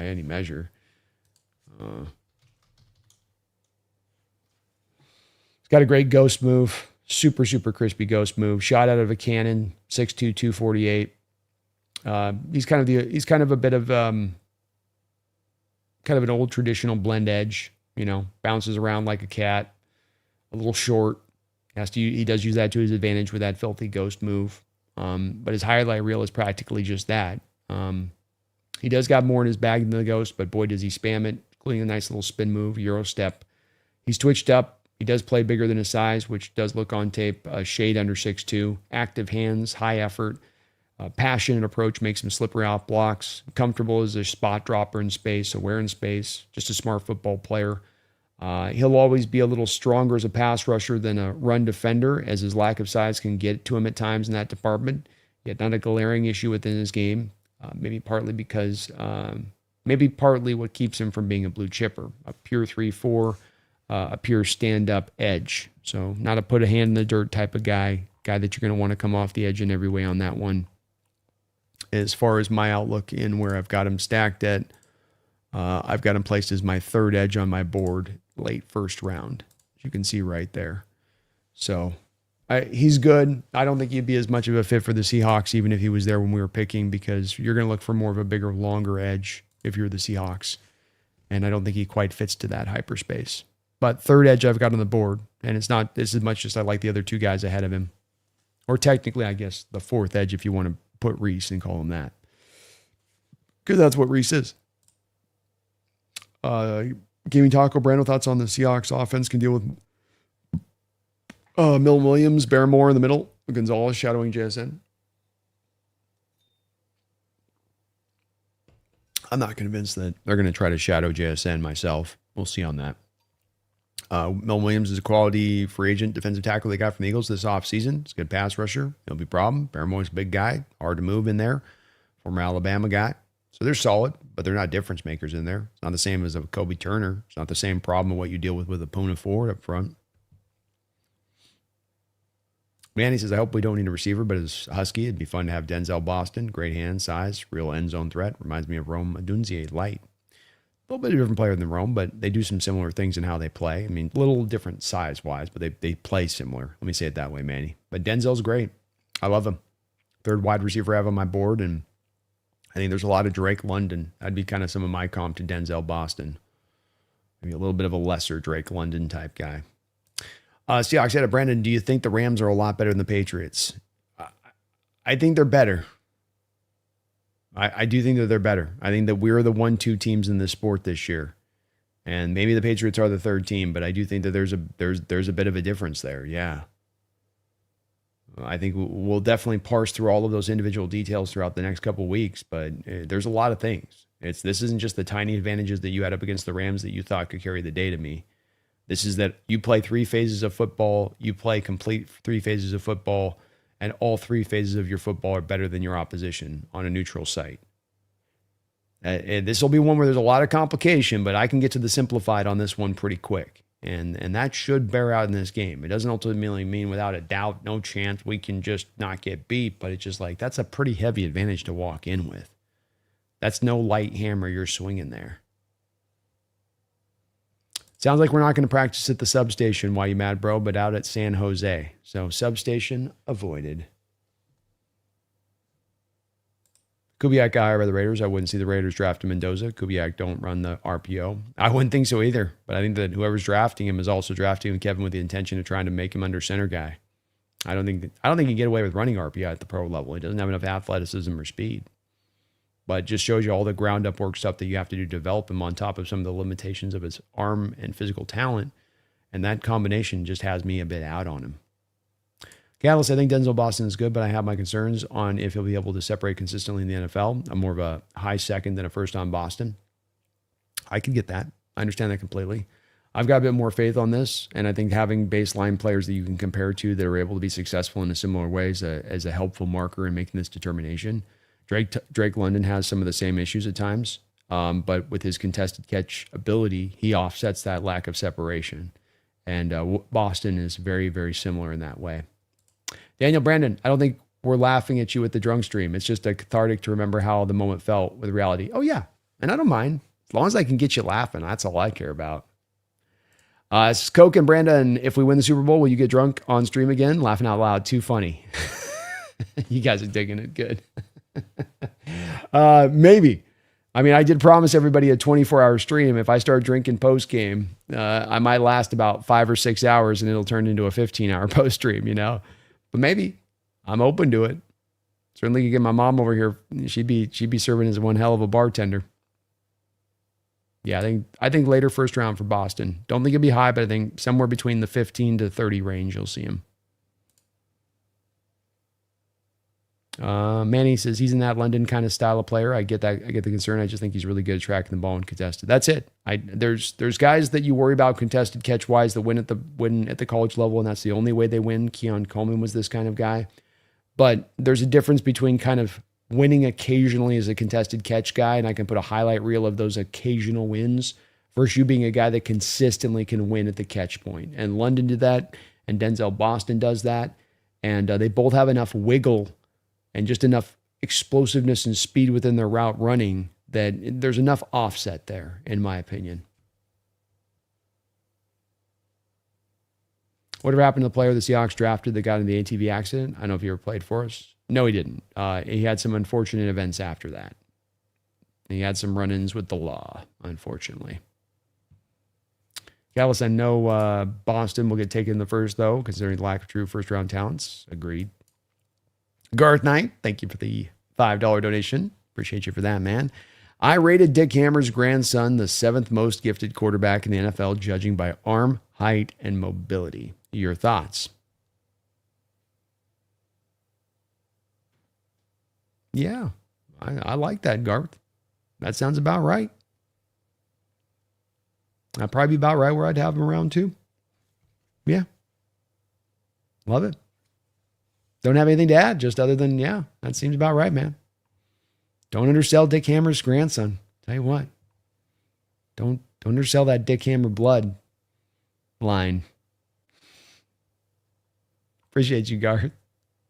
Yeah, Catalyst, Mike wants bigger power edges. Another unfortunate part of this draft is we got a lot of kind of stubbies.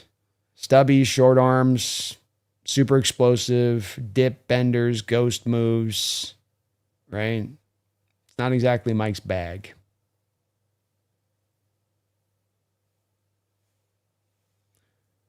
Not exactly his bag. Does suck, Daniel, not to have Tyler in the fray on this one. Or is that a bet if we win the Super Bowl and one of them retires, Kupp, D-Law, and Big Cat, and get him for another year? I could see two of those guys retiring if we get the Super Bowl, man, myself. Seth, K-Aloha, man. Thank you for another $10 donation, Seth. Really kind of you, bro. Beating the Niners in the divisional round, then the Rams in the NFC Championship, and possibly getting redemption on the Patriots to win the Super Bowl in Niner Stadium. What could be better? Nothing.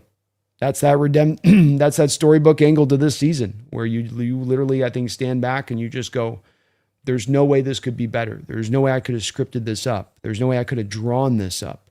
And I literally don't think I could have just about without going, boy, that's just completely, that's fiction right there. Right? Where's my button? If I drew up this kind of season any other time, you'd be over there going, no, not this time. It's totally made up. Pure fiction. It's fiction. It's fiction. We made it up. You'd be saying I was high if I told you this is how the season was going to go before the start of the year. It has been amazing. And it's why, Seth, this is my favorite Seahawks season of all time. Because it is that pure storybook. Pure adrenalized storybook. And we got a chance to put the final chapter in place now, to your point. In that stadium, against that team who we got unfinished business against. Yes, sir, Seth. Yes, sir. Nothing could be better than this. Nothing. Thank you, man. Appreciate all of your support today. Let's go. Let's go. Get me hyped over here, Seth. Addicted Brandon, if you think the 2026 picks are 32, 64, 92, have you been trading down a lot? I have, laughing out loud. Addicted is my name. Sigh. Dunker and Ione are only gone at 32. Grumble. Yeah, I think that's the way that's going to play out too in practicality, unfortunately, there. Just the part where you have a weak draft, you're going to have guys reaching for certain players that have got a little bit more safety to them. I actually haven't been doing a lot of mock drafts, man. The coverage of the NFL season and the covering of this playoffs, it has definitely put me behind the eight ball versus what I normally get done as far as doing mock drafts and getting a little bit deeper at this time of the year into this. So I find myself just a little bit behind things a bit there, but it's just about time. Gaming Taco Brando, when do you head to the Senior Bowl? I was supposed to go today. My flight got canceled. Could not get a flight tomorrow, so I'm hoping, fingers crossed, I can get out there Wednesday, but I don't know, man. They're having the storm of the century in the middle of the country. It's making things hard. Brando, do you think the Pats will try to make their tight end a bigger part of their offense with Seattle struggling at times against tight ends? Yes. Definitely think they're going to hyper-target that. Especially going back and looking at the film last year with Hunter Henry just going ham against us in that first matchup. Siaketa, Brando, do you have an early score prediction? I'll give you one, but don't hold it to me because I need to still go back and spend the time to really look at the Patriots film before I make this assessment. I admittedly haven't had a chance.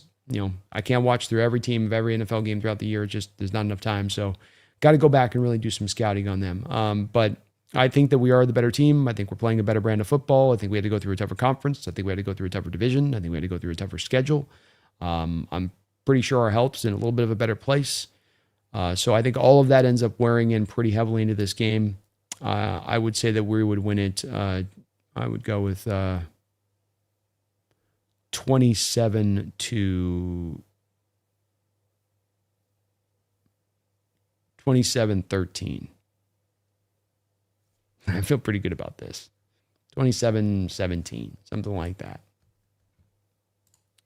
Which Mama Hawk's Nest bartender, you got to be careful with her, man.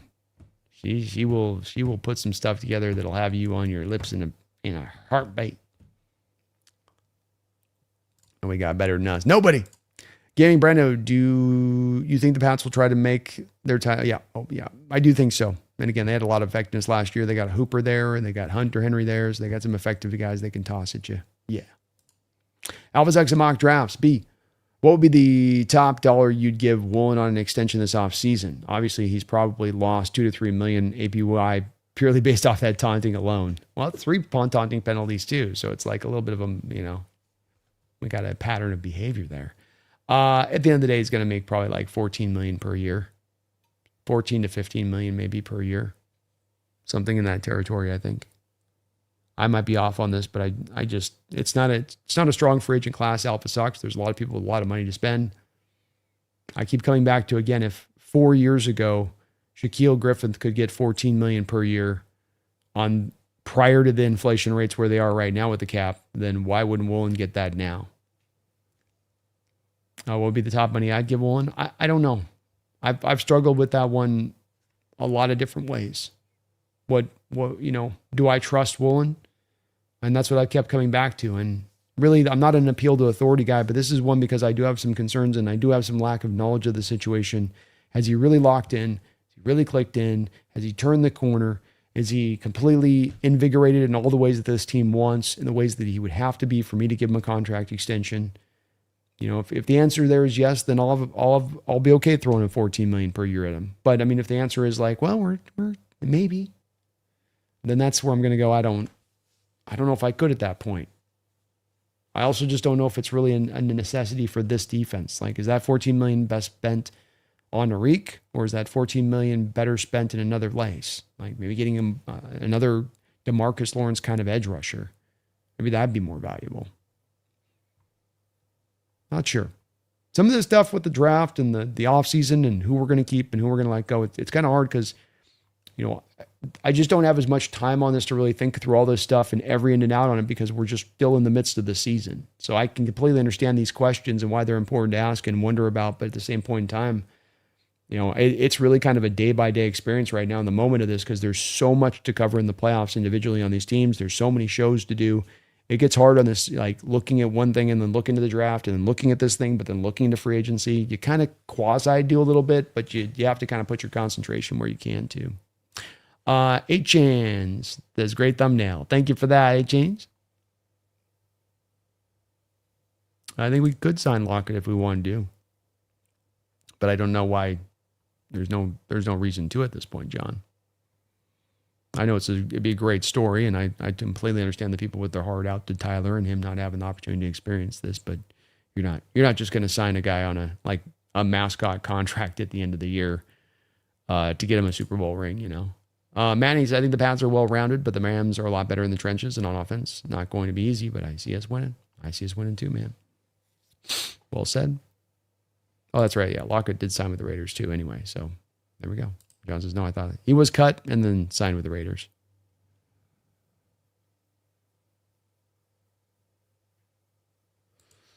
Elijah Vera Tucker may be cheap. He's got some injury problems that come with him, Alpha. So you're getting him cheap, but you're getting him cheap for a reason.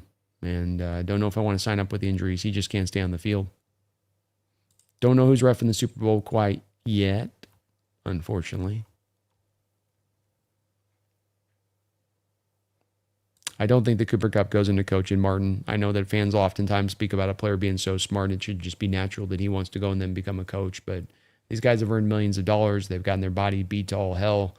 Is the next thing you want to do after going through that experience, signing up to become a coach where you're signing up for 80 to 100-hour weeks, grinding on film constantly?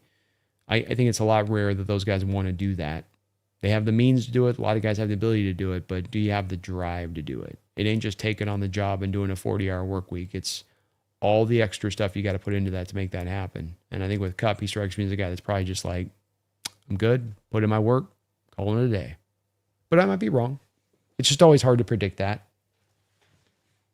It's like with KJ Wright Martin, you know, it took him a little bit of time to come around to realizing he wanted to really do the coaching thing. Even Taco can't wait to see Jesse have to eat on Sam Darnold. Well, he's happening to miss this week. It's probably not going to happen this week. He says he's moving. He says he's moving. John Robinson's out on Reek. Can you imagine Jalen Ramsey in his prime and Mike McDonald's defense? That'd be a hell of an addition on this one. Garth Brando, thoughts on Mike McCarthy to the Steelers? By the way, I thought McCarthy left the Packers on bad terms with the throw Rogan years back. Yeah, I'm not a big Mike McCarthy fan as far as head coach goes. Maybe at this point, a guy that could be interesting as an offensive coordinator, but I think as a head coach, he's pretty milquetoast.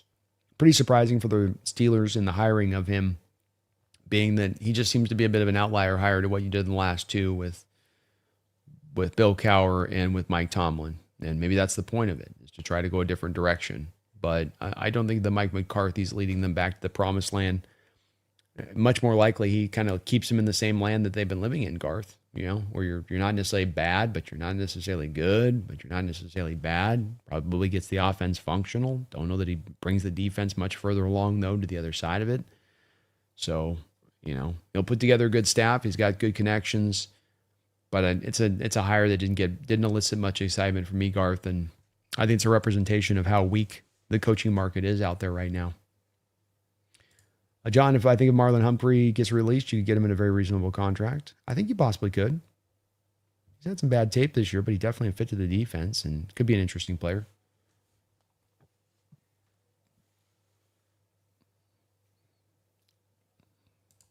LeBron, is there a quarterback we play against that's similar to Drake May?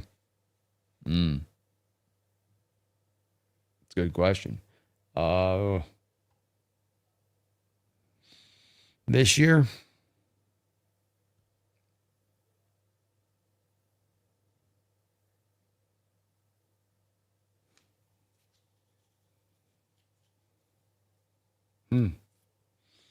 nothing's really striking me this year of teams we played that would strike me as a guy. I mean, it's like Trevor Lawrence, but more mobility. I guess you could do a little bit of that.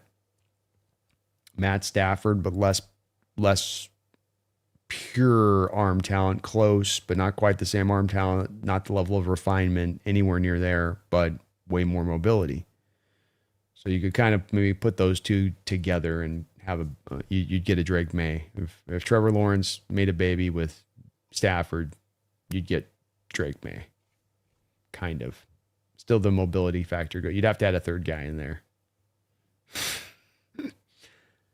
Wu-Tang Financial, thank you for the $2 donations. And sorry if you answered this already. No worries. Chances Kubiak stays. Well, I was at 75% about a week and a half ago. I'm probably at about 50-50 right now that he stays or goes. Each and every day, it feels like it drops a couple percentage points, though, Wu-Tang. And with the number of jobs getting pulled off the board, with the number of nice jobs getting pulled off the board, it does seem to be better and better, but it still feels a little fluid right now. And some of these teams are kind of feeling like they're turning over a new coach every day in their consideration. Like every new day, there's a guy that's becoming the hot to trot guy in the moment.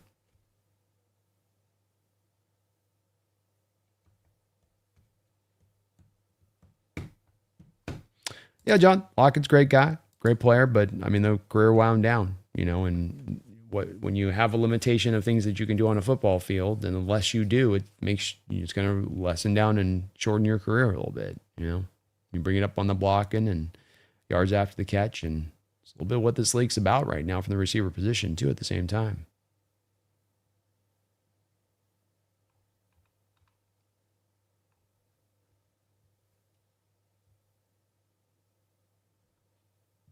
Imagine Woolen after getting paid too. Oh gosh, it'd have me nervous, John. I'm a little nervous to it.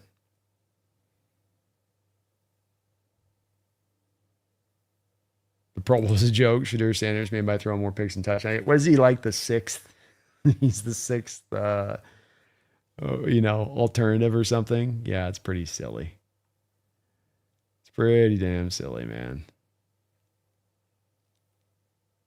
Lawrence and Moore Willie. Yeah. It's not a great comp, but it's kind of in the territory we're looking to be here, He's a good player. He's a really great young quarterback in this league. And I had a blue chip grade on Drake coming out, so I'm not surprised he's played really well. But hard to find an exact comp for him right now in the league that would be a good, exact kind of fit. Gibson says, Rams fought. I'm glad we're here, G. Let's go, man. Let's go. Daniel, Brando, I have an idea. I want to hear your thoughts. What if 15 to 20% of a player's contract doesn't count towards the cap if you drafted them, at least for their first extension, up to 5 years? Yeah, I mean, I like the idea. I think inherently what the NFL wants to do is spurn along parity. I think what your rule would do would be to remove a bit of parity, because the rich would get richer and the teams that are good at drafting and developing are going to get rewarded for it. And there's something cool within that, but you could very quickly end up in a stage of things where with the rich getting richer, that you have a heavy divergence between the fat cats and the poors. And I'm not talking about how much money they're making on a yearly basis, but how rich their roster may be.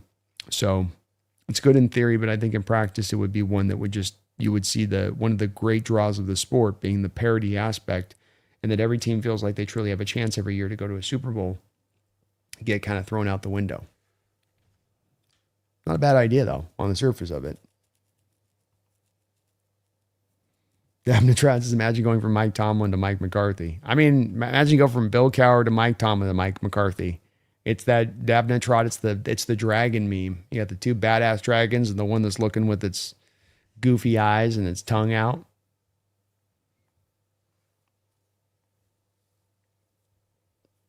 Rustin Skeptine face. How's Jake coping right now? Top answers only. I say a tub of ice cream while watching Titanic. Don't let go, Jake.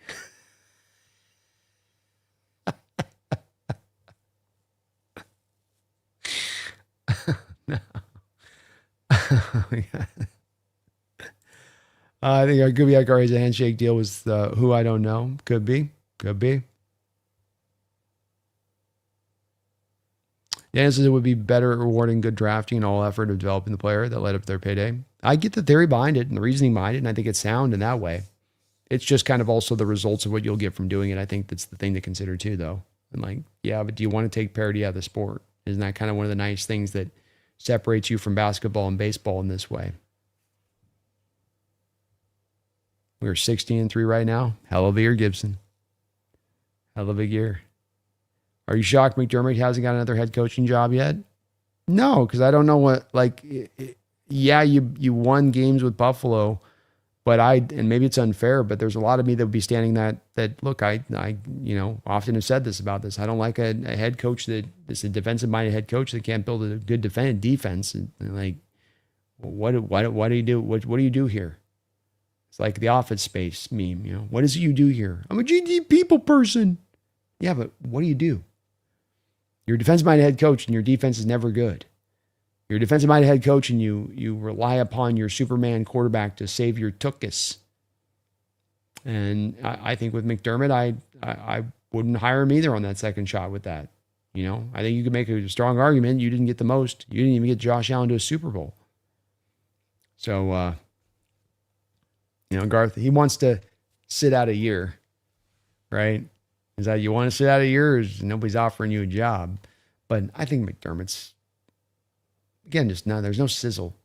There's no sizzle to this coaching market a little bit, in my opinion. Bears easy to root for.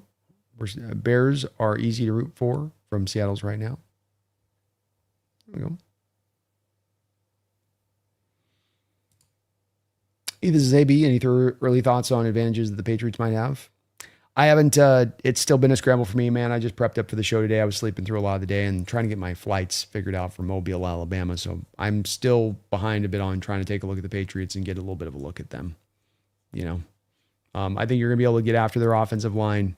I think when you go back to Ethan on the surface of this, going back to last year, there's a lot of things that can hold true from that game last year that you can carry into this game. And I think your fronts and how you rush the passer and the waves you can throw at that offensive line, it's going to be real hard. And I think a second-year quarterback, as you look at Coach McDonald through the last 2 years and facing rookie quarterbacks, second-year quarterbacks, young quarterbacks still finding their way, he puts those guys in a blender with his scheme.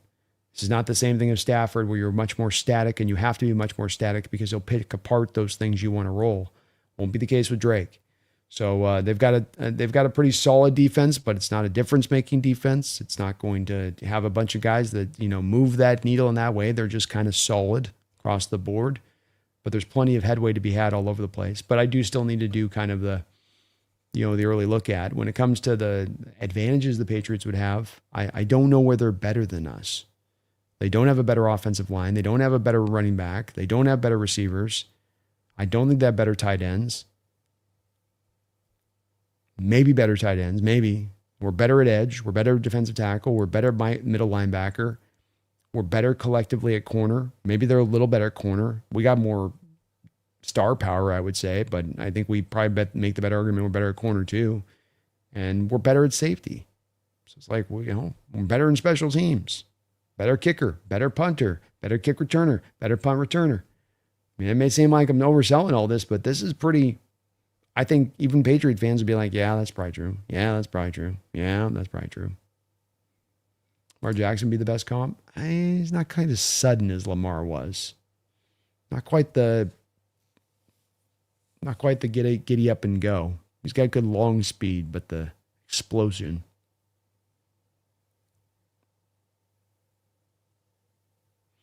Pitt's a great franchise, but such a safe loser move. They ain't doing S. Certainly is not what the Tomlin move was, where you're really being forward thinking and visionary a little bit in your outlook of it, going from where you were with Cowher.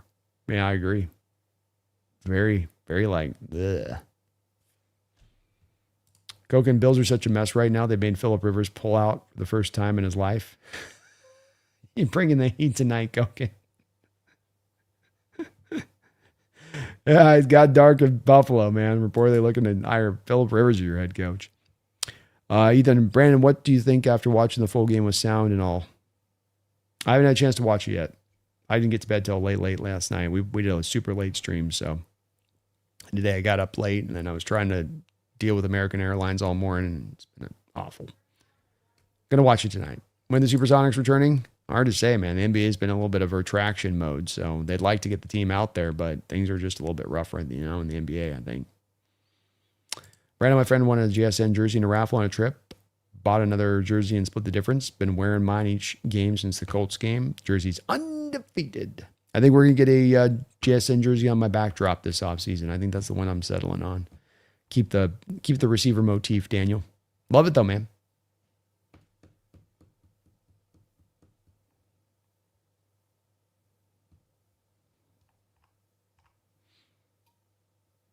Brandon's podcast, his time is unmatched. Indeed, we went over 4 hours today, and I thought I was going to do a quick one on you guys. Actually, I knew this was going to go long, so I can't say that. Ethan, do you think Milroe can sit behind slinging Sammy D and develop like Rodgers did with Favre?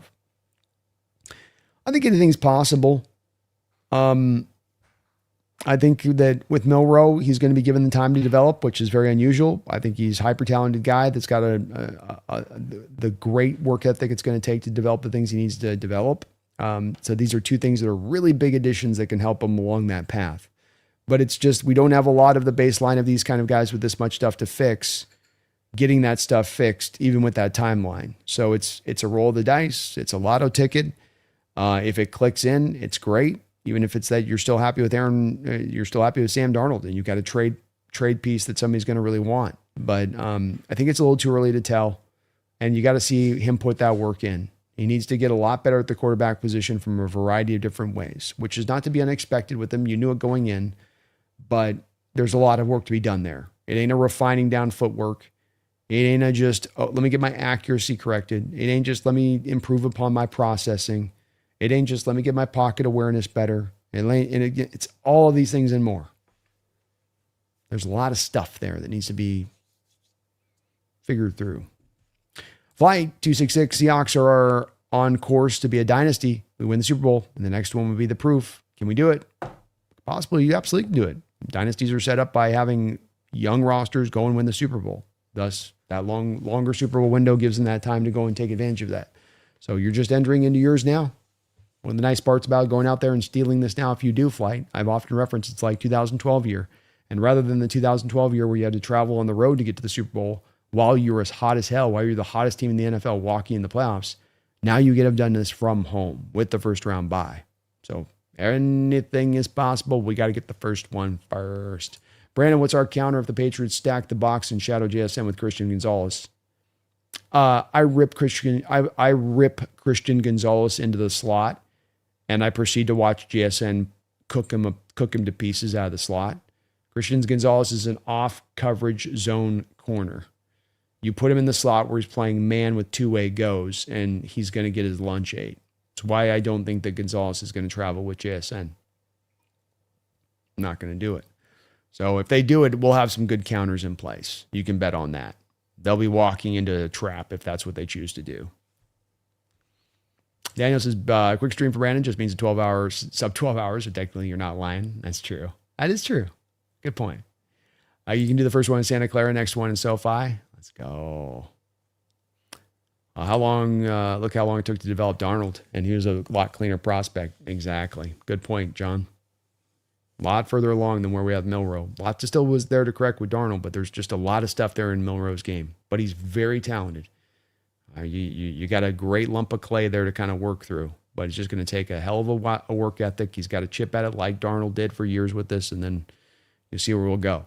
But I don't have a draw one way there. As Bog says, fully agree with your Milroe take. A lot going on there. And it ain't a negative to him. It ain't me saying, well, I know which way that this is going to go with him. I don't. I literally don't. And we haven't gotten a chance to get a good view of him since training camp. I think he showed you some decent things in training camp, seeing it even in person. There's some great throws he can make. He's got an awesome open field speed that quarterbacks just don't have. But you got to clean some things up, that's for sure. Got a lot of P's and Q's on that one. Even I love Milroe's talent, but he does have a lot of ways to go with fundamentals. I think Sammy D had to go through a similar process as well. It is. And this is the point back to quarterbacks now. If we get our heads out of the era of thinking it's all about the rookie quarterback, it's all about the rookie contract, it's all about maximizing the rookie quarterback on the rookie contract. We get our heads out of that. We move out of that era. We stop thinking about that and we start thinking about it more in turn of the more years I give a quarterback in this sport, the better he will become as a player.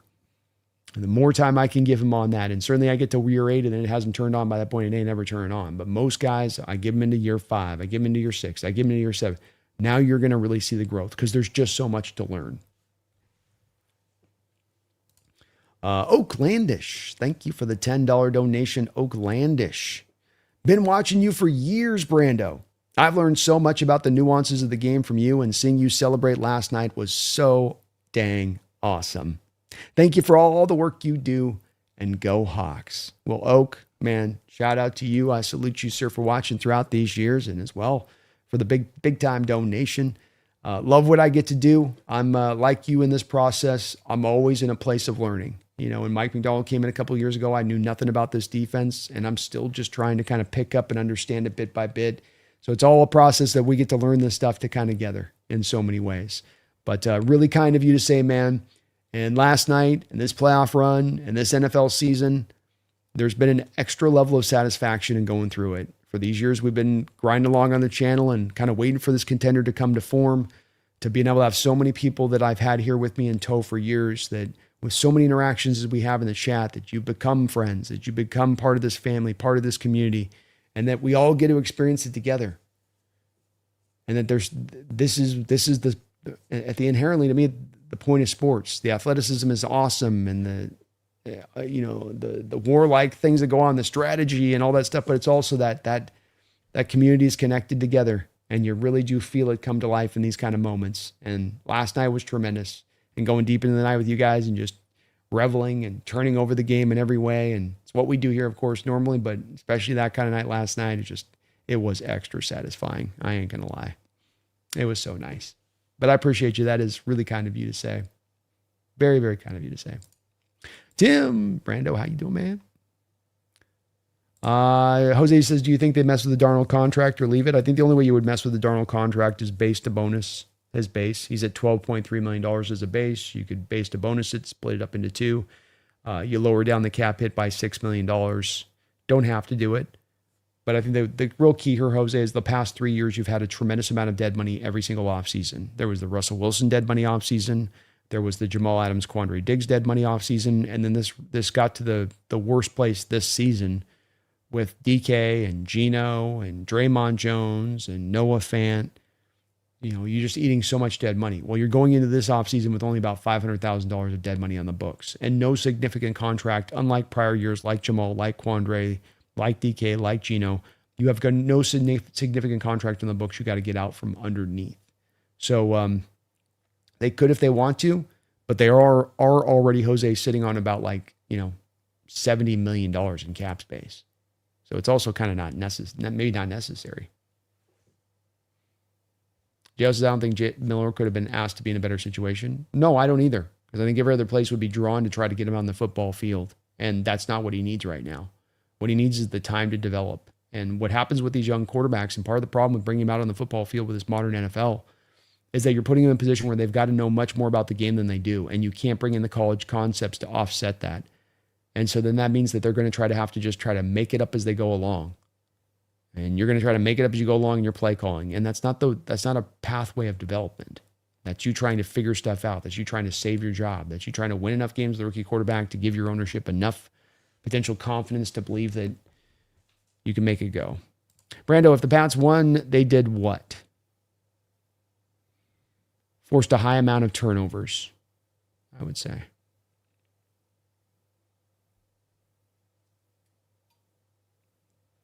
Quandre and Jaquil in the locker room smoking cigars, living it up. These mother effers hopped on the gravy train.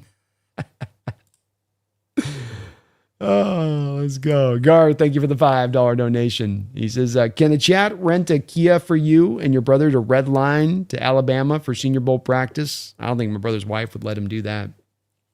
So she'd put the kibosh on that one, I think, Garth. But no, I'm flying. That's too long a drive. That'd take me 2 days to get out there. My old ass ain't doing the 24-hour stuff I could do when I was a younger man there, Garth. Plus, Dan's already there with a car. He drove down, so he's got the car already there, I'll be out on Wednesday. I got the tickets for Wednesday, so hopefully I'll get out there for that. As long as I didn't cancel any more flights. And Garth, you were asking about the backdrop. We had one of my, Garth, I forget who it was that sent in right now, and I'm sorry for that. I think it might have been Mark Sanchez, maybe even, but we had one of the subs send in the DK Metcalf jersey. It's kind of why I feel so bad about people pushing for it to be taken down, because I'm kind of like, man, I really don't like taking stuff down when we have viewers send stuff into me. It's so very kind, and they paid money on it, and I like having more stuff in the background. Kind of the more the merrier, Buffalo Bill fan says, I'm really hoping y'all win. We got this, man. We got you. We're not going to let him get another one, man. We're not going to do it. Why was Spoon falling down so many times? I don't know, man. Kind of inexplicable. Don't see him happening to him very, very often. Cold as hell in Kalispell here in Tennessee. Yeah, I got a lot of heavy stuff ready to go too. Your thoughts on the price of Super Bowl tickets? They keep going up every year, man. They keep inflating every year. It's just the nature of what it is. they've always been very expensive, and it sucks, but it's kind of just the nature of things a bit with it. It's the biggest sporting event in the world. And so they can get away with charging it because there's people that are going to spend it. What are you going to do? I wouldn't spend the price on these tickets, I'll tell you that. What are my Super Bowl plans? We'll be doing a live stream show, Car Wash. So I'll be keeping it local here so that I got all my setup good to go and rolling strong. But if we got the Super Bowl I, I will be coming back to Seattle we will be having a full long day of me out there in Seattle for the Super Bowl parade. I'm going to drink all that up. I'll be out there. We'll do an event, Car Wash, with Hawks Nest folks, and come meet us in person out at the bar, a few restaurants, kind of bop around all through some things, just walk around like a gang, basically. It'll be good. Hey, I think if any team deserves it, it's y'all. Well, thank you for that, Buffalo Bill fan. Feel bad that you guys didn't get through this year, man. If there's any fan base out there that deserves a run, if there's any fan base out there that deserves a break going in the right direction, heart went out to you guys. Would have loved to have seen it been a Buffalo-Seattle Super Bowl. I think that would have been the most exciting.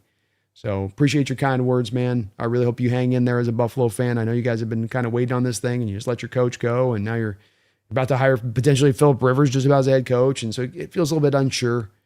But you got Josh, and when you got the superhero quarterback, anything can happen. Things can turn so fast, and it's not like you have a bad roster there. So hang in there, bro.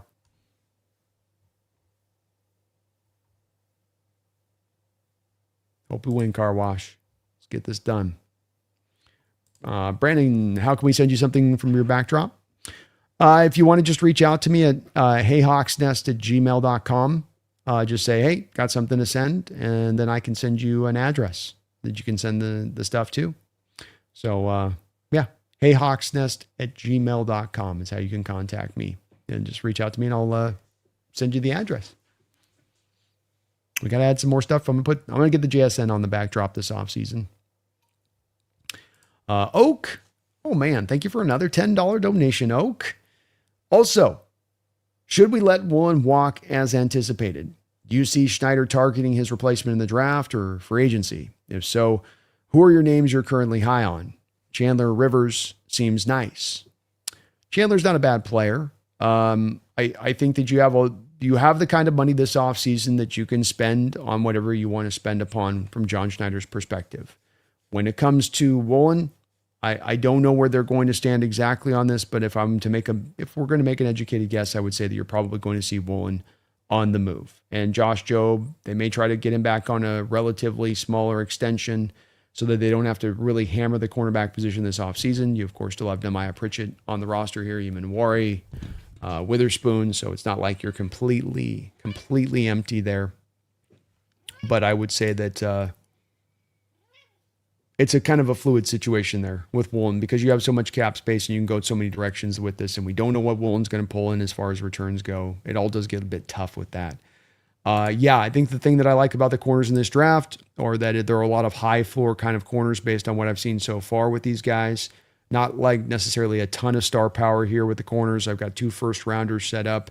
You mentioned Chandler Rivers. I think Rivers, with his size, when it's all going to be said and done, is going to be more of a slot corner where he's got to be aligned. He certainly has flexibility to play a couple of different areas, so that's not to say that he's only been a slot guy in his career, essentially. But he's a good player. He's got a lot of starting history. My comp for Chandler Rivers is I call him 92% of Byron Murphy. So not our Byron Murphy, of course, but the Minnesota Viking cornerback Byron Murphy that signed a pretty good contract this offseason. So he's all right. I just do worry that maybe he's going to be more of a stick him in the slot kind of guy at the next level, and that's where he's got to operate 24/7. In which case, his valuation to us, Oak, wouldn't be as high because we don't really need a slot. I do like these guys in the second round: Brandon Sissy, Dalen Everett, Malik Muhammad, Chris Johnson. All these guys got some varying good attributes they bring. A guy like Dylan Everett's a really good tackler as well from the cornerback position, as is Brandon Cisse. It's kind of what you like with these guys. That's that aspect of it, Oak, where they're just got very solid floors that they bring. And in their solid floors, you just go, hey, I I may not have the star power, the high upside there, but I've got a guy that's going to be able to give me something that's real steady. And maybe even an ability to step in there and become a quick starter that can be just solid, who can give me a good all-around game. And I can rely upon you cover. You can play some man, you play some zone, and you can tackle. Unlike some of these corners we get sometimes, it can be grade A cover guys, man-based cover guys, but not zone guys, or grade A cover guys, but bad tacklers. I think you get a little bit more of a solidity around there, including Chandler, who I think is, despite being a guy that's 5'10", 180 pounds, he's a pretty good tackler, man. Pretty good tackler. But it's just that, as much as I like him, you're not going to look for a slot guy. You're looking for pure outside kind of cornerbacks. One of those four guys I've got mentioned up there would be definitely maybe in the sight line there. Maybe even if Avion Terrell or Mansour Delane drops down the draft, because there will be some differentiation opinion on these guys. All of them high floor. I don't see star power on any of the corners in this draft, Oak. And you do have kind of the one guy who is sort of the maybe star power guy that you just don't know what to think about. And that's Colton Hood, who was the guy that missed all year but's going to enter the draft. And he's the guy with the most maybe freakish skill set, but you don't have any tape and you got the injuries. So it's a little bit harder to say there. I would say that I would see John probably trying to target a low-end kind of corner he could bring in to reinforce things, low contract, the kind of Josh Jobe contract they'd like to kind of get done, and then drafting a guy in addition to that. I do feel like with the $14 million it would cost for a Woolen type player, that I just think John looks at that and he goes, I could put that $14 million elsewhere and get more impact. And I do so with the thought process of, on his recent past year, Oak, he had wanted to bring back Shaquille Griffin. He had wanted to bring back DJ Reed. But when both of those guys ended up kind of sub-breaking the bank in free agency, he's like, I had a price, you got past it, I'm not paying that.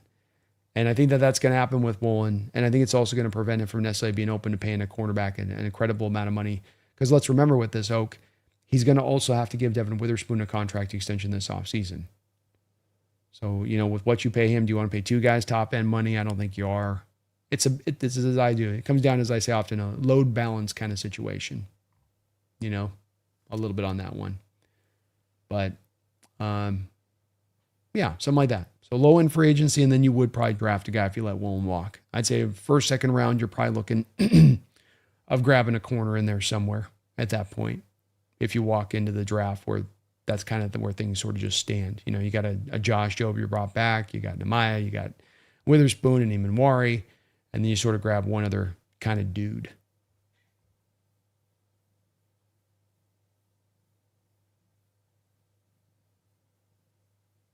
What if it takes the Mariners losing for us to win the Super Bowl? That's a price I'll pay. It's a price I'll pay. Yeah, so these are some of my favorite so far corners in the draft. But again, on this, guys, I'm really behind on my draft coverage. I'd probably normally at this time be more closer to like 175 guys I'd taken a look at. I've been really behind. Coker, Brandon McCarthy, and McDaniel leaves. Both are gone. Who else is available if Kubiak leaves?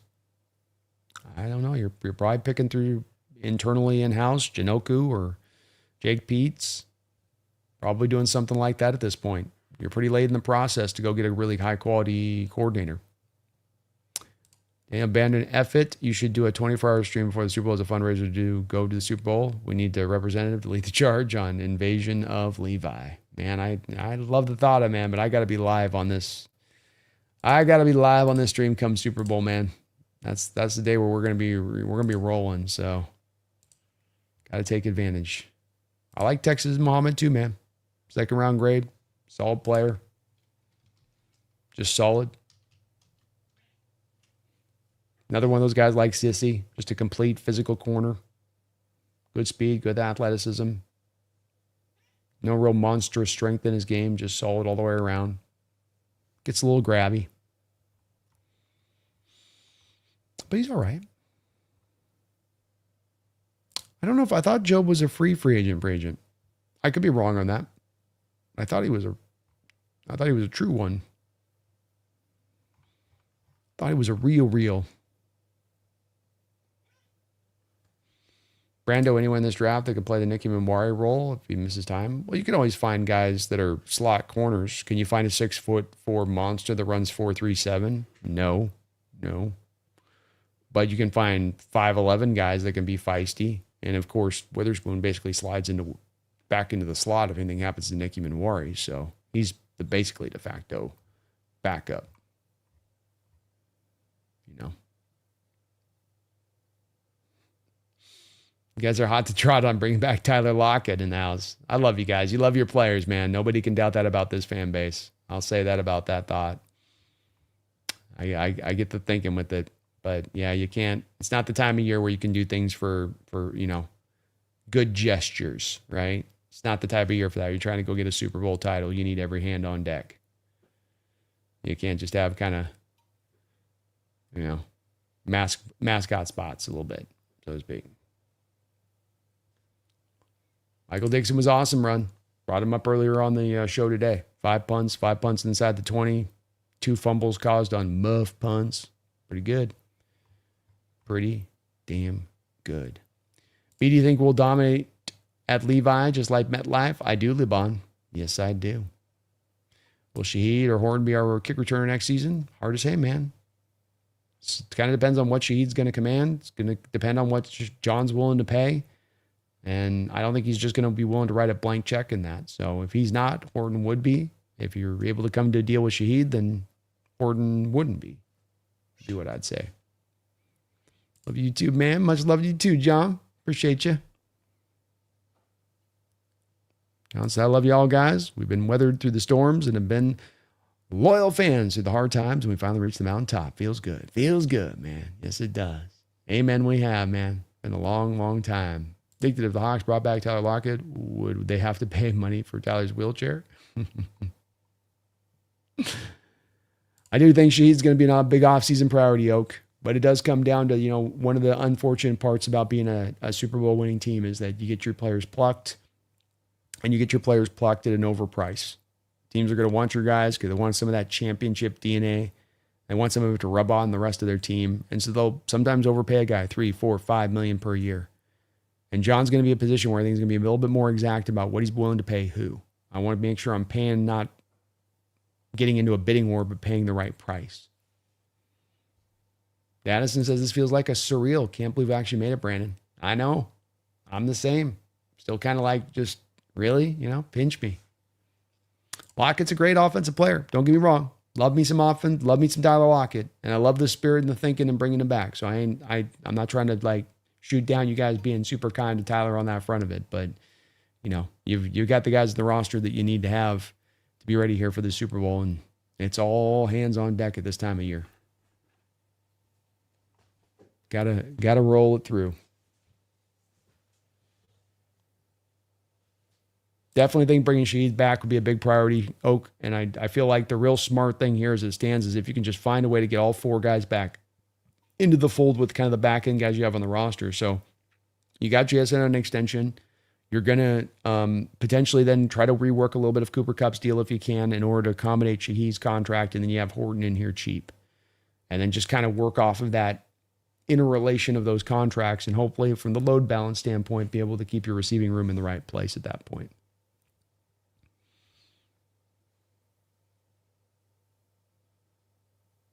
You don't got 10K laying around?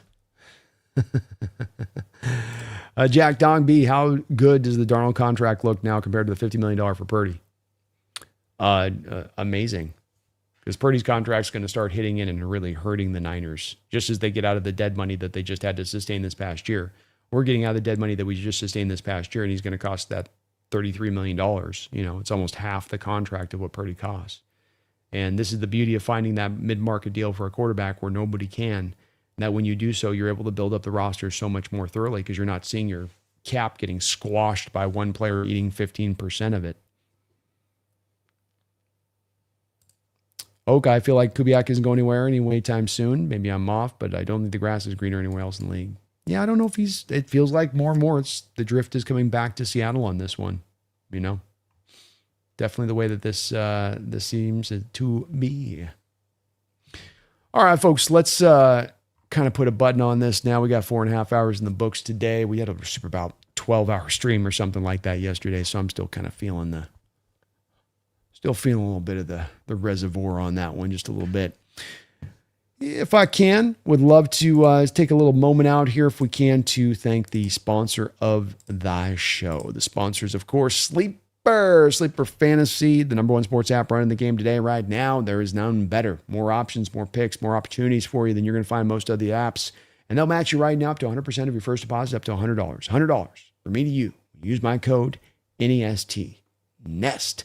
But wait, there's more. Create a login. No deposit needed. Just create a login. And when you do that, they'll put $20 in your account. So $120 from me to you through the Sleeper app when you use that code today and just create the login. Don't have any picks quite yet up for this next upcoming game here for the Sleeper picks. We're just still kind of waiting on those kind of to come out for the Patriots Seahawks games, but I'll be getting you guys some hot leads on that one as we build up in there. Terms and conditions to apply. Please see their site for details, but take advantage of the boosts, take advantage of the multiplayers, take advantage of all of the ways you can kind of pair together a nice ticket. Basketball to football, basketball to baseball coming up here in a few months. You can take advantage of it all. Utilize that code. Check out the Sleeper app today. And yes, I know there are some limitations in the state of Washington, but you can use the app in full on a casino in the state of Washington when you're on their kind of network. We will go ahead and kind of put through the last couple of questions here on this one. Then I'm going to just kind of get a little bit of a wrap up on this. Stream tomorrow.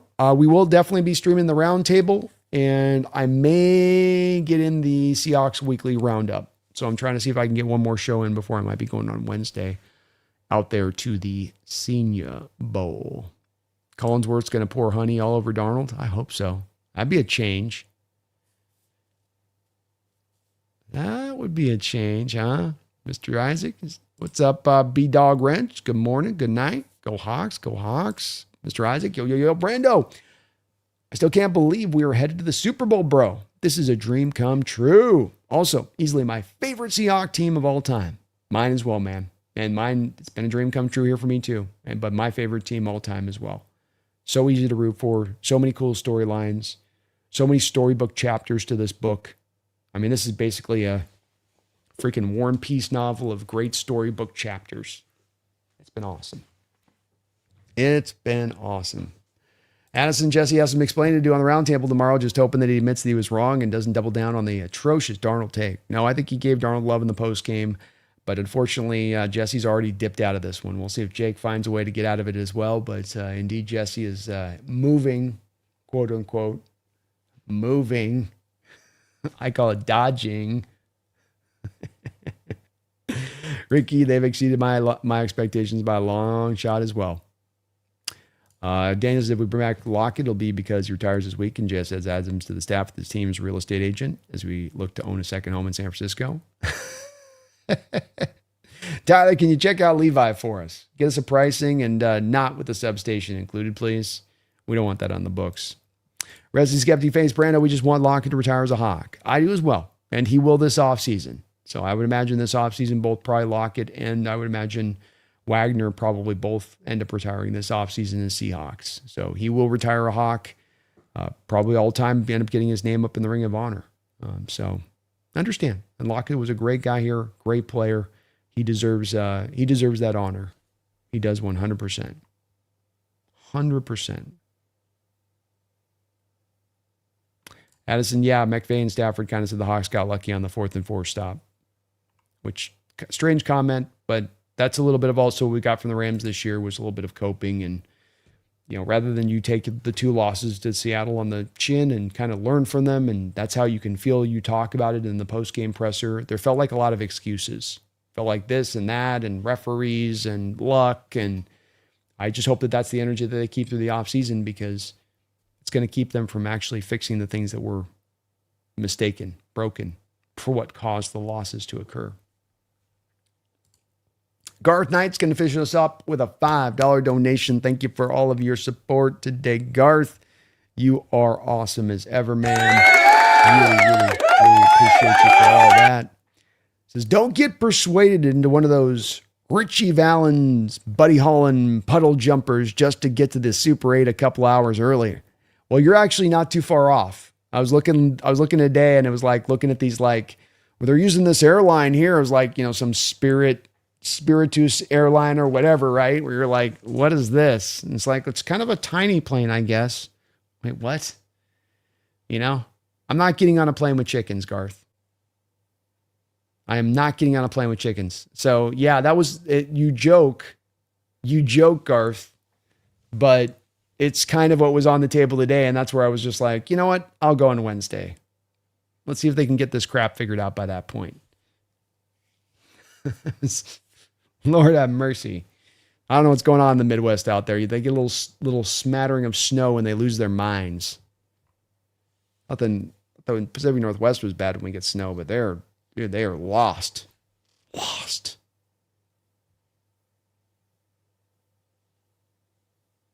Thank you, though, Garth. Appreciate all your donations and support, man. As you are amazing. And you guys are amazing as ever. Lots of donos here on the channel today. Let me make sure I got through everybody. I think I did get through all of them on that. Really appreciate you guys for all of your support today. We're going to be coming along through over the next couple of weeks, hot and heavy, very often towards you guys. So a lot of work still to do offline here to get prepped for some of these shows. Got the weekly roundup coming back at you. Got the B&B show coming back at you. Got the Seahawks Syndicate coming at you at some point this week. And maybe even some Senior Bowl coverage if I can get my happy ass out onto a plane. But they got to stop canceling my flights. So a lot loaded up here over the next couple of weeks as we set the stage here for the Seahawks to go to the Super Bowl in Levi Stadium, to put that final chapter in this storybook of a season, this most favorite football season for many of us Hawk fans ever, which is saying something because you got a Super Bowl winning legendary defense on the books. But it just speaks to how awesome the season has been, how much fun it's been to watch this team, how exciting it is, how they keep you on the edge of your seat, how it's so easy to root for so many of them, and how they are absolutely positively connected as a team. 1 through 70, as they like to say, not just 53, but all the way through that practice squad as well. They're connected. They're engaged. They know what's at stake. They know what's going to take. They're going to put in the work. They're going to do everything in their control to try to make this happen as they have throughout this offseason. And that's all you can ask for a team that is this close to a Super Bowl championship, this close to football immortality, this close to being legends in this city forevermore. Can they do it? I don't know, but it's going to be fun to watch it play out, and I'm looking forward to breaking it all down with you every single step of the way. I thank you guys for what was incredible support throughout this year, just culminating that game last night, and so many donos we had in there, and so many people just dropping so much love here on the channel. Really thank you guys from the bottom of my heart for allowing me to get to do what I get to do here, which is get up every day and think of how I can bring content to you guys, talk football in a way of a subject we haven't discussed or an angle that we haven't turned over. Just have some free and open discussion like we did tonight and just enjoy it. Enjoy this team, enjoy where we're going, enjoy the future, enjoy this Super Bowl potentiality that exists in front of us, and never forget. Of course, we don't dare forget here.